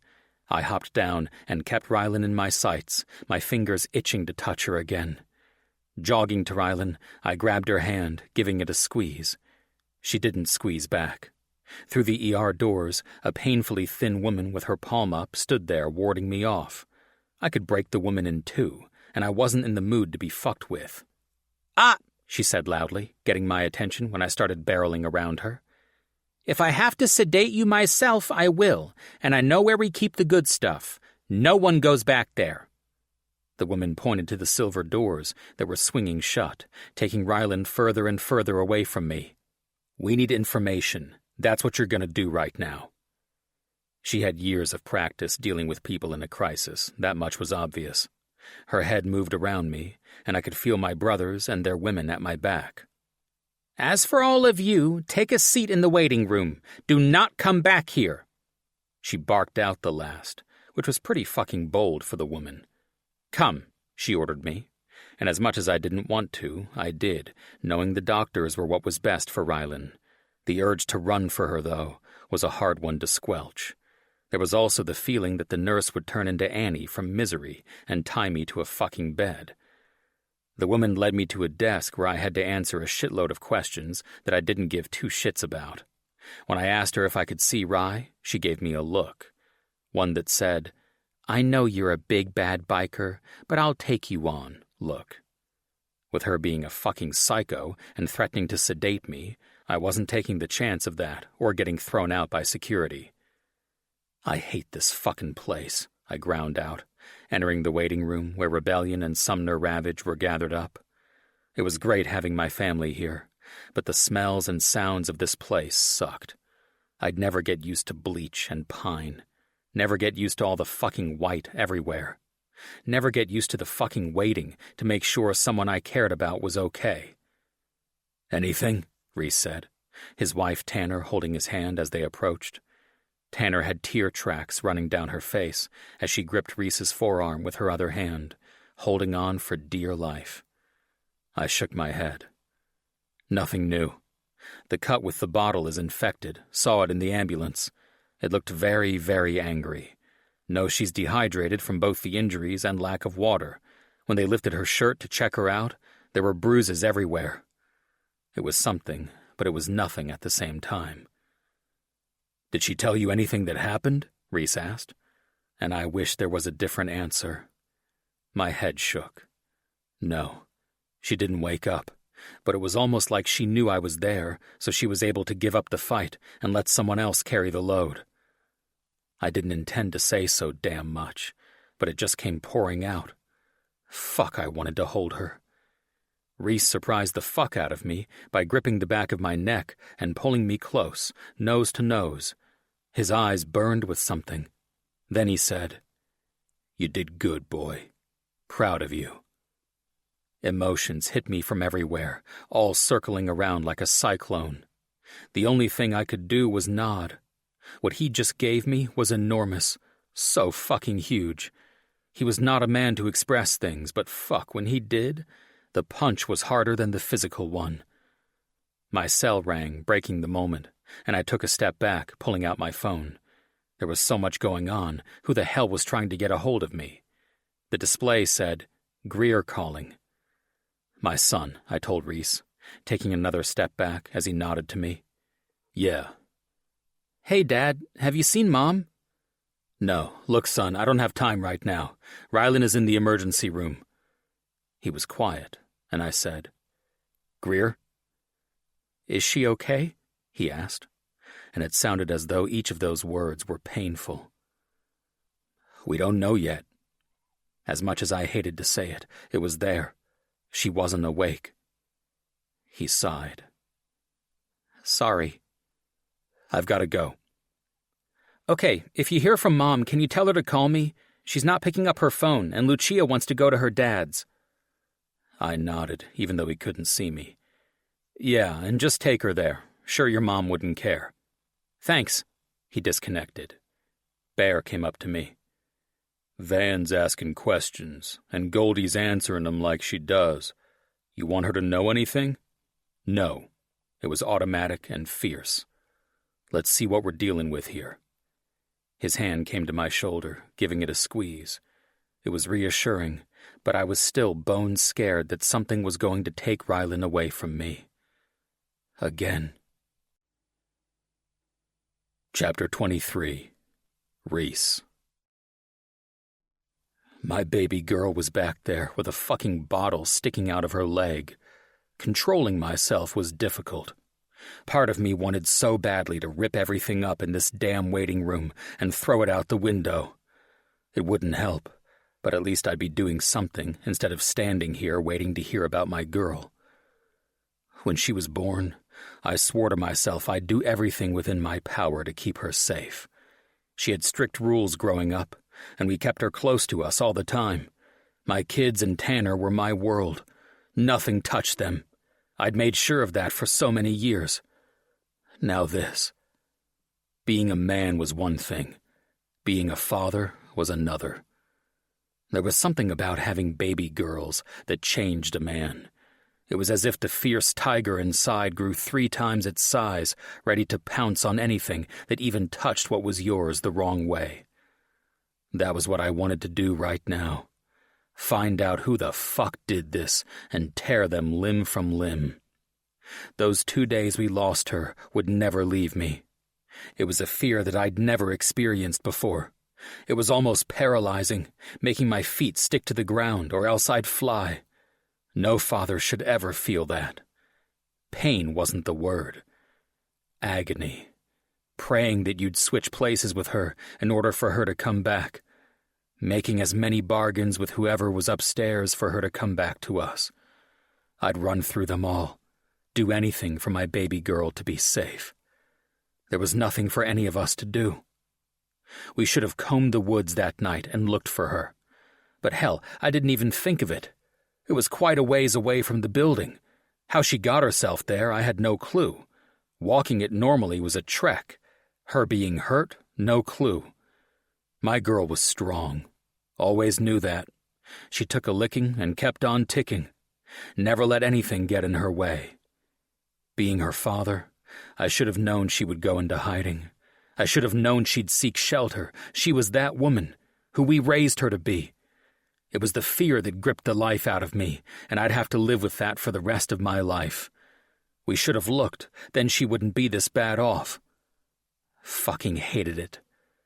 But it was my fault. Chapter 24. Crow. Rylan Hutton's family, the doctor came out the door saying, thumbing through some papers he had in his hand. We all stood up, going to him.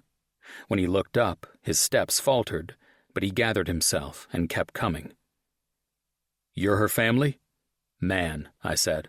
Father, Reese added. Mother, Tanner chimed. The doctor nodded, looking between us. She's dehydrated, and we're pumping fluids into her. She says that she fell after an explosion, and that was how she got her injuries. Her arm is infected, but we're putting cream on it and giving her IV antibiotics. It should heal fine. We're not worried about that. He sucked in a deep breath, and his not worried about meant they were worried about something. Damn it. Her leg. We had to rush her back to surgery for it. My gut twisted and heart ached. I wanted to be there with her, not standing out here. Holding her hand, standing by her bed, even if she was asleep, I didn't care. She was so damn strong, but I'd gladly give her my strength to help her pull through. When we removed the glass, it cut through an artery. "Fuck me," I said, wiping my hands over my face, knowing in that second of time just how close we came to losing her.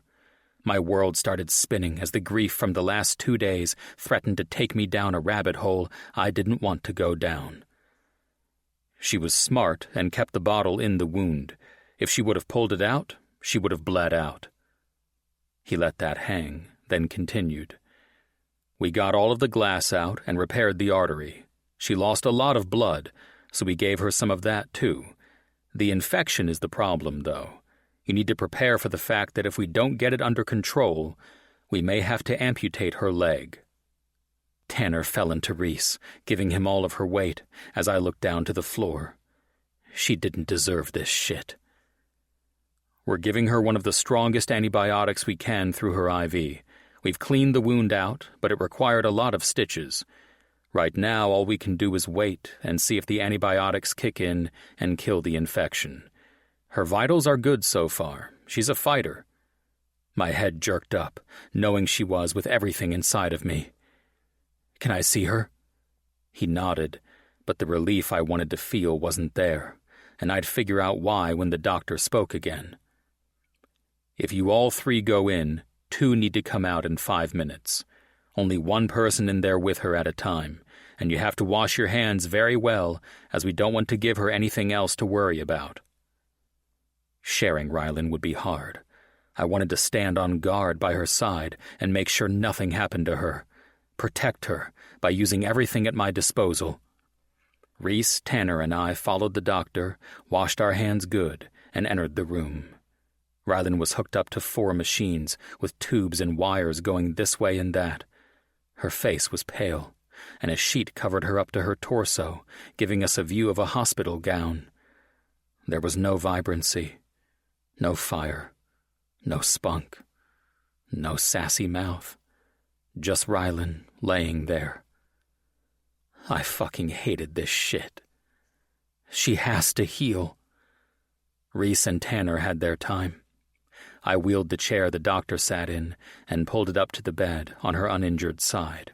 Reaching under the blanket, I grabbed her hand gently, feeling her warmth, feeling her pulse, and knowing she was alive. She was alive. That was the only thing that mattered. My fingers didn't leave her pulse. I needed to feel it, needed to know she was with me. Worst case scenario, she lost her leg, but I'd be by her side every step of the way. She was mine, and not going anywhere. Chapter 25. Rylan.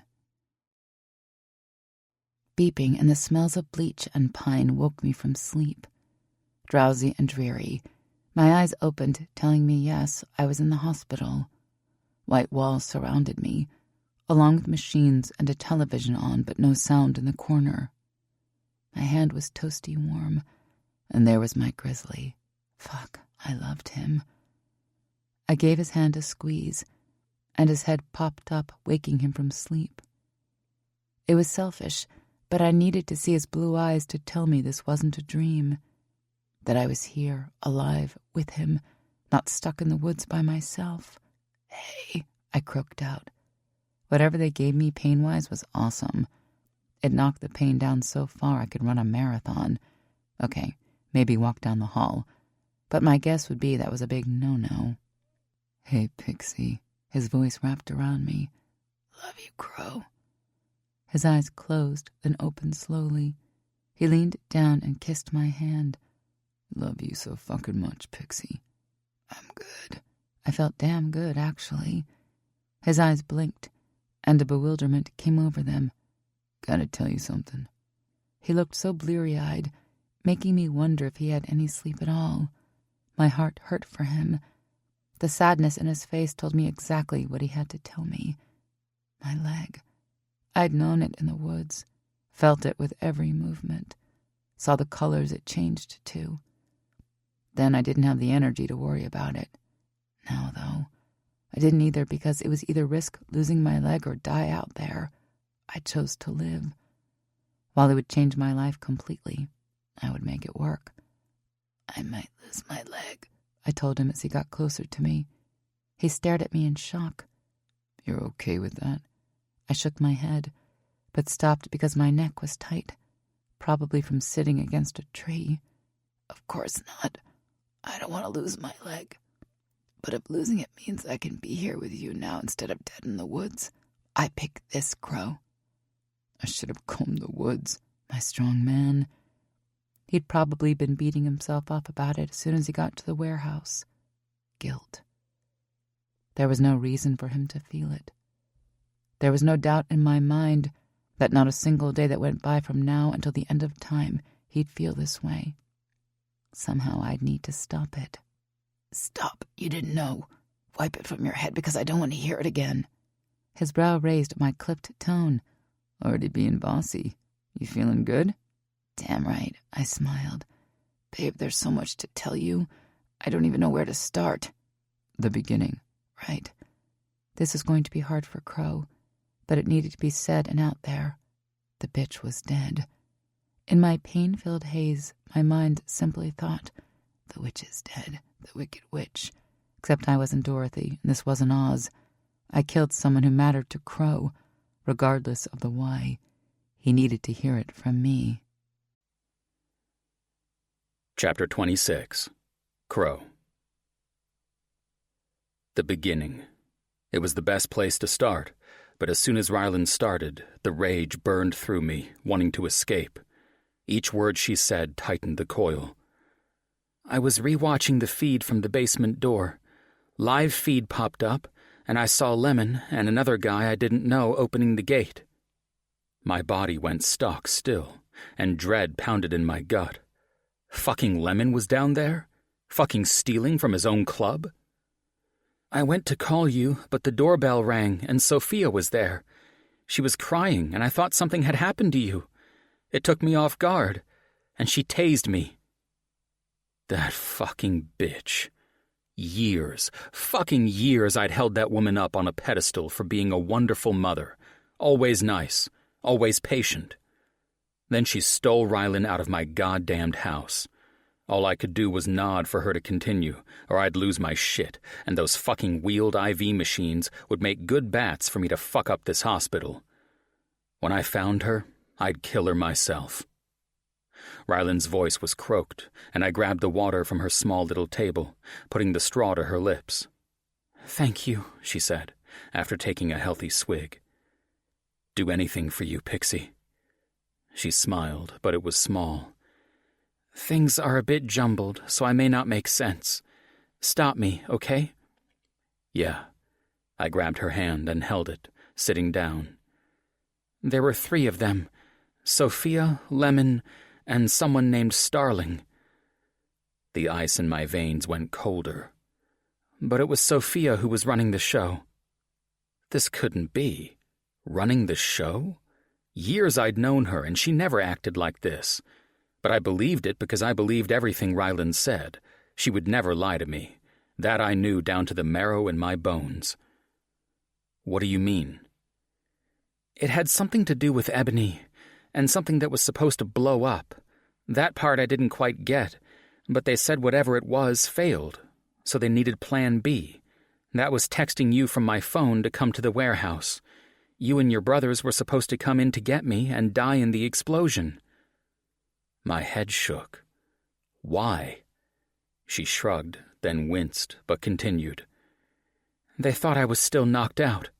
Sophia told me that she wanted you, but you wanted me. All of this shit was because she loved you. She told Starling and Lemon that she had to protect her kids, like you'd hurt her or something. She had Starling wrapped around her finger. I even listened to her give Starling a blowjob so he did her bidding." I growled low. I'd never hurt my fucking kids. "Hurt my kids?" I asked. Ryland shook her head. "I don't know what that was about, but my thoughts were the black eye that I gave her. I think she told Starling that you gave it to her instead of me." Anger bubbled and raged. That fucking bitch. Fuck me. How'd you get away? She coughed, and I got her water once again, watching her sip. If you can't go on, that's okay. Her head shook. No, gotta get this out so I can let it go. Sophia had some guy come in with her, and I was to get some kind of injection. It was going to kill me. Instead of the needle going in me, it went in the man, and he gasped his last breath while I was subduing Sophia. She paused, took a deep breath, and let me have it. She's dead, Crow. She was inside that building alive when I shot the barrels, and everything went up in flames. Starling, too. Hated this for my boy. Hated it for Lucia. Hated that they'd have to live a life without knowing the woman Sophia used to be. The Sophia she turned out to be, though. No way would I allow my kid to be raised by her. Fuck, I hated her. Hated her. If she wasn't dead already, I'd do it myself. What about Lemon? Her lips went to the side of her mouth, thinking. I don't remember if he was there, but, Crow, you've got to have someone check. I heard them saying that Lemon transferred money somewhere, and the only way they could get it was if Lemon put in a code. Reading between the lines, Lemon could still be alive and on his way to Costa Rica by now. Fuck. How did you get to the woods? Crawled. Everything hurt, but I had to. As she told me about her time in the woods, a steel band wrapped around my heart. She had it forever. It beat for her. If I could take her pain, I would in a heartbeat. She put herself in danger to save my club. Not just me, but my club. If I could put myself in her place, I would without a single hesitation. Now she'd have to heal. After her story, she fell asleep. Pretty much she passed out. It didn't shock me, because that had been all she'd done for the past few days. My mind was filled with so many thoughts, so many feelings. I hated Sophia for what she had done. Yet for my son, my heart and soul were heavy. I pulled out my cell and called Brewer, even though he was in the waiting room. I couldn't leave her, yet. Being away from her for short times for her parents to come in was enough for right now. You okay? He answered quickly, worry in every syllable. No, get somewhere quiet. There was some rustling over the line. As soon as it settled, the shortened story went into Brewer's ears. With each passing second, his breathing became more and more labored. He was pissed. The rest of the Ravage MC would be too, once they knew. I need Wrongway to check the accounts and find that money. All hands on deck to find Lemon. If that fucker's alive, I want him. I don't give two shits about the markers we have to call. We get that motherfucker, and he goes to the tomb. Got it, he said, then disconnected. I sat next to Rylan and watched her sleep. I was a thinker, a doer. I was not a man to sit around and wait. Except I couldn't leave her, so I would be here waiting until she was healed. And after that, I would wait alongside her until the time came when I could make things right for her and my kids, because there was no life for me without them and Rylan. I needed her. Never needed anyone. But her, I needed. Chapter 27. Rylan. Seriously? You just go off, be a hero, kill the bad guys, only to survive out on your own while hurt. Can't you just be normal? This came from Austin, who I learned when I started to actually think, came with all the Sumner Ravage MC. I missed you. Her hand went to her hip. You do realize that no one is going to beat this shit. It's not a competition, I argued. No, it's not. But fuck me. Can you be a little less badass so the rest of us don't look like pussies? To this, I laughed. It hurt and it cost me, but I did. A knock came to the door, and my father was standing there. I'll be back later, Austin said, reaching for my father's hand and squeezing it. She'd never feared my father. It was one of the many things I loved about her. Hey, Dad. He walked into the room, his shoulders having a slight droop. He was exhausted. Baby girl. I smiled. Not a baby. You're more lucid. It wasn't a question, but a statement of fact. Yeah. Crow told us what happened. He said, sitting in the chair next to the bed. We're all on the hunt for Lemon. Buzz says he'll find him. My lips tipped. That I have no doubt. His head shook. Scared the shit out of me. I reached out and he took my hand. I'm okay. His throat choked up and my heart squeezed. I could count on one hand the number of times my father had cried in front of me. This right now would be 4. I'm good. He sighed deeply. No, your leg. It's a leg, Dad. He gave me the look like he was going to yell, then ground me, so I continued. I'm not being flippant. It will be hard, really hard, and I don't want it to happen. But I had to do what I did to be here right now with you, the family. Crow. Will it be emotional? Absolutely. In the grand scheme of life, though, there was no other option for me. His hand came up and rested on my shoulder, luckily the non-infected one.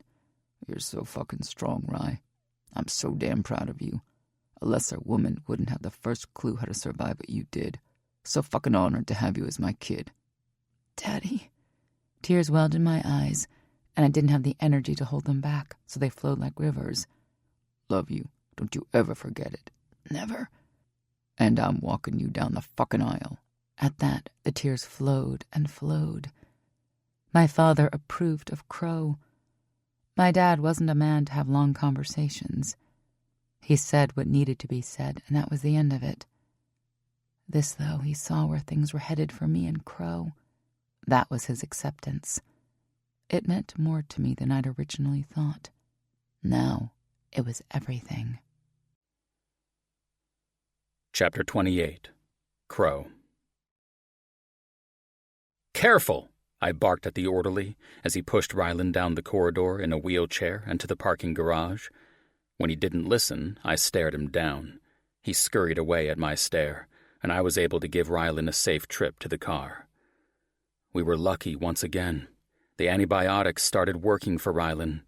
She couldn't be up running a marathon, but she was released to come home. The doctor gave her oral antibiotics to take 3 times a day and pain meds. The nurse came in and showed me how to dress her wounds and keep them clean. Follow-up appointments were scheduled. Austin even made a damn calendar. Ryland was alive, and no matter what we had to do to help her heal, we were all in. She was coming home, and that was all that mattered. My SUV sat at the curb waiting for us. I lifted Ryland carefully and put her inside the cab, leaving the wheelchair where it was. The orderly could come and get it. My woman needed me. Getting in, I looked over her, her forehead resting on the window. You okay? Yeah, good. Really good, actually. This made me happy. There were times when I wondered if what happened would ride her hard and mess with her head.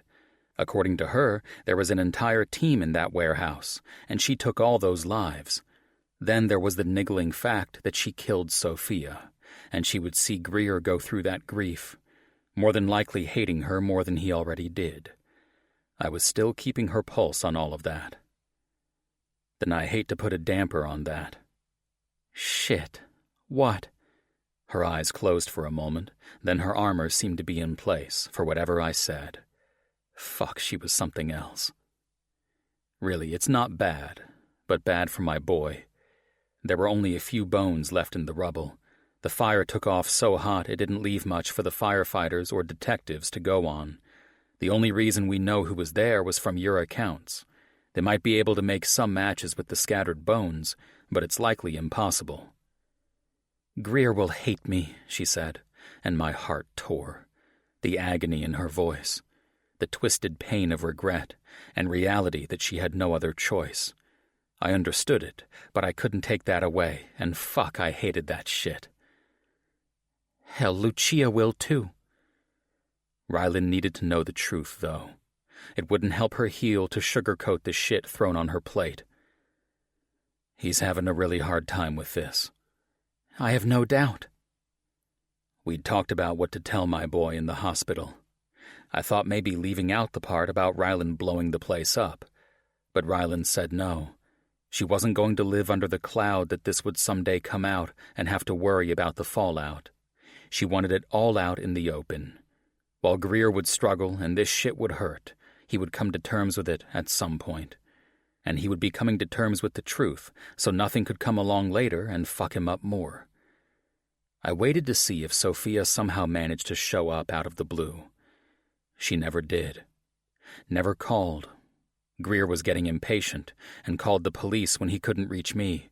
It was the one fucking time I left my cell in my saddlebag that he called. Since I missed it and he called the cops, that started the shitstorm. This also meant the conversation between my son and I wasn't good. At all. "Dad, did you hear from Mom?" he had asked me as I stepped inside the home where my son lived with his mother. It was a nice place. She gave him a good life. While I wished I knew what made her switch, it was something I'd never know the answers to. Ever. She was the only one who could answer them, and she was gone. His hair was disheveled and eyes filled with worry. This was a conversation I never wanted to have with any of my children. Just going through my father's death was hell at 33. Going through it at 16 would be 1,000 times worse. He was a kid.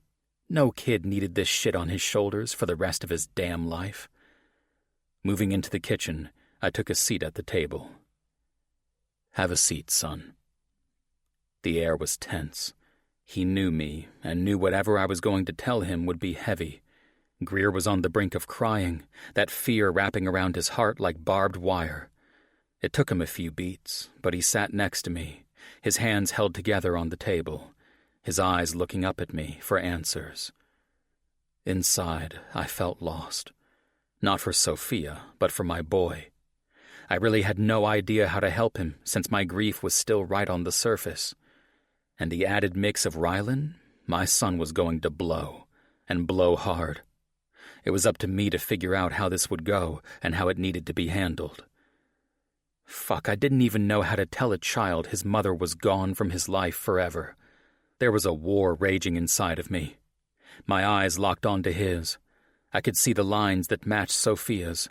My mind went back, the way she smiled and had a small, not quite formed dimple on her left cheek, the same one she gave my son, the way his eyebrows arched like mine, but his lashes, she used to say, were the things women dreamed of. She loved him. I loved him. He was born of love, and his life was a testament to what once was. How would he ever understand? I heaved out a huge sigh and gave it to my boy straight, because frankly, there was no way to soften this blow.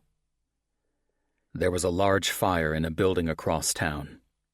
His eyes didn't move from mine. Your mom... Well, Greer, Sophia was inside the building when it went up in flames. I paused so he could take in what I was about to say. She didn't come back out. Greer jumped to his feet, the chair falling backward and crashing to the ground. "Bullshit! Where is she?" he yelled, pain and anger wrapping themselves around him tight. "She wouldn't leave me! She wouldn't leave you! She wouldn't do anything where she couldn't be with us!" "Son, I just told you." I swiped my hand over my face. "She didn't get out." "No! Just no!" He gripped onto the sides of his head, pulling his hair out from his scalp as he started pacing the room. His face was flushed red. Sweat beads formed on his temples. Tears pooled but didn't fall from his eyes. Rising, I made my way over to him, but his focus was on the floor. The room felt smaller, but maybe it was the way the air had thickened around him. He was closed off, shutting down, breaking, shattering. I understood it. I hated it because he didn't know. He didn't know the other side to his mom. He didn't know the venom in her veins. Fuck, I didn't know. I still struggled to wrap my head around it. How could I make him understand something I myself didn't? Now, Rylan carried the weight of what happened. Now I carried the truth that was going to cut him deep. And my son carried the weight of his loss. A loss no boy should face. A loss no one could ease. A pain no one could erase. She loved you. The words came out strangled as I tried to let him see, let him feel she truly did love him. "I know that," he spat, turning his back to me and moving to the opposite side of the room. "How you know she didn't get out? She could have." This was going to be the hard part, explaining. Walking the line of the betrayal I felt while protecting my son. My flesh, my blood, my world stood in front of me, and I was about to forever scar him. My gut twisted. My chest hurt. "Have a seat, and I'll tell you what happened." "The truth," he bit out, and I nodded. There were a few beats that passed before he sat on the couch. I took the recliner, close to him, but not far. "Greer, you're not a little boy anymore. You're a man, not quite grown, but you're getting there. I'm not going to lie to you. I'm going to give this to you as real as it gets. You're going to get mad, son. I want you to hear me out." I took a breath. "Tell me, Dad." His frustration shone in every word. "Your mom was going through a rough time, and her decisions weren't thought through with a level head. Sometimes—" "Tell me!" he cut me off. This was the one situation where I'd allow him to yell at me. He had anger that needed to come out in a healthy way. After he knew everything, I'd give him tools for that. Or at least try to. "I have never lied to you. So take in my words, son." Taking a moment, then I began. "Your mother kidnapped Rylan from my house." His head started shaking because he didn't believe me, but it needed to be out there. He needed to hear it. She was angry. She was reactive. Her plan was to kill Rylan, trap me and my brothers, then set the building on fire with us all in it. This plan backfired. "That's not true. Mom wouldn't do something like that." He loved his mom. He was loyal to his mom. He was my son. Fury danced in his eyes. I stuck to my guns because there was no other choice. Rylan was right about telling him. This shit would already scar him. Imagine if he found out years from now that we hid it from him. That would be devastating.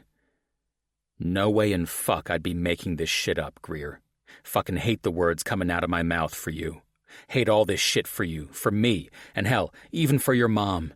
This is not how the fuck I wanted shit to be, Greer. You know me better than that. He got up from the couch and started pacing again. How'd it backfire? I want to know, Dad. I want to know it all. Motherfucker, I knew he wasn't ready for that. Fuck, I sure wasn't ready, and I was a grown-ass man. People, Greer. People get lost in their desires, in their thoughts. People get blinded by jealousy and envy. I'm not making excuses for anyone. Not me, not your mom, not Rylan. Just wanting you to have a clear picture of what happened. Your mom, she talk about us getting back together? He nodded, but didn't speak. She wanted shit she knew she couldn't have. She wanted something only because it was no longer hers to have. You may not understand it, son, but she got twisted over an idea she really didn't even want. I think inside, you know that as much as I do. How did it go wrong? Greer asked sternly, not giving me an inch. She got tied up with some bad people. With those people, she made a plan to hurt me and my club. She wanted to punish me and punish my club. Rylan was collateral. When she couldn't find a way to bring me down, she targeted her, using her. Your mom, she came to my home. The home I opened to Rylan as her own, and son, your mother knocked Rylan out and took her. Rylan was a pawn in her master game. When Rylan came to, she was in a building, and your mom was there with her people. They were talking and laid out their plan. Rylan had to react based on the facts in front of her. So Rylan did this? Rylan is the reason my mother didn't make it out? His voice got tighter with every word. Anger burning so hot it felt like the room would implode. It came down to Rylan and my mom, and she made sure she came out and my mom didn't. No, your mother's choices are why she didn't make it out. Fuck you, he bit out at me. For a moment, I wanted to react. For a split second in time, I wanted to reach out and teach my son a lesson in respect, on how he did not treat his father. I didn't. I knew his pain. I knew the loss of a parent. I knew his devastation. I knew the agony that burned inside my very soul. He would have this part of him that would forever be broken, the core of himself feeling shattered, betrayed, confused. Greer, I remained calm. Stand down, son. You asked for the truth. As a man, I'm giving you the ugly truth.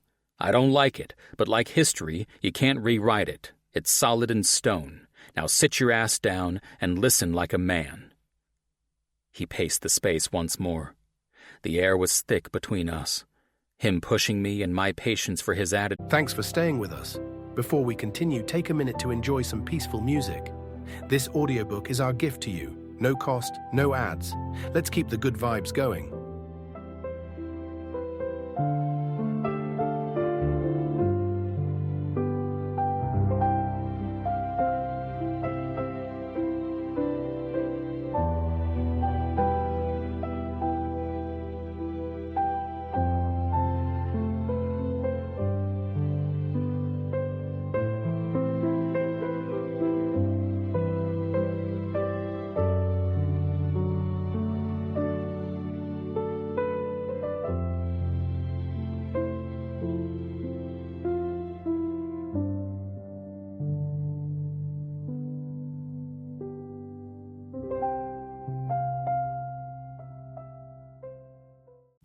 Was wearing thin.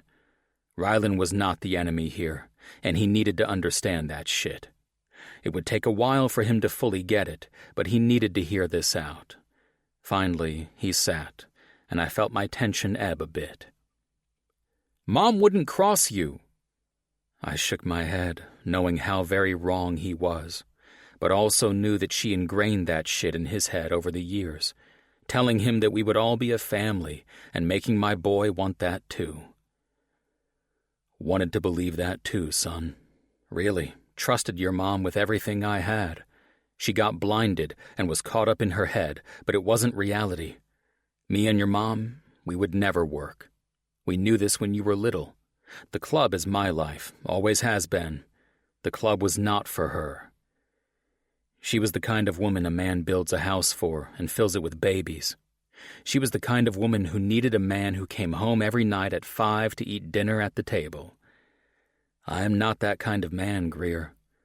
Your mom and I worked once, when we were young and the future looked bright. Reality was we grew into adults who did not work together. There was no hope for us to reconcile. Desperate people make mistakes. Your mom lost her way, and in desperation, she made a mistake. Rylan, he said, her name laced in disdain.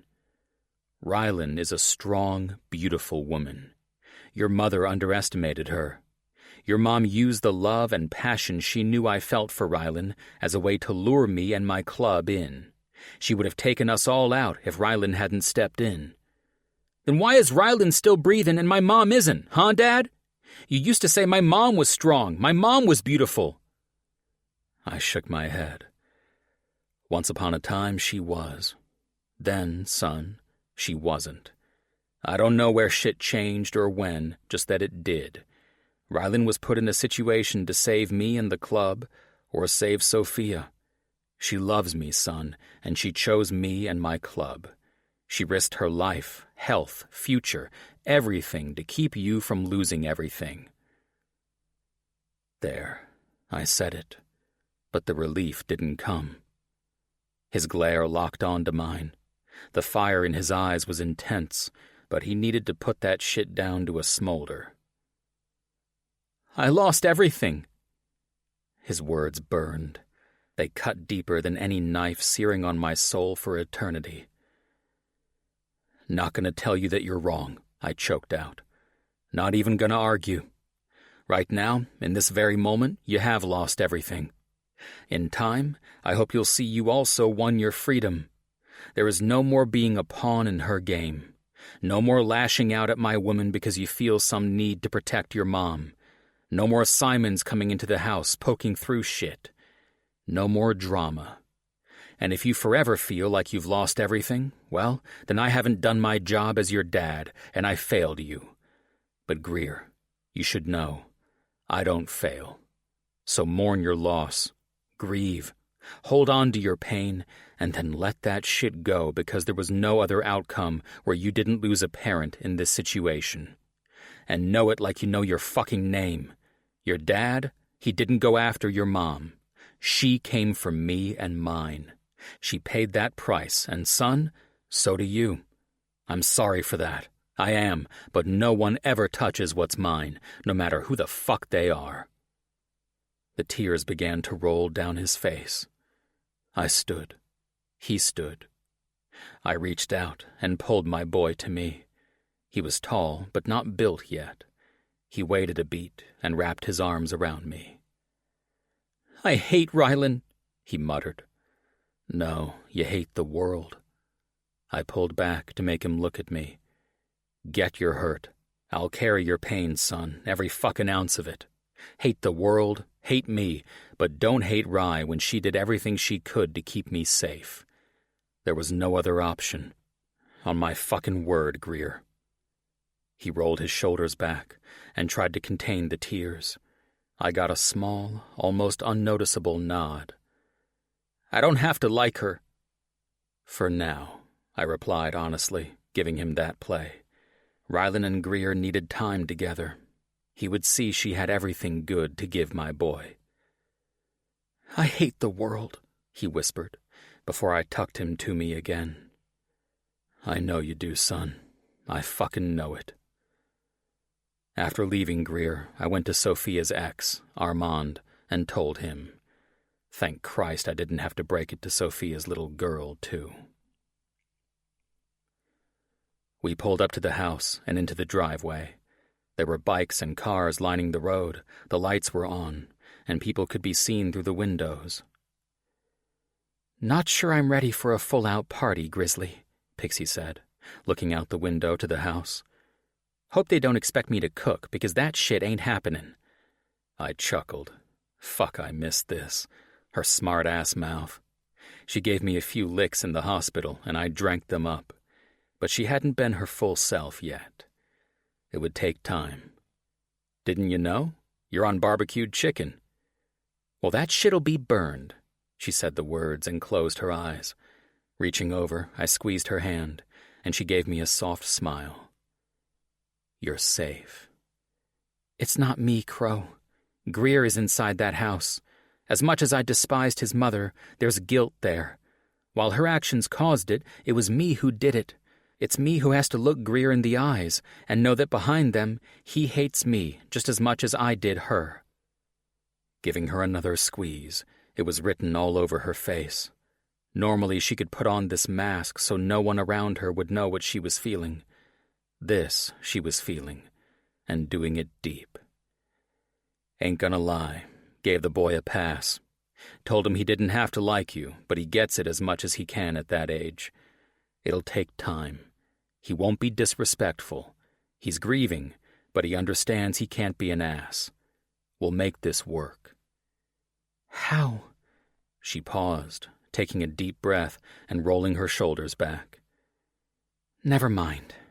She seemed to get a new resolve. We'll figure it out. She opened the door.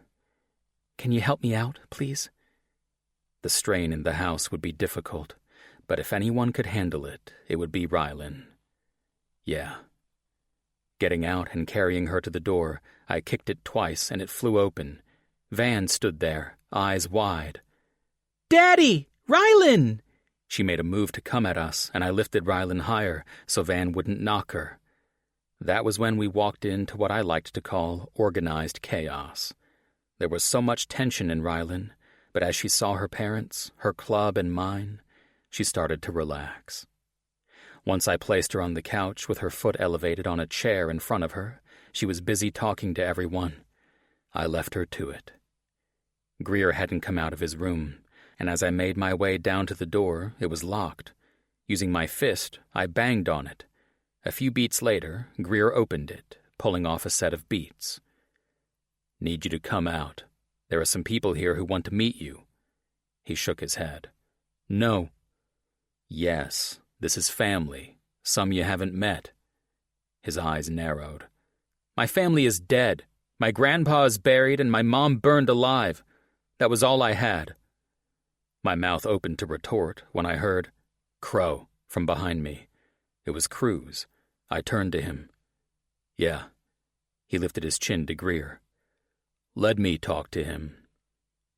How this would play out, I did not know. But it wouldn't be any worse than what I'd said so far. He was a good man, and I trusted him. That was before I knew he was my father. I wasn't sure how a talk from a long-lost grandfather would go, but we'd see, because I was running out of options. Parenthood didn't come with a fucking manual, and, as a biker, it damn sure didn't have a playbook to follow. "By all means."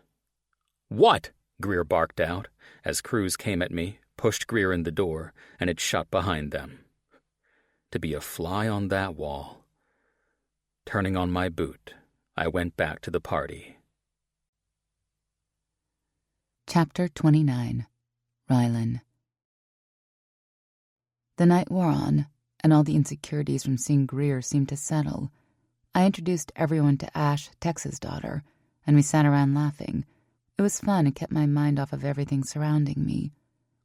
It wasn't until later in the evening when Greer came out of his room with Cruz behind him that I knew my time for reckoning was coming. Not one of the people I killed did I feel guilt for, not even Sophia. The guilt laid in the fact that it was Greer feeling that pain. His eyes came to mine and closed as he took in a deep breath. When they opened, he just looked at me for a moment and went off to meet some of Sumner Ravage, now his family. He didn't give me words, and I knew it would always be between us. But looking back, I wouldn't have changed my decision. It was them or me. I chose me. In choosing that, this was my consequence. Greer didn't come around me the entire night, staying away from the living room. It was for the best. If he was going to blow up at me, I'd rather he did it in private, especially not with my father around. He was young. He was in pain. His eyes, they haunted me. They reminded me of the day Crow came from the clubhouse. I read his pain. I felt his pain. I let his pain, our pain, fuel the fire of passion between us. Now we were sealed in strength. His son didn't have to like me, but I was tough and I wasn't walking away. Crow was it for me. I knew I would never have a love stronger than this. We were unbreakable, unshakable, and somehow, even with Greer's pain, we would get through this too. Are you sure about this? Always I'd stand beside my man. Being at his ex's memorial service, whom I happened to have killed, was on a different spectrum. Crow and I had a very heated conversation about my attendance. Greer didn't come near me at all yesterday. Now I was here for his mother's service. I wondered if he needed space, if he needed time to come to terms with what had happened. I wondered if at any moment he would turn and be in my face. He would never say, "Oh, I understand," because for the rest of his life he wouldn't. "Yes," Crow said decisively, as he pushed my wheelchair up to the front of the funeral home. I felt out of place, unwanted, unliked. Those feelings were unusual for me because I always rolled with life. This was Crow's kid, though. He'd always be his kid no matter what. Maybe after years had passed, we'd be able to work it out. Or maybe not. Only time would tell. Chapter 30. Crow.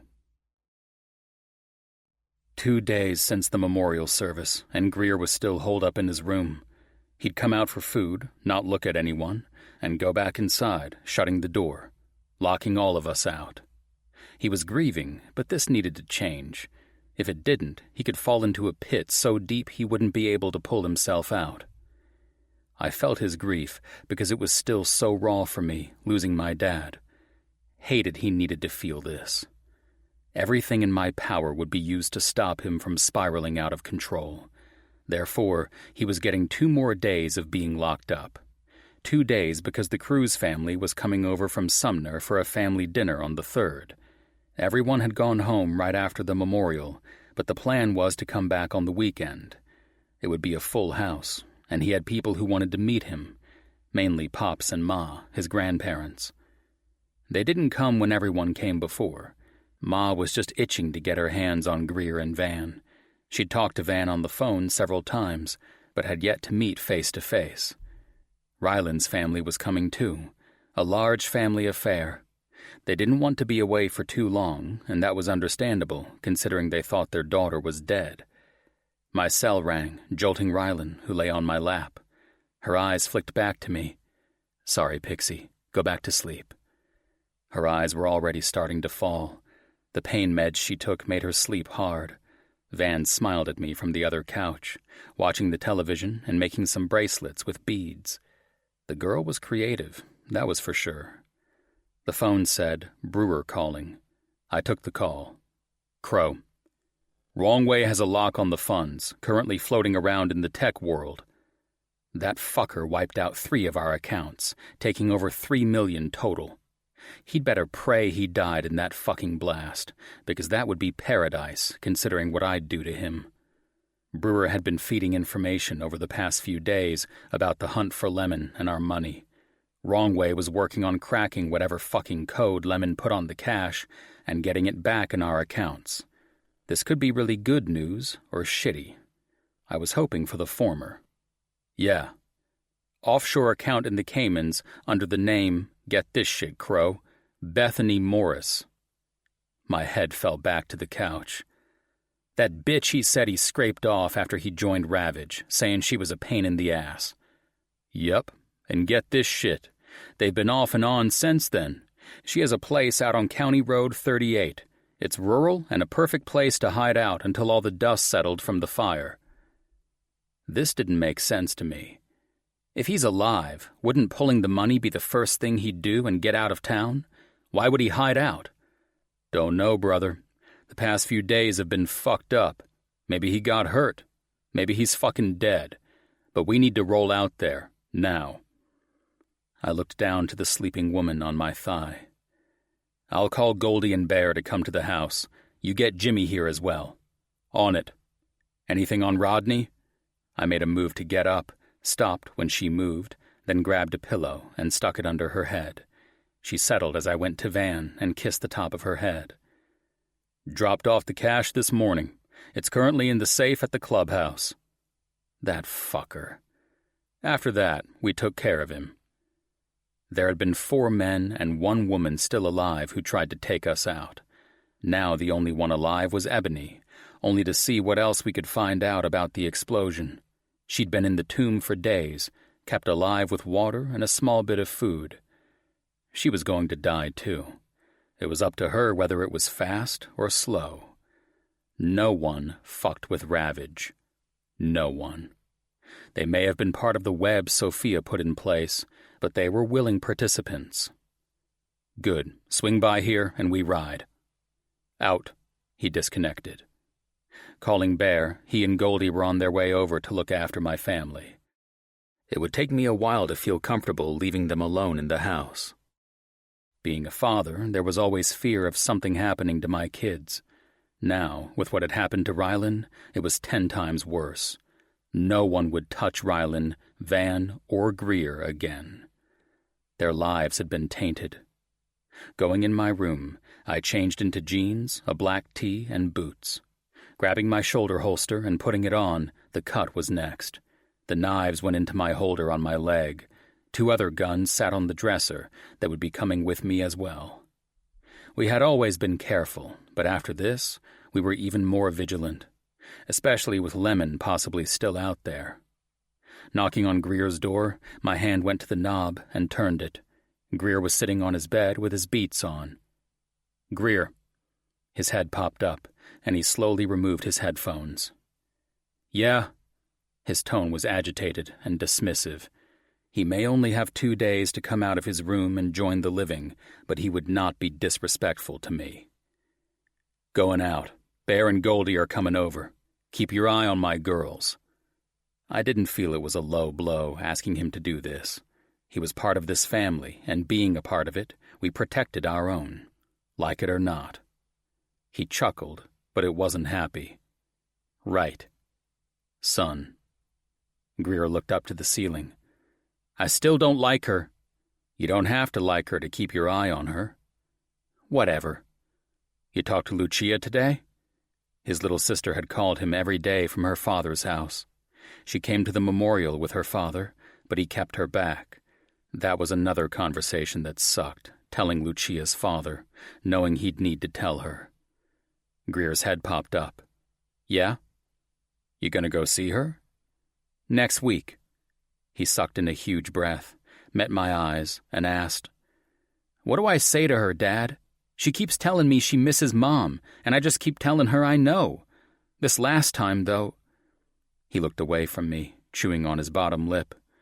I blew up at her and told her Mom was never coming back. She started crying and hung up on me. She's very young, and it's a hard thing to process in general.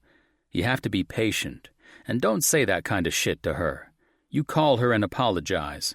Tell her that you're having a hard time, too, that you understand how she feels, and you miss her, too. He swiped his hand over his face. It's weird because I saw her every day. Now, not. Instead, I see Van. Makes me feel bad. Walking over, I sat down on his bed. It's a shit hand, Greer. No other way to put it. But you're Lucia and Van's big brother. You protect them both. Just because you don't see Lucia every day doesn't mean you're favoring one sister over the other. You keep in contact with her regularly and let her lean on you. You'll help her pull through this. Not sure how I'm going to pull through it. He stared off into space, thinking, mourning, loving, hating. All of it wrapped itself tight around his soul. That's what I'm here for. You talk to me. Tell me how you're feeling. Get back to school and meet up with your tutor. When someone you love dies, it changes everything you do. Everything you are, because that void is so deep you never think it will be filled again. Normal changes to something new that you create a path to. My heart broke for my kid. If it were in my power to pull him away from this pain and take it on my shoulders, I would. I have to go get my stuff from the house, he said quietly. Not sure if I want to go in the house. The guys and I'll help you. Yeah. Maybe tomorrow morning you'll come out for breakfast. Van would love to see you. His gaze lingered on me, so many emotions pouring through.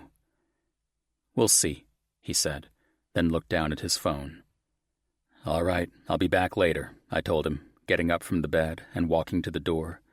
Opening it, Greer said, Dad? I turned around, giving him my attention. Be careful.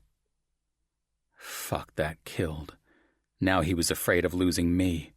That part hit me like a blow. I will, son. Shutting the door behind me, my back pressed to the wall, head going back and resting on it. Parenting wasn't always fun. This right here was the shittiest part of it. Grabbing my guns from my room, the doorbell rang. Van yelled, I'll get it! Fear struck me as I darted through the hall into the living room and barked, No! Van stopped, her body rigid. When she turned around, her eyes were filled with tears. Guilt plagued me as I knelt in front of her. Sorry, Peanut. Daddy just wants to get it so I can keep everyone safe. Are we not safe? She asked, her bottom lip quivering. There was rustling on the couch, but I didn't turn from my girl. We are. I just want to check things. She nodded. Come here, Van, Rylan said from the couch. Van ran to Rylan, stopped short just as she got to her, sat down, and Ry wrapped her arms around my girl. I was fucking this shit up royally. Looking out the peephole, then punching the code in the alarm, I opened the door to a smiling Goldie and burly bear behind her. Thanks. Of course. Where are you going? Rylan asked, as I made my way over to her. She was beautiful. Nothing would ever dampen that. Ever. Gotta run out with the guys. Be back in a bit. Rylan nodded as I leaned down and touched her lips gently. Then I moved to my girl and kissed the top of her head. It was time to go see if Lemon was hiding out. Chapter 31. Crow. Rural. How about in the middle of fucking nowhere? On either side of the 2-lane road were crop fields that went on for as far as we could see. We hadn't passed another vehicle in miles. We were about an hour and a half out of Rebellion to the south. The ride was good, but the reason for it plagued my mind the entire way. The big question of if Lemon was alive needed to be solved so we could get our money and deal. It appeared he was the last missing link to this fiasco. Wrongway went through all the tapes from the warehouse, and there was no sign of anyone running out of the building, leading us to believe he was dead. But we weren't taking any chances.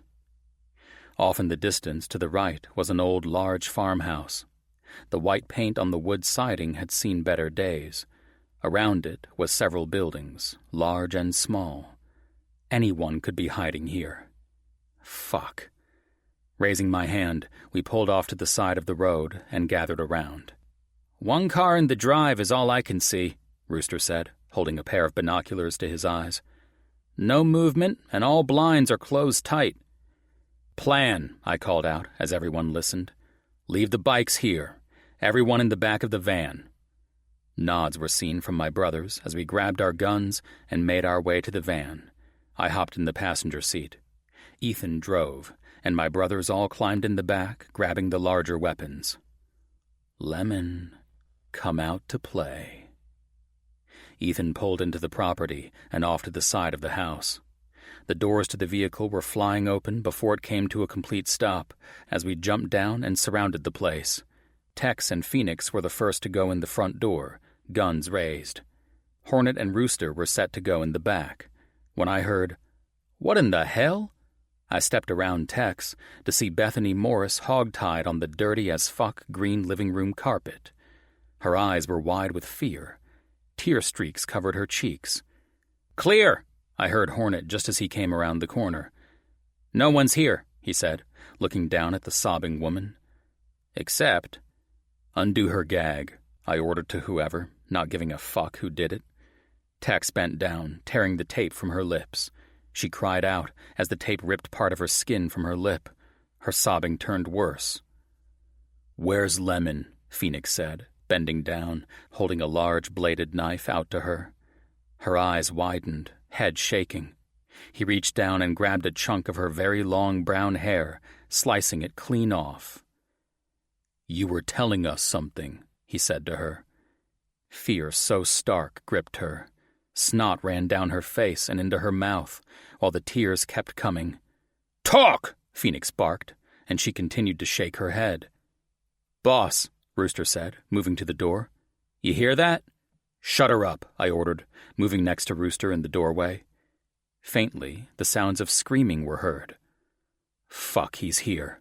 Gag the bitch again and get outside to check the buildings. We made our way outside. Phoenix, Tex, Wrongway, and Brewer out in front. The first two barns looked as though one kick would make them fall to the ground in a puff of dust. That left the large, bright red one that looked like something out of a fucking movie. This barn someone actually took care of. Screams could be heard, and I nodded to Phoenix, who reached over and pulled the lever on the door, swinging it open wide. What the fuck? Brothers started going in, and I followed Brewer with Rooster coming up to my back. My feet stopped dead. My breaths went out in a whoosh. "'Bout time you fuckers showed up," Warden, who stood well above 6'3", said, wiping off the blade of a very sharp, thin hunting knife. "Dad took me hunting from the time I could hold a gun.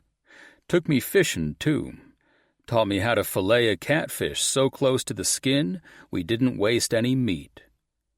Warden pointed up to the sky where Lemon hung, rope tied around his ankles. The rope was looped around a large beam, then wrapped around a stake in the beam holding Lemon up. Lemon's hands were bound and tied by rope around his waist.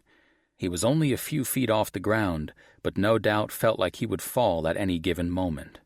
Blood dripped from Lemon's upturned body as his eyes came to us. "Nice of you to join us," I mocked Warden, putting my gun away and crossing my arms over my chest. Looking up at Lemon, a smirk played on my lips. "Seems you caught a bad one." "Yeah, got the call and went hunting," Warden responded, searing off a piece of skin from Lemon's arm. The knife dug in deeper. "What did I tell you about moving? You're making this worse on your own damn self." He chuckled. Lemon had several pieces of skin missing. Never filleted a man before. It wasn't a pretty sight. "How'd you find him?" I asked, taking a step closer, lifting my boot up, and kicking Lemon savagely in the chest. He cried out and swung far and wide from his bindings. It did nothing to alleviate my anger toward the man. Warden was a kick-ass tracker. It stemmed from his time in the service, a time in which he didn't talk about. Whatever he learned made him one of the best. The problem with Warden was he was used to being on the road hunting and not sticking around in one place. He'd tried the nomad thing, but I tied him to us tight. Just like always, he showed up with what we needed. "Got the call from Brewer. Led me here." He also wasn't big on details. Warden saw a job as point A to point B, very precise. In actuality, in the moment, I didn't give a fuck. The target was hanging, ready for whatever we dished out. Fuck him. "You ready to come back to Rebellion?" I asked, jumping him to another topic. His eyes closed off for a moment. "No." It wasn't just that Warden was one of the best trackers I knew, that I wanted him back in Rebellion. We could call on him and he'd come. It was just time to let the past die. Warden spent so much time on the road, he hadn't lived in a long damn time. I let it go. Right. We all get licks in here, and he needs to answer some shit. Warden reached in his pocket and pulled out a sheet of paper, holding it between two fingers to me. "What, like the password?" Snatching it up, the 12-digit code stared back at me. "How the fuck you get that?" He smirked. "I'm good at what I do." Vague. I handed the code off to Wrongway. "Get Buzz on this shit. Make sure it's right, then call him." "You're like a fairy godmother," Phoenix said, coming to stand next to me as I lifted my chin to Wrongway in response. "Don't try me," Warden warned, and Phoenix smiled. We all knew what Warden would do, what he had done. No need to let the beast free. "Now you," I barked, then spit on the man I had welcomed into the Ravage MC, who shit all over our patch. Nothing we did would be enough. Nothing. We'd damn sure do the best we could, though. Ethan hauled in the large duffel we kept in the back of the van. "Here you go, boss," he said. "Thanks, man. Stay for this one." Ethan was only one church away from being a member of this club. He wanted in, he'd see what happened to those who fucked us over. "Who's that?" Warden asked. "If you were around, you'd know." He said nothing, so I answered, "Prospect." "Those days seem like so long ago," Warden said, taking a slight step back. He didn't like looking back at the past, and one could see him shutting down. Fuck no. "Stay here, Warden. You owe us this." He shook his head. Whether to tell me he didn't owe us shit or to clear his head, I wouldn't know until he spoke. "Planning on coming to Rebellion for a bit." I turned fully to him. "You just said no." "You want me to stay for good? I'm staying for a few days. Two completely different things." We didn't have time for this shit now, so I let it drop and nodded to the bag. "Get out the shot." My sole focus went on Lemon. "We're gonna make sure everything you say is the truth." My fist landed in his gut, making him swing back and forth once again. Lemon made a noise that sounded as if he was going to throw up. There was no doubt in my mind he would be by the time we were done with him. Hornet got the shot, grabbed Lemon's arm, and injected him. My mind went to Rylan and how a shot almost killed her.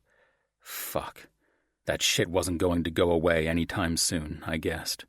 It would be riding on both of us. On my nod, Phoenix and Tex walked up to Lemon. Tex held Lemon still as Phoenix grabbed his knife. Without any preamble, Phoenix began to carve the word rat into Lemon's chest. Lemon cried out, and as much as I'd love to break his jaw, he needed to be able to use it for a little while. "Time," Brewer called out, telling us the meds should be working. Perfect. Lemon was wiggling, either trying to get down or get away from Phoenix. Either wouldn't happen. Let the interrogation begin. "Name," I barked out. When Lemon didn't respond, he received a slash of Phoenix's knife. He cried out, "Jared Jacob Rabbi!" Fuck, his parents hated him, Brewer said on a chuckle. He knew this information, but we needed to test Lemon on shit we knew to be true so we could get to the good shit. "Fuck you!" Lemon spat, earning him a motorcycle boot to the back. "Next," I said, bringing the attention back to the matter at hand. Sooner we got this shit out of the way, the sooner we could strip him. Asking him a few more mundane questions we knew the answers to, we finally got into the meat. Wrongway stepped up. "Code to the money." Lemon shook his head, trying to fight it, but it was no use. He gave out the code. Wrongway nodded and stepped off to the side to call Buzz. That cash needed to be secured as soon as possible. "What was the plan?" I asked a swinging upside-down man who turned. The ink on his back needed to be gone. Fuck him. He didn't get to wear that patch, even in death. It would be removed before his last breath. Lemon shook his head again, squinting his eyes as he tried to fight the drug. He couldn't. "Ebony was to get you to Purple Pride, get you in and blow the place. That didn't work, so we had to go to Plan B." "Which was?" I pushed. "Blowing up the warehouse with you in it." "So you were setting out to kill the members of the Ravage MC? Your brothers?" Blood dripped from his wounds to the ground. "You're not my brothers." "At least we agree on something," Tex said, crossing his arms over his chest. "Were all the fuckers in the warehouse when it blew?" This was important. We needed to clean up if we had any. "Two by the back door. When they started going in, I felt something was off and ran." "Pussy," Phoenix said, spitting on Lemon. "Where are our guns?" Brewer asked. "Starling had them taken to a storage shed on Greenway, number 7. Mark that on our to-do list. It appeared all the questions we needed were answered. The why of how he shit on his club didn't matter. He did it. Now he paid. "You're a disgrace," I told him. "You almost killed my woman. You shit on this club. You tried to kill the members of this club. You tried to steal from us. You played us the entire time with your tech skills. Rattling it all off only pissed me off more. Now you lose your patch." I held out my hand, and Phoenix placed his knife in it. "You'll get the burn and the knife for this one." Nodding to Tex, he turned Lemon so his back was facing me.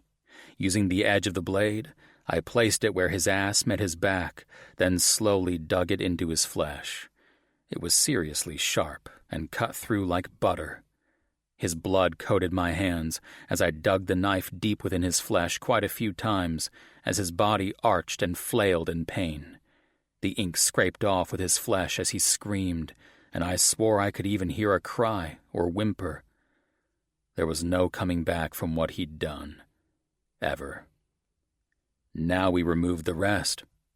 Taking a step back, I nodded to my brothers. "First things are the ink. After that, make him feel everything." My words were like a red flag to a bull. The Ravage MC moved as one, then spread out, each getting what they wanted from the bag of toys we brought. His blood on my hands started to dry, but I didn't wipe it off. No, his blood was of a traitor and a symbol of it. Therefore, I kept it on my hands as I watched my brothers take out their frustrations from a man hanging to his death. Chapter 32. Rylan. "How old are you?" Van asked, sitting next to me on the couch. This not being able to move much shit was for the birds. While I was in pain, having people wait on me was not my gig.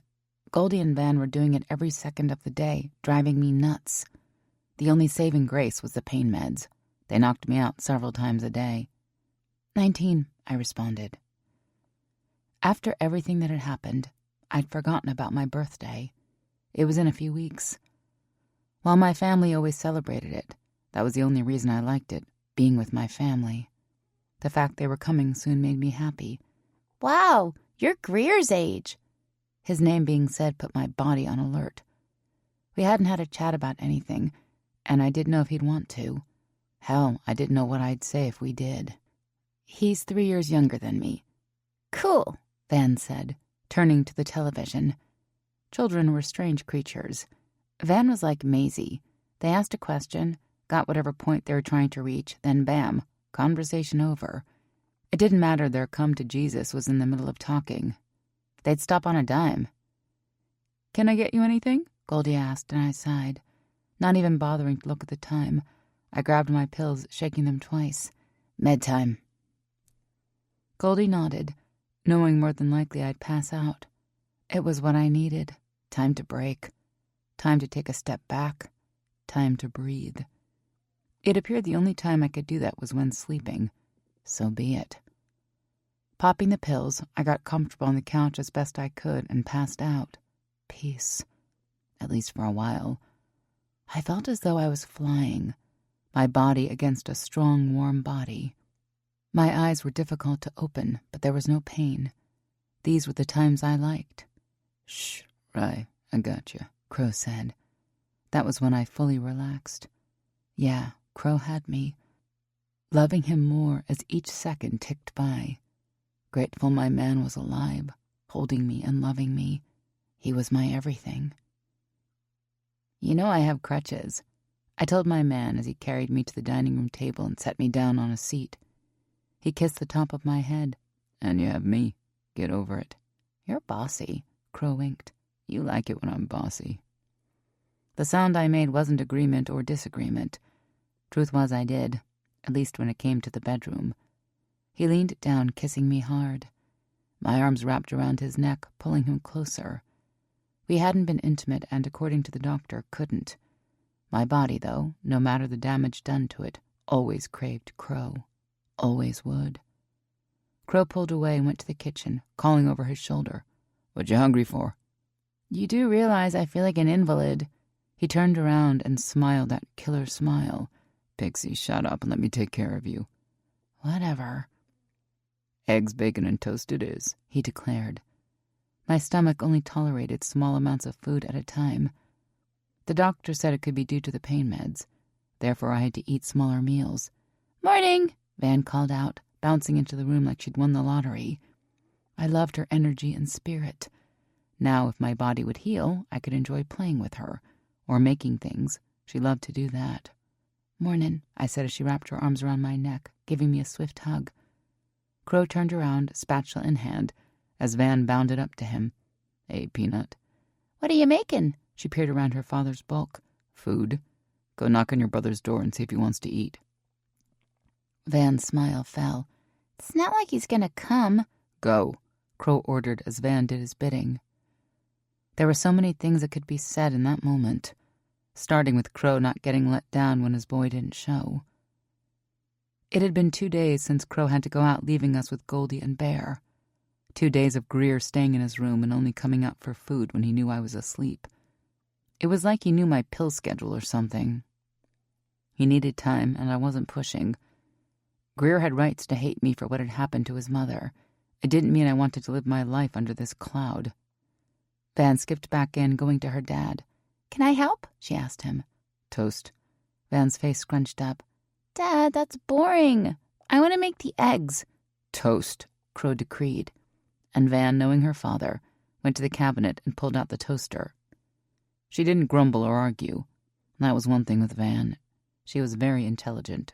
She knew when to push and when not to. I loved that about her. Being that young and having that skill would only grow and make it mature. When she got older, she'd be beyond her years. Father and daughter made breakfast while I returned texts and calls from my family in Sumner. Even though they were coming here tomorrow for dinner, we still chatted up a storm. That was how it was with us. No matter the distance or the fact that I talked to Austin several times in one day, there was always something to talk about. It was never dull. Crow and Van brought food to the table just as I got off the phone with my father, who once again laid into me for wanting to get up and do shit. The pain was killer, but with the drugs, it was manageable. My father kept telling me it was the Hutton in me to keep pushing.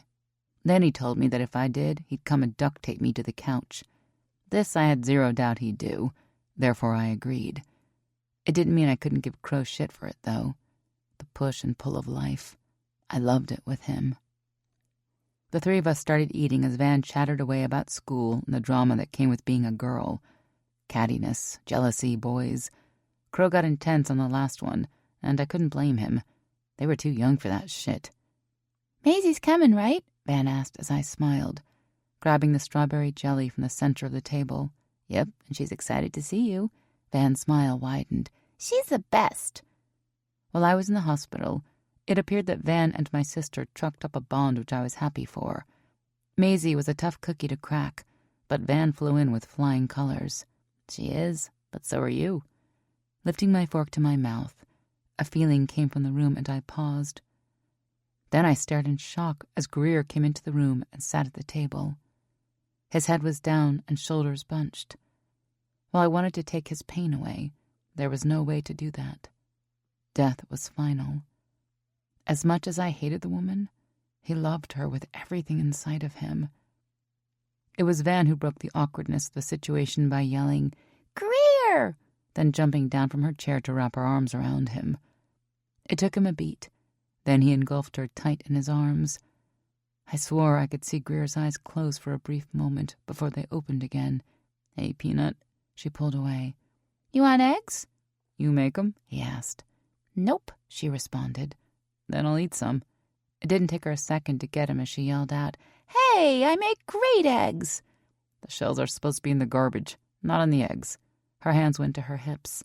"That only happened a few times." "Try like every time," he retorted. I took a moment to breathe this in, the two of them. They were bickering just like Maisie and I did. Even though it was getting a bit heated, it was all in fun. There was no malice on Greer's face. He even gave his sister a soft smile. The thing he did not do through breakfast was make eye contact with me. Small steps. That was what we needed. Today he threw out an olive branch, and I'd take it. Now to see if he'd keep it extended for me. Chapter 33. Crow. Sitting around the table, my heart was full in a way I'd never experienced before.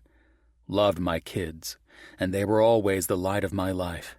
But this, seeing Cruz, Princess, Cooper, Bristol, Austin, Riker, Knox, Carson, Pops, Ma, Reese, Tanner, Myrna, and Maisie, all together with Rylan, Greer, Van, and I, was outstanding. Smiles around the table were plentiful, and I soaked it all in. There for a few days, I thought Rylan was gone, and this right here wouldn't happen. Thank Christ it did. When Ma got in the front door, she kissed me on the cheek, then pushed me out of the way, literally by using her hip to do so.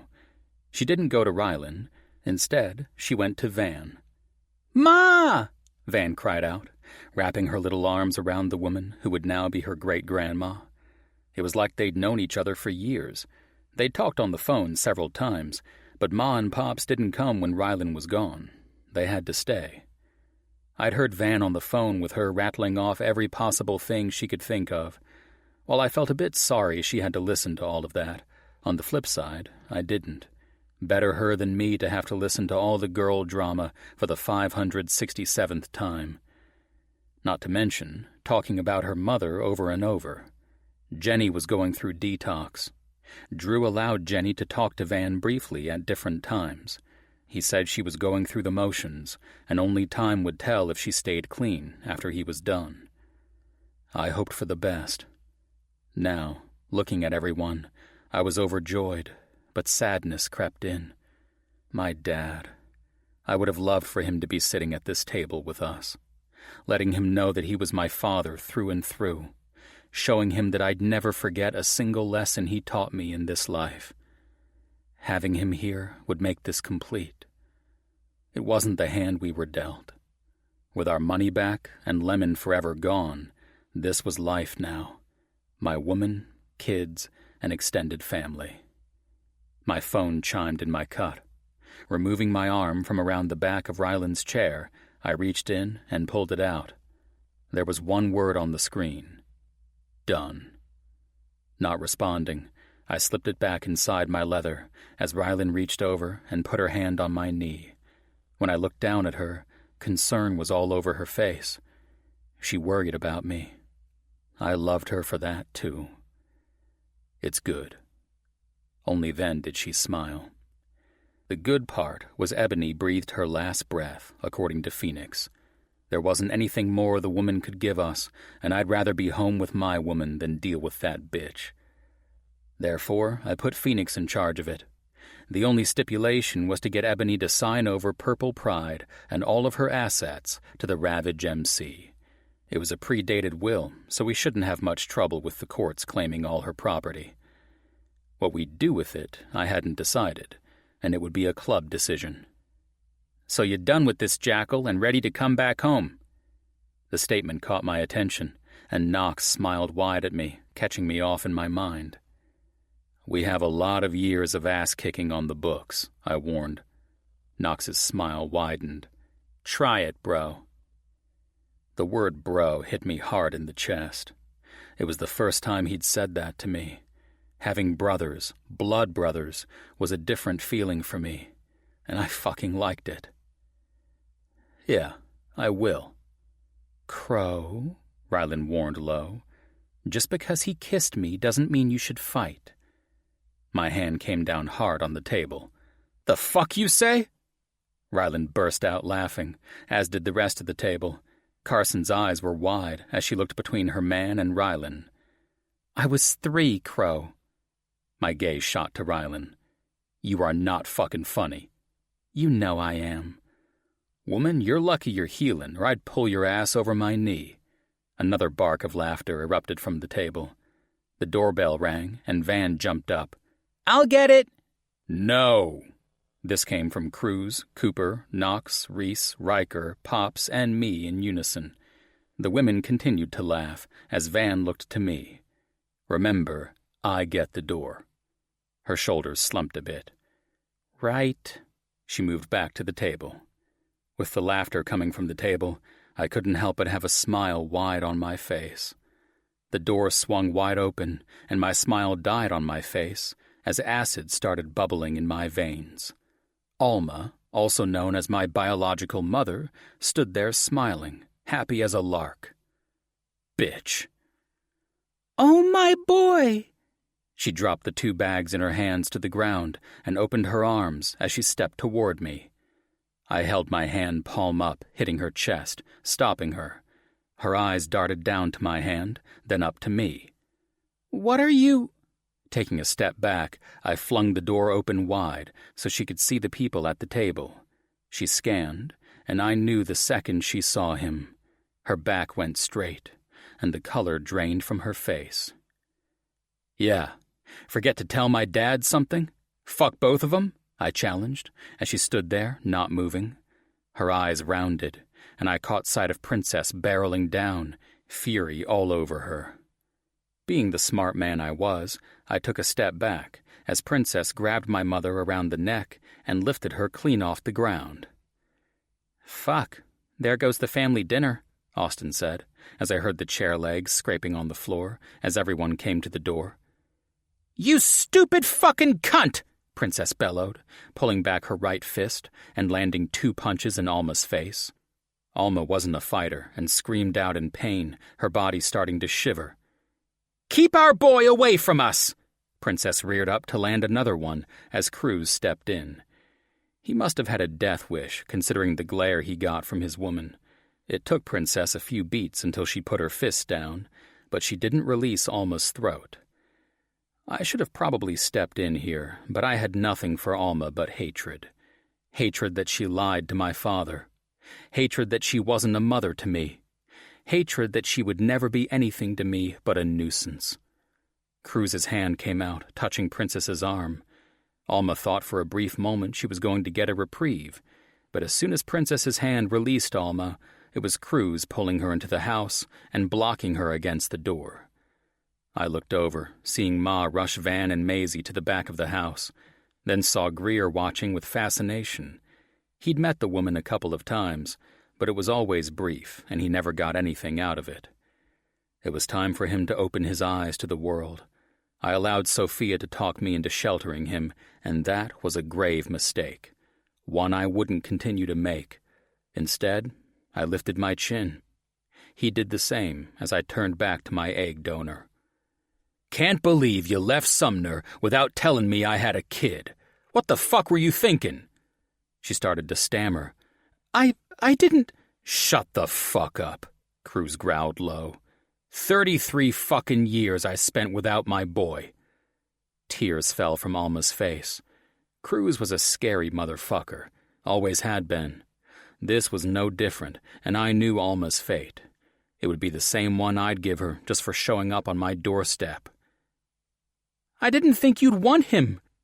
Cruz's fist went out and slammed against the door, causing the wood to crack. My next door would be steel, and I didn't give one fuck what that looked like on the outside. "Not want my boy? Are you fucking insane?" His voice carried through the room, the anger and hurt swirling around, ready to strike. It was something my boy wasn't prepared to see yet. Death was too close for him right now. I went up to Cruz and put my hand on his shoulder. He flinched momentarily, looked over, then relaxed a touch. "Can't do this here." "Don't." This came from Rylan, who hobbled over. "There's been too much of it right now." Her gaze shot to Greer, who only kept it briefly before looking away. Fuck, I hated it when she was right. "Rylan," Reese warned low. Her intense eyes turned to her father.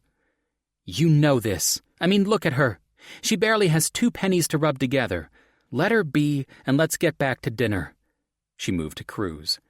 "Please, as much as it kills to do, just let this lie." "A pass," Cruz said, shaking his head. "We don't give passes." "I know," Rylan said softly.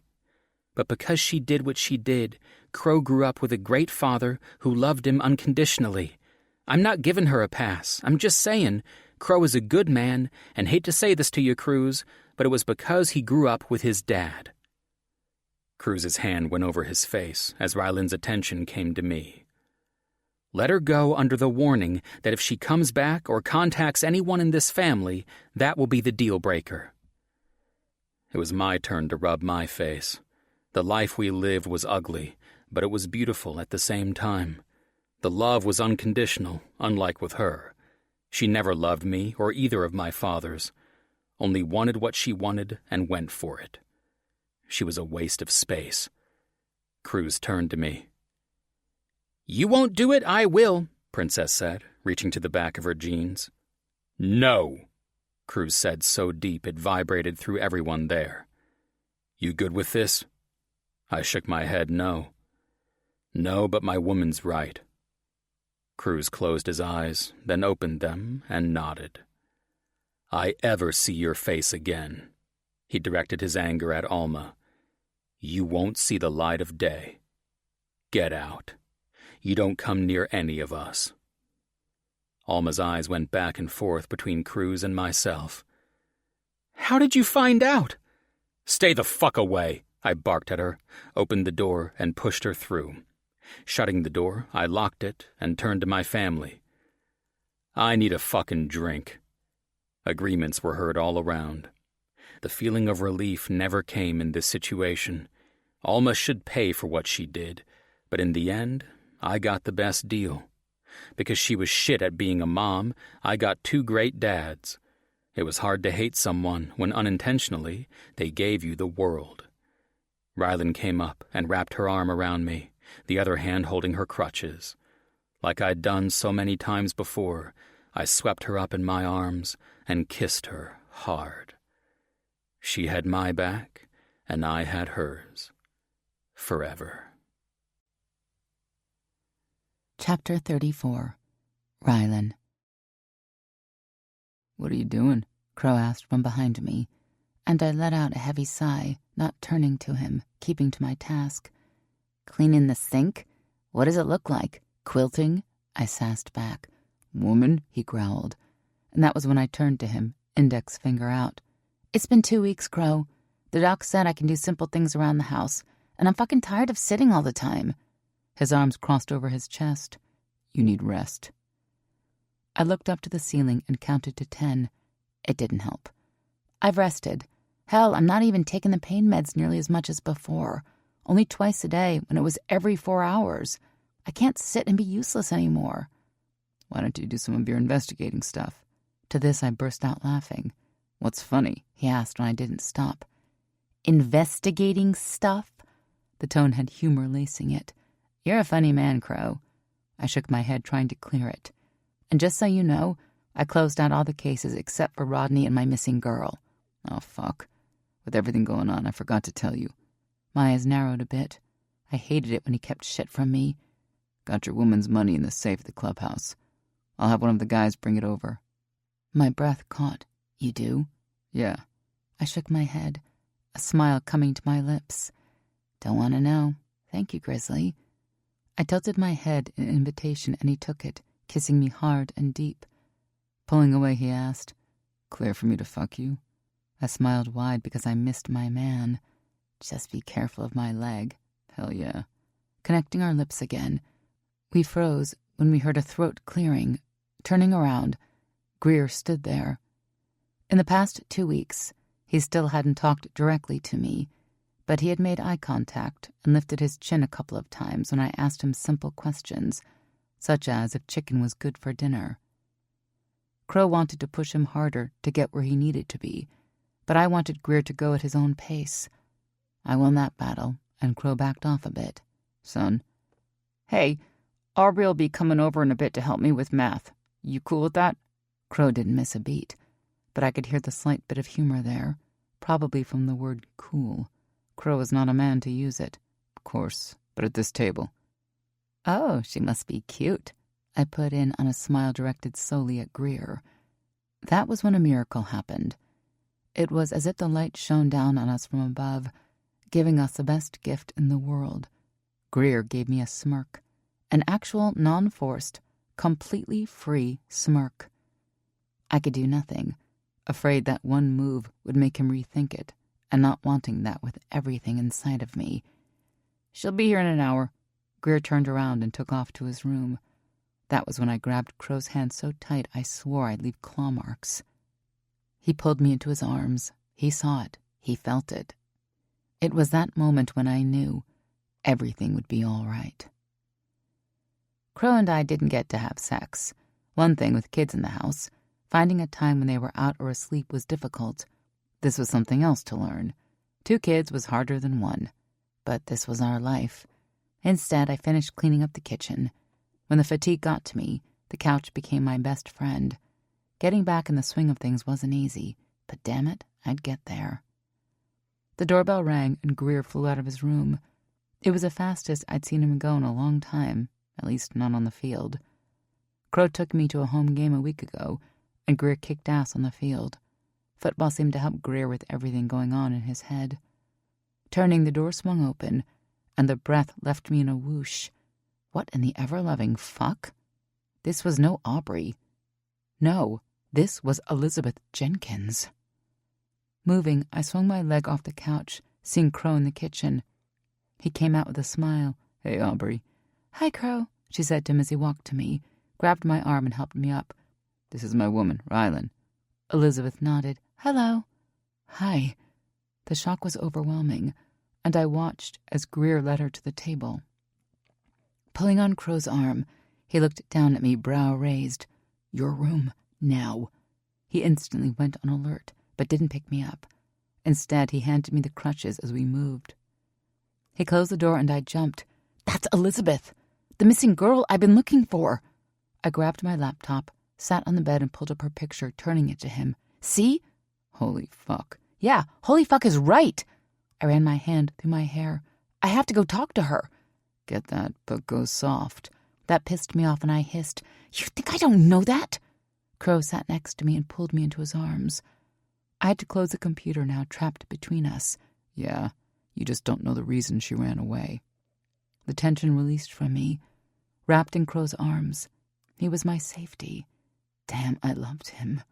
Gotta do this, I told him, giving him one more hard squeeze and pulling away. Making my way back into the kitchen area, I breathed deep, in and out. Crow went over to the door. He was a smart man. This could go bad fast, and she could run. I was in no shape to catch her either. Taking a seat at the table, both Greer and Elizabeth's heads came up and looked at me curiously. Aubrey, need to talk to you for a minute. It was difficult calling her that name, but I didn't want to give it all away yet. The two looked at each other. All right. About what? She said tentatively. But I could see it in her eyes. Fear. Fuck. You know you're safe here, right?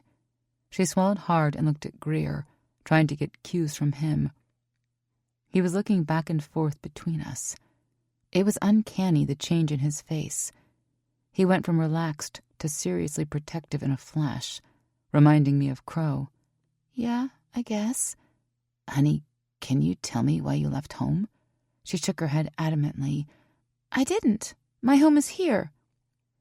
Elizabeth, your parents hired me to find you. She shot up from her chair in full panic mode. Elizabeth didn't even grab her bag as she made her way to the door where Crow stood. Greer scowled at me. Fuck. Getting up took me a second, but I made it to her. You're safe. They have no idea you're here, swear it. I used to live in Sumner. Met this guy, I pointed to Crow, and came here. Your parents hired me there. Having you come here today was a complete shock. You can't tell them where I am, she said in a rush, tears falling from her eyes. You can't! Elizabeth tried to make a break for it, but it was no use. Thank Christ she didn't know of the back way, because if she did, she'd be gone. I need you to tell me why you left. You can't! Calm down, Elizabeth. Aubrey! She shot back, her breathing getting rigid. Greer came over and wrapped his arms around her. She burrowed her head into his neck like she could disappear. Right. Aubrey, I don't want to hurt you one bit. I just want to make sure you're safe. Greer studied me for long moments, each second like a ticking time bomb ready to go off. Then Greer shocked the shit out of me for the second time in one day when he said, Aubrey, she's good people. If you need help, she'll help you. My heart squeezed in my chest. Another gift. Elizabeth looked up to Greer. It's bad, Greer. I can't go back there. They won't make you go back somewhere unsafe, babe. Promise you that. Something was lodged in my throat for a minute as I looked at Greer, envisioning Crow in the same place and age. Greer was a kid finding his way in life. I knew the man he'd become one day, and I felt a sense of pride in that for him. Her head fell to his chest. I won't go back there. Greer rubbed his hand up and down her back. I watched as Elizabeth pulled in strength from Greer. It was a beautiful sight to see. They know people there. No one will believe me. She burrowed further in Greer's chest. I can't go back. Mr. and Mrs. Jenkins did have a lot of money and were well connected. I got all of that from my searches on them. Believe what? I asked. He touched me. My stomach roiled. I knew who she was talking about. Her father. With all the porn sites. Fuck. He was so concerned about his daughter. This was why. He didn't want to get caught, that stupid fucker. Your father? I asked for clarity. Her head just nodded. Then Elizabeth is dead. The only ones who know her in this room, and I swear to you, I'll take it to the grave, I told her. Me too, Crow added. Aubrey turned out of Greer's body, cheeks covered in tear stains. What? Why? I took a step toward Crow to lean into him. He put his arm around my shoulder, giving me his strength. For you to go through so much trouble, make your getaway so damn clean, the cops and a PI could find nothing. There had to be a good reason. Me, I didn't know what that was. Just went through all the evidence I had. No way would I send you back to someone who hurt you. You believe me? Even with the tears, there was a sense of wonder in her eyes. It made my heart constrict. Of course. Like I said, you got away clean. Not many people can do that. Only then did I get a small smile. You think so? Yeah, I do. How on earth did you make it clean? This question made her smile grow a bit. Cop shows, CSI, Law and Order, Blue Bloods. They give a lot of stuff away on those shows. You're right, they do. She shrugged a bit. It was that and a lot of luck. When she didn't give me any more, I let it go. Are you safe now? I asked her point blank. Her head shook quickly. My best friend, Alyssa? She took a second to pause, telling me with her eyes this was Penny. I smiled at her, letting her know I got it. Her family took me in. There was the rest of it. Why they didn't go to the cops wasn't my business. But she said that people wouldn't believe her. Therefore, she had to be scared her parents would get away with it and not stop. The fear had to be so great, she uprooted her life and her friends to get away. Good. I pulled out of Crow's embrace, taking a step closer to her. She didn't back away. No one in this room will talk. That secret is locked in the vault, never to be opened again. What will you tell them? That everywhere I looked was a dead end and close the case. That doesn't mean they won't hire someone else. Her eyes widened. But I'll keep my net open and see if that happens. If it does, we'll make sure you're hidden. My focus moved briefly to Greer, letting him know I meant every single word of what I said. He cared for her, I cared for her. Together, we would care for her. It was a brief connection between the two of us that really started to mend the breach between us. It would be a long road, but something was a hell of a lot better than nothing. I can't believe you're being so nice. Reaching out, I touched her arm. Not everyone are assholes in this world, but there are a lot. The key to get through life is to stay clear of them. She reached out and grabbed me, pulling me close to her. I lost my balance as she took on all my weight. Crow was at my back, helping me get steady. Thank you, she said in my ear. Getting my balance back, I hugged her genuinely. You've just got yourself extended family, Aubrey. One call to me, and I've got your back. I meant that with everything inside of me. Now to lie through my damn teeth to the assholes who should rot 6 feet under. Chapter 35. Crow. Brewer and Wrongway at my sides, and Tex and Phoenix behind them, we rode. The day was beautiful for a long ride, which was good because the next stop was a long trip. Pulling into the driveway, a woman stood in the window, her eyes locked on us. The first time we were here, she wasn't too thrilled about it, but who would be with the dickhead of a man she had? He was dead and buried. I knocked on the door, Brewer and Wrongway with me. It slowly opened. I don't know where he is, she blurted out on a rush. A smile tipped my lips as I held out a padded envelope. What's this? She asked, hesitant to take it. Smart. A gift to help you out. Know we freaked you out the last time we were here and wanted to do something nice. Nice? Does anyone do nice anymore? She questioned. Not really, but we are right now. I shook the package in front of her. She took it, opened up the flap, and looked inside. When her eyes lifted to us, her mouth had dropped open.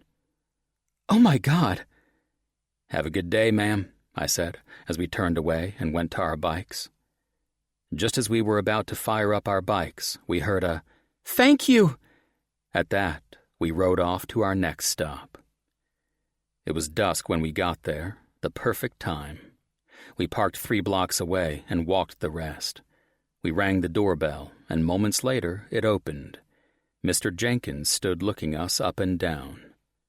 "What do you—" One jab to his nose, he cried out in pain.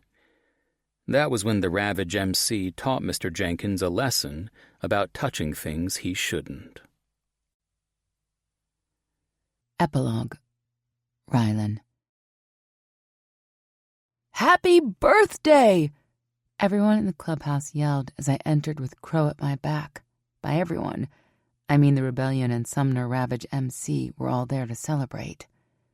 Smiling from ear to ear, I dished out hugs to everyone as I made my way to the tables and having a seat. "Since you're not old enough to drink, I'll take this," Knox said, grabbing the shot someone put in front of me and tossing it back. Ha ha, can't have it anyway because of the meds. Really, that wasn't the entire truth. I could drink small amounts, but I wasn't taking the chance of mixing something I shouldn't. One near-death experience was enough for me for a lifetime. "Don't be jealous." I wasn't, not at all. My father came up to the table. "Give me a minute," he ordered to Knox and Crow. "That ordering shit needs to go." My father glared at Crow. "Go." Crow laughed, kissed the top of my head, and took off, dragging Knox with him. My father took a seat and slid a package wrapped in brown paper across the table. I could feel my heart thump and pump. Really? He just nodded to the gift. I ripped it open, and my tears were hard to hold back. A puzzle. Daddy. "Every year, my girl." Love you. He lifted me up with ease and wrapped himself around me. "He hurts you, I'll still kill him." To this I laughed. Crow lifted me from the recliner in the media room at the clubhouse, then sat with me on him. I snuggled into his heat. Best birthday ever, I murmured into his shirt. He pulled out my left hand and slipped something cold on it. When I looked, everything froze. I couldn't breathe. I couldn't talk. I couldn't see clearly because the rock sitting at the base of my finger was huge. Emerald style with 2 smaller diamonds on the side. "Be my girl forever." Absolutely. I leaned down and kissed my man. Only then did we get alone time in his room, and it was phenomenal. I was his. He was mine. I had found my home in a biker named Crow. I was Ravage Rebellion, now and forever. This concludes Sealed in Strength by Ryan Michele, narrated by Jeremy York and Alexandria Wilde. Copyright 2018 by Ryan Michele. This unabridged audiobook is published by arrangement with Ryan Michele and was produced in the year 2019 by Tantor Media Incorporated, a division of Recorded Books which holds a copyright thereto. Please visit tantor.com for more information on our growing library of unabridged audiobooks.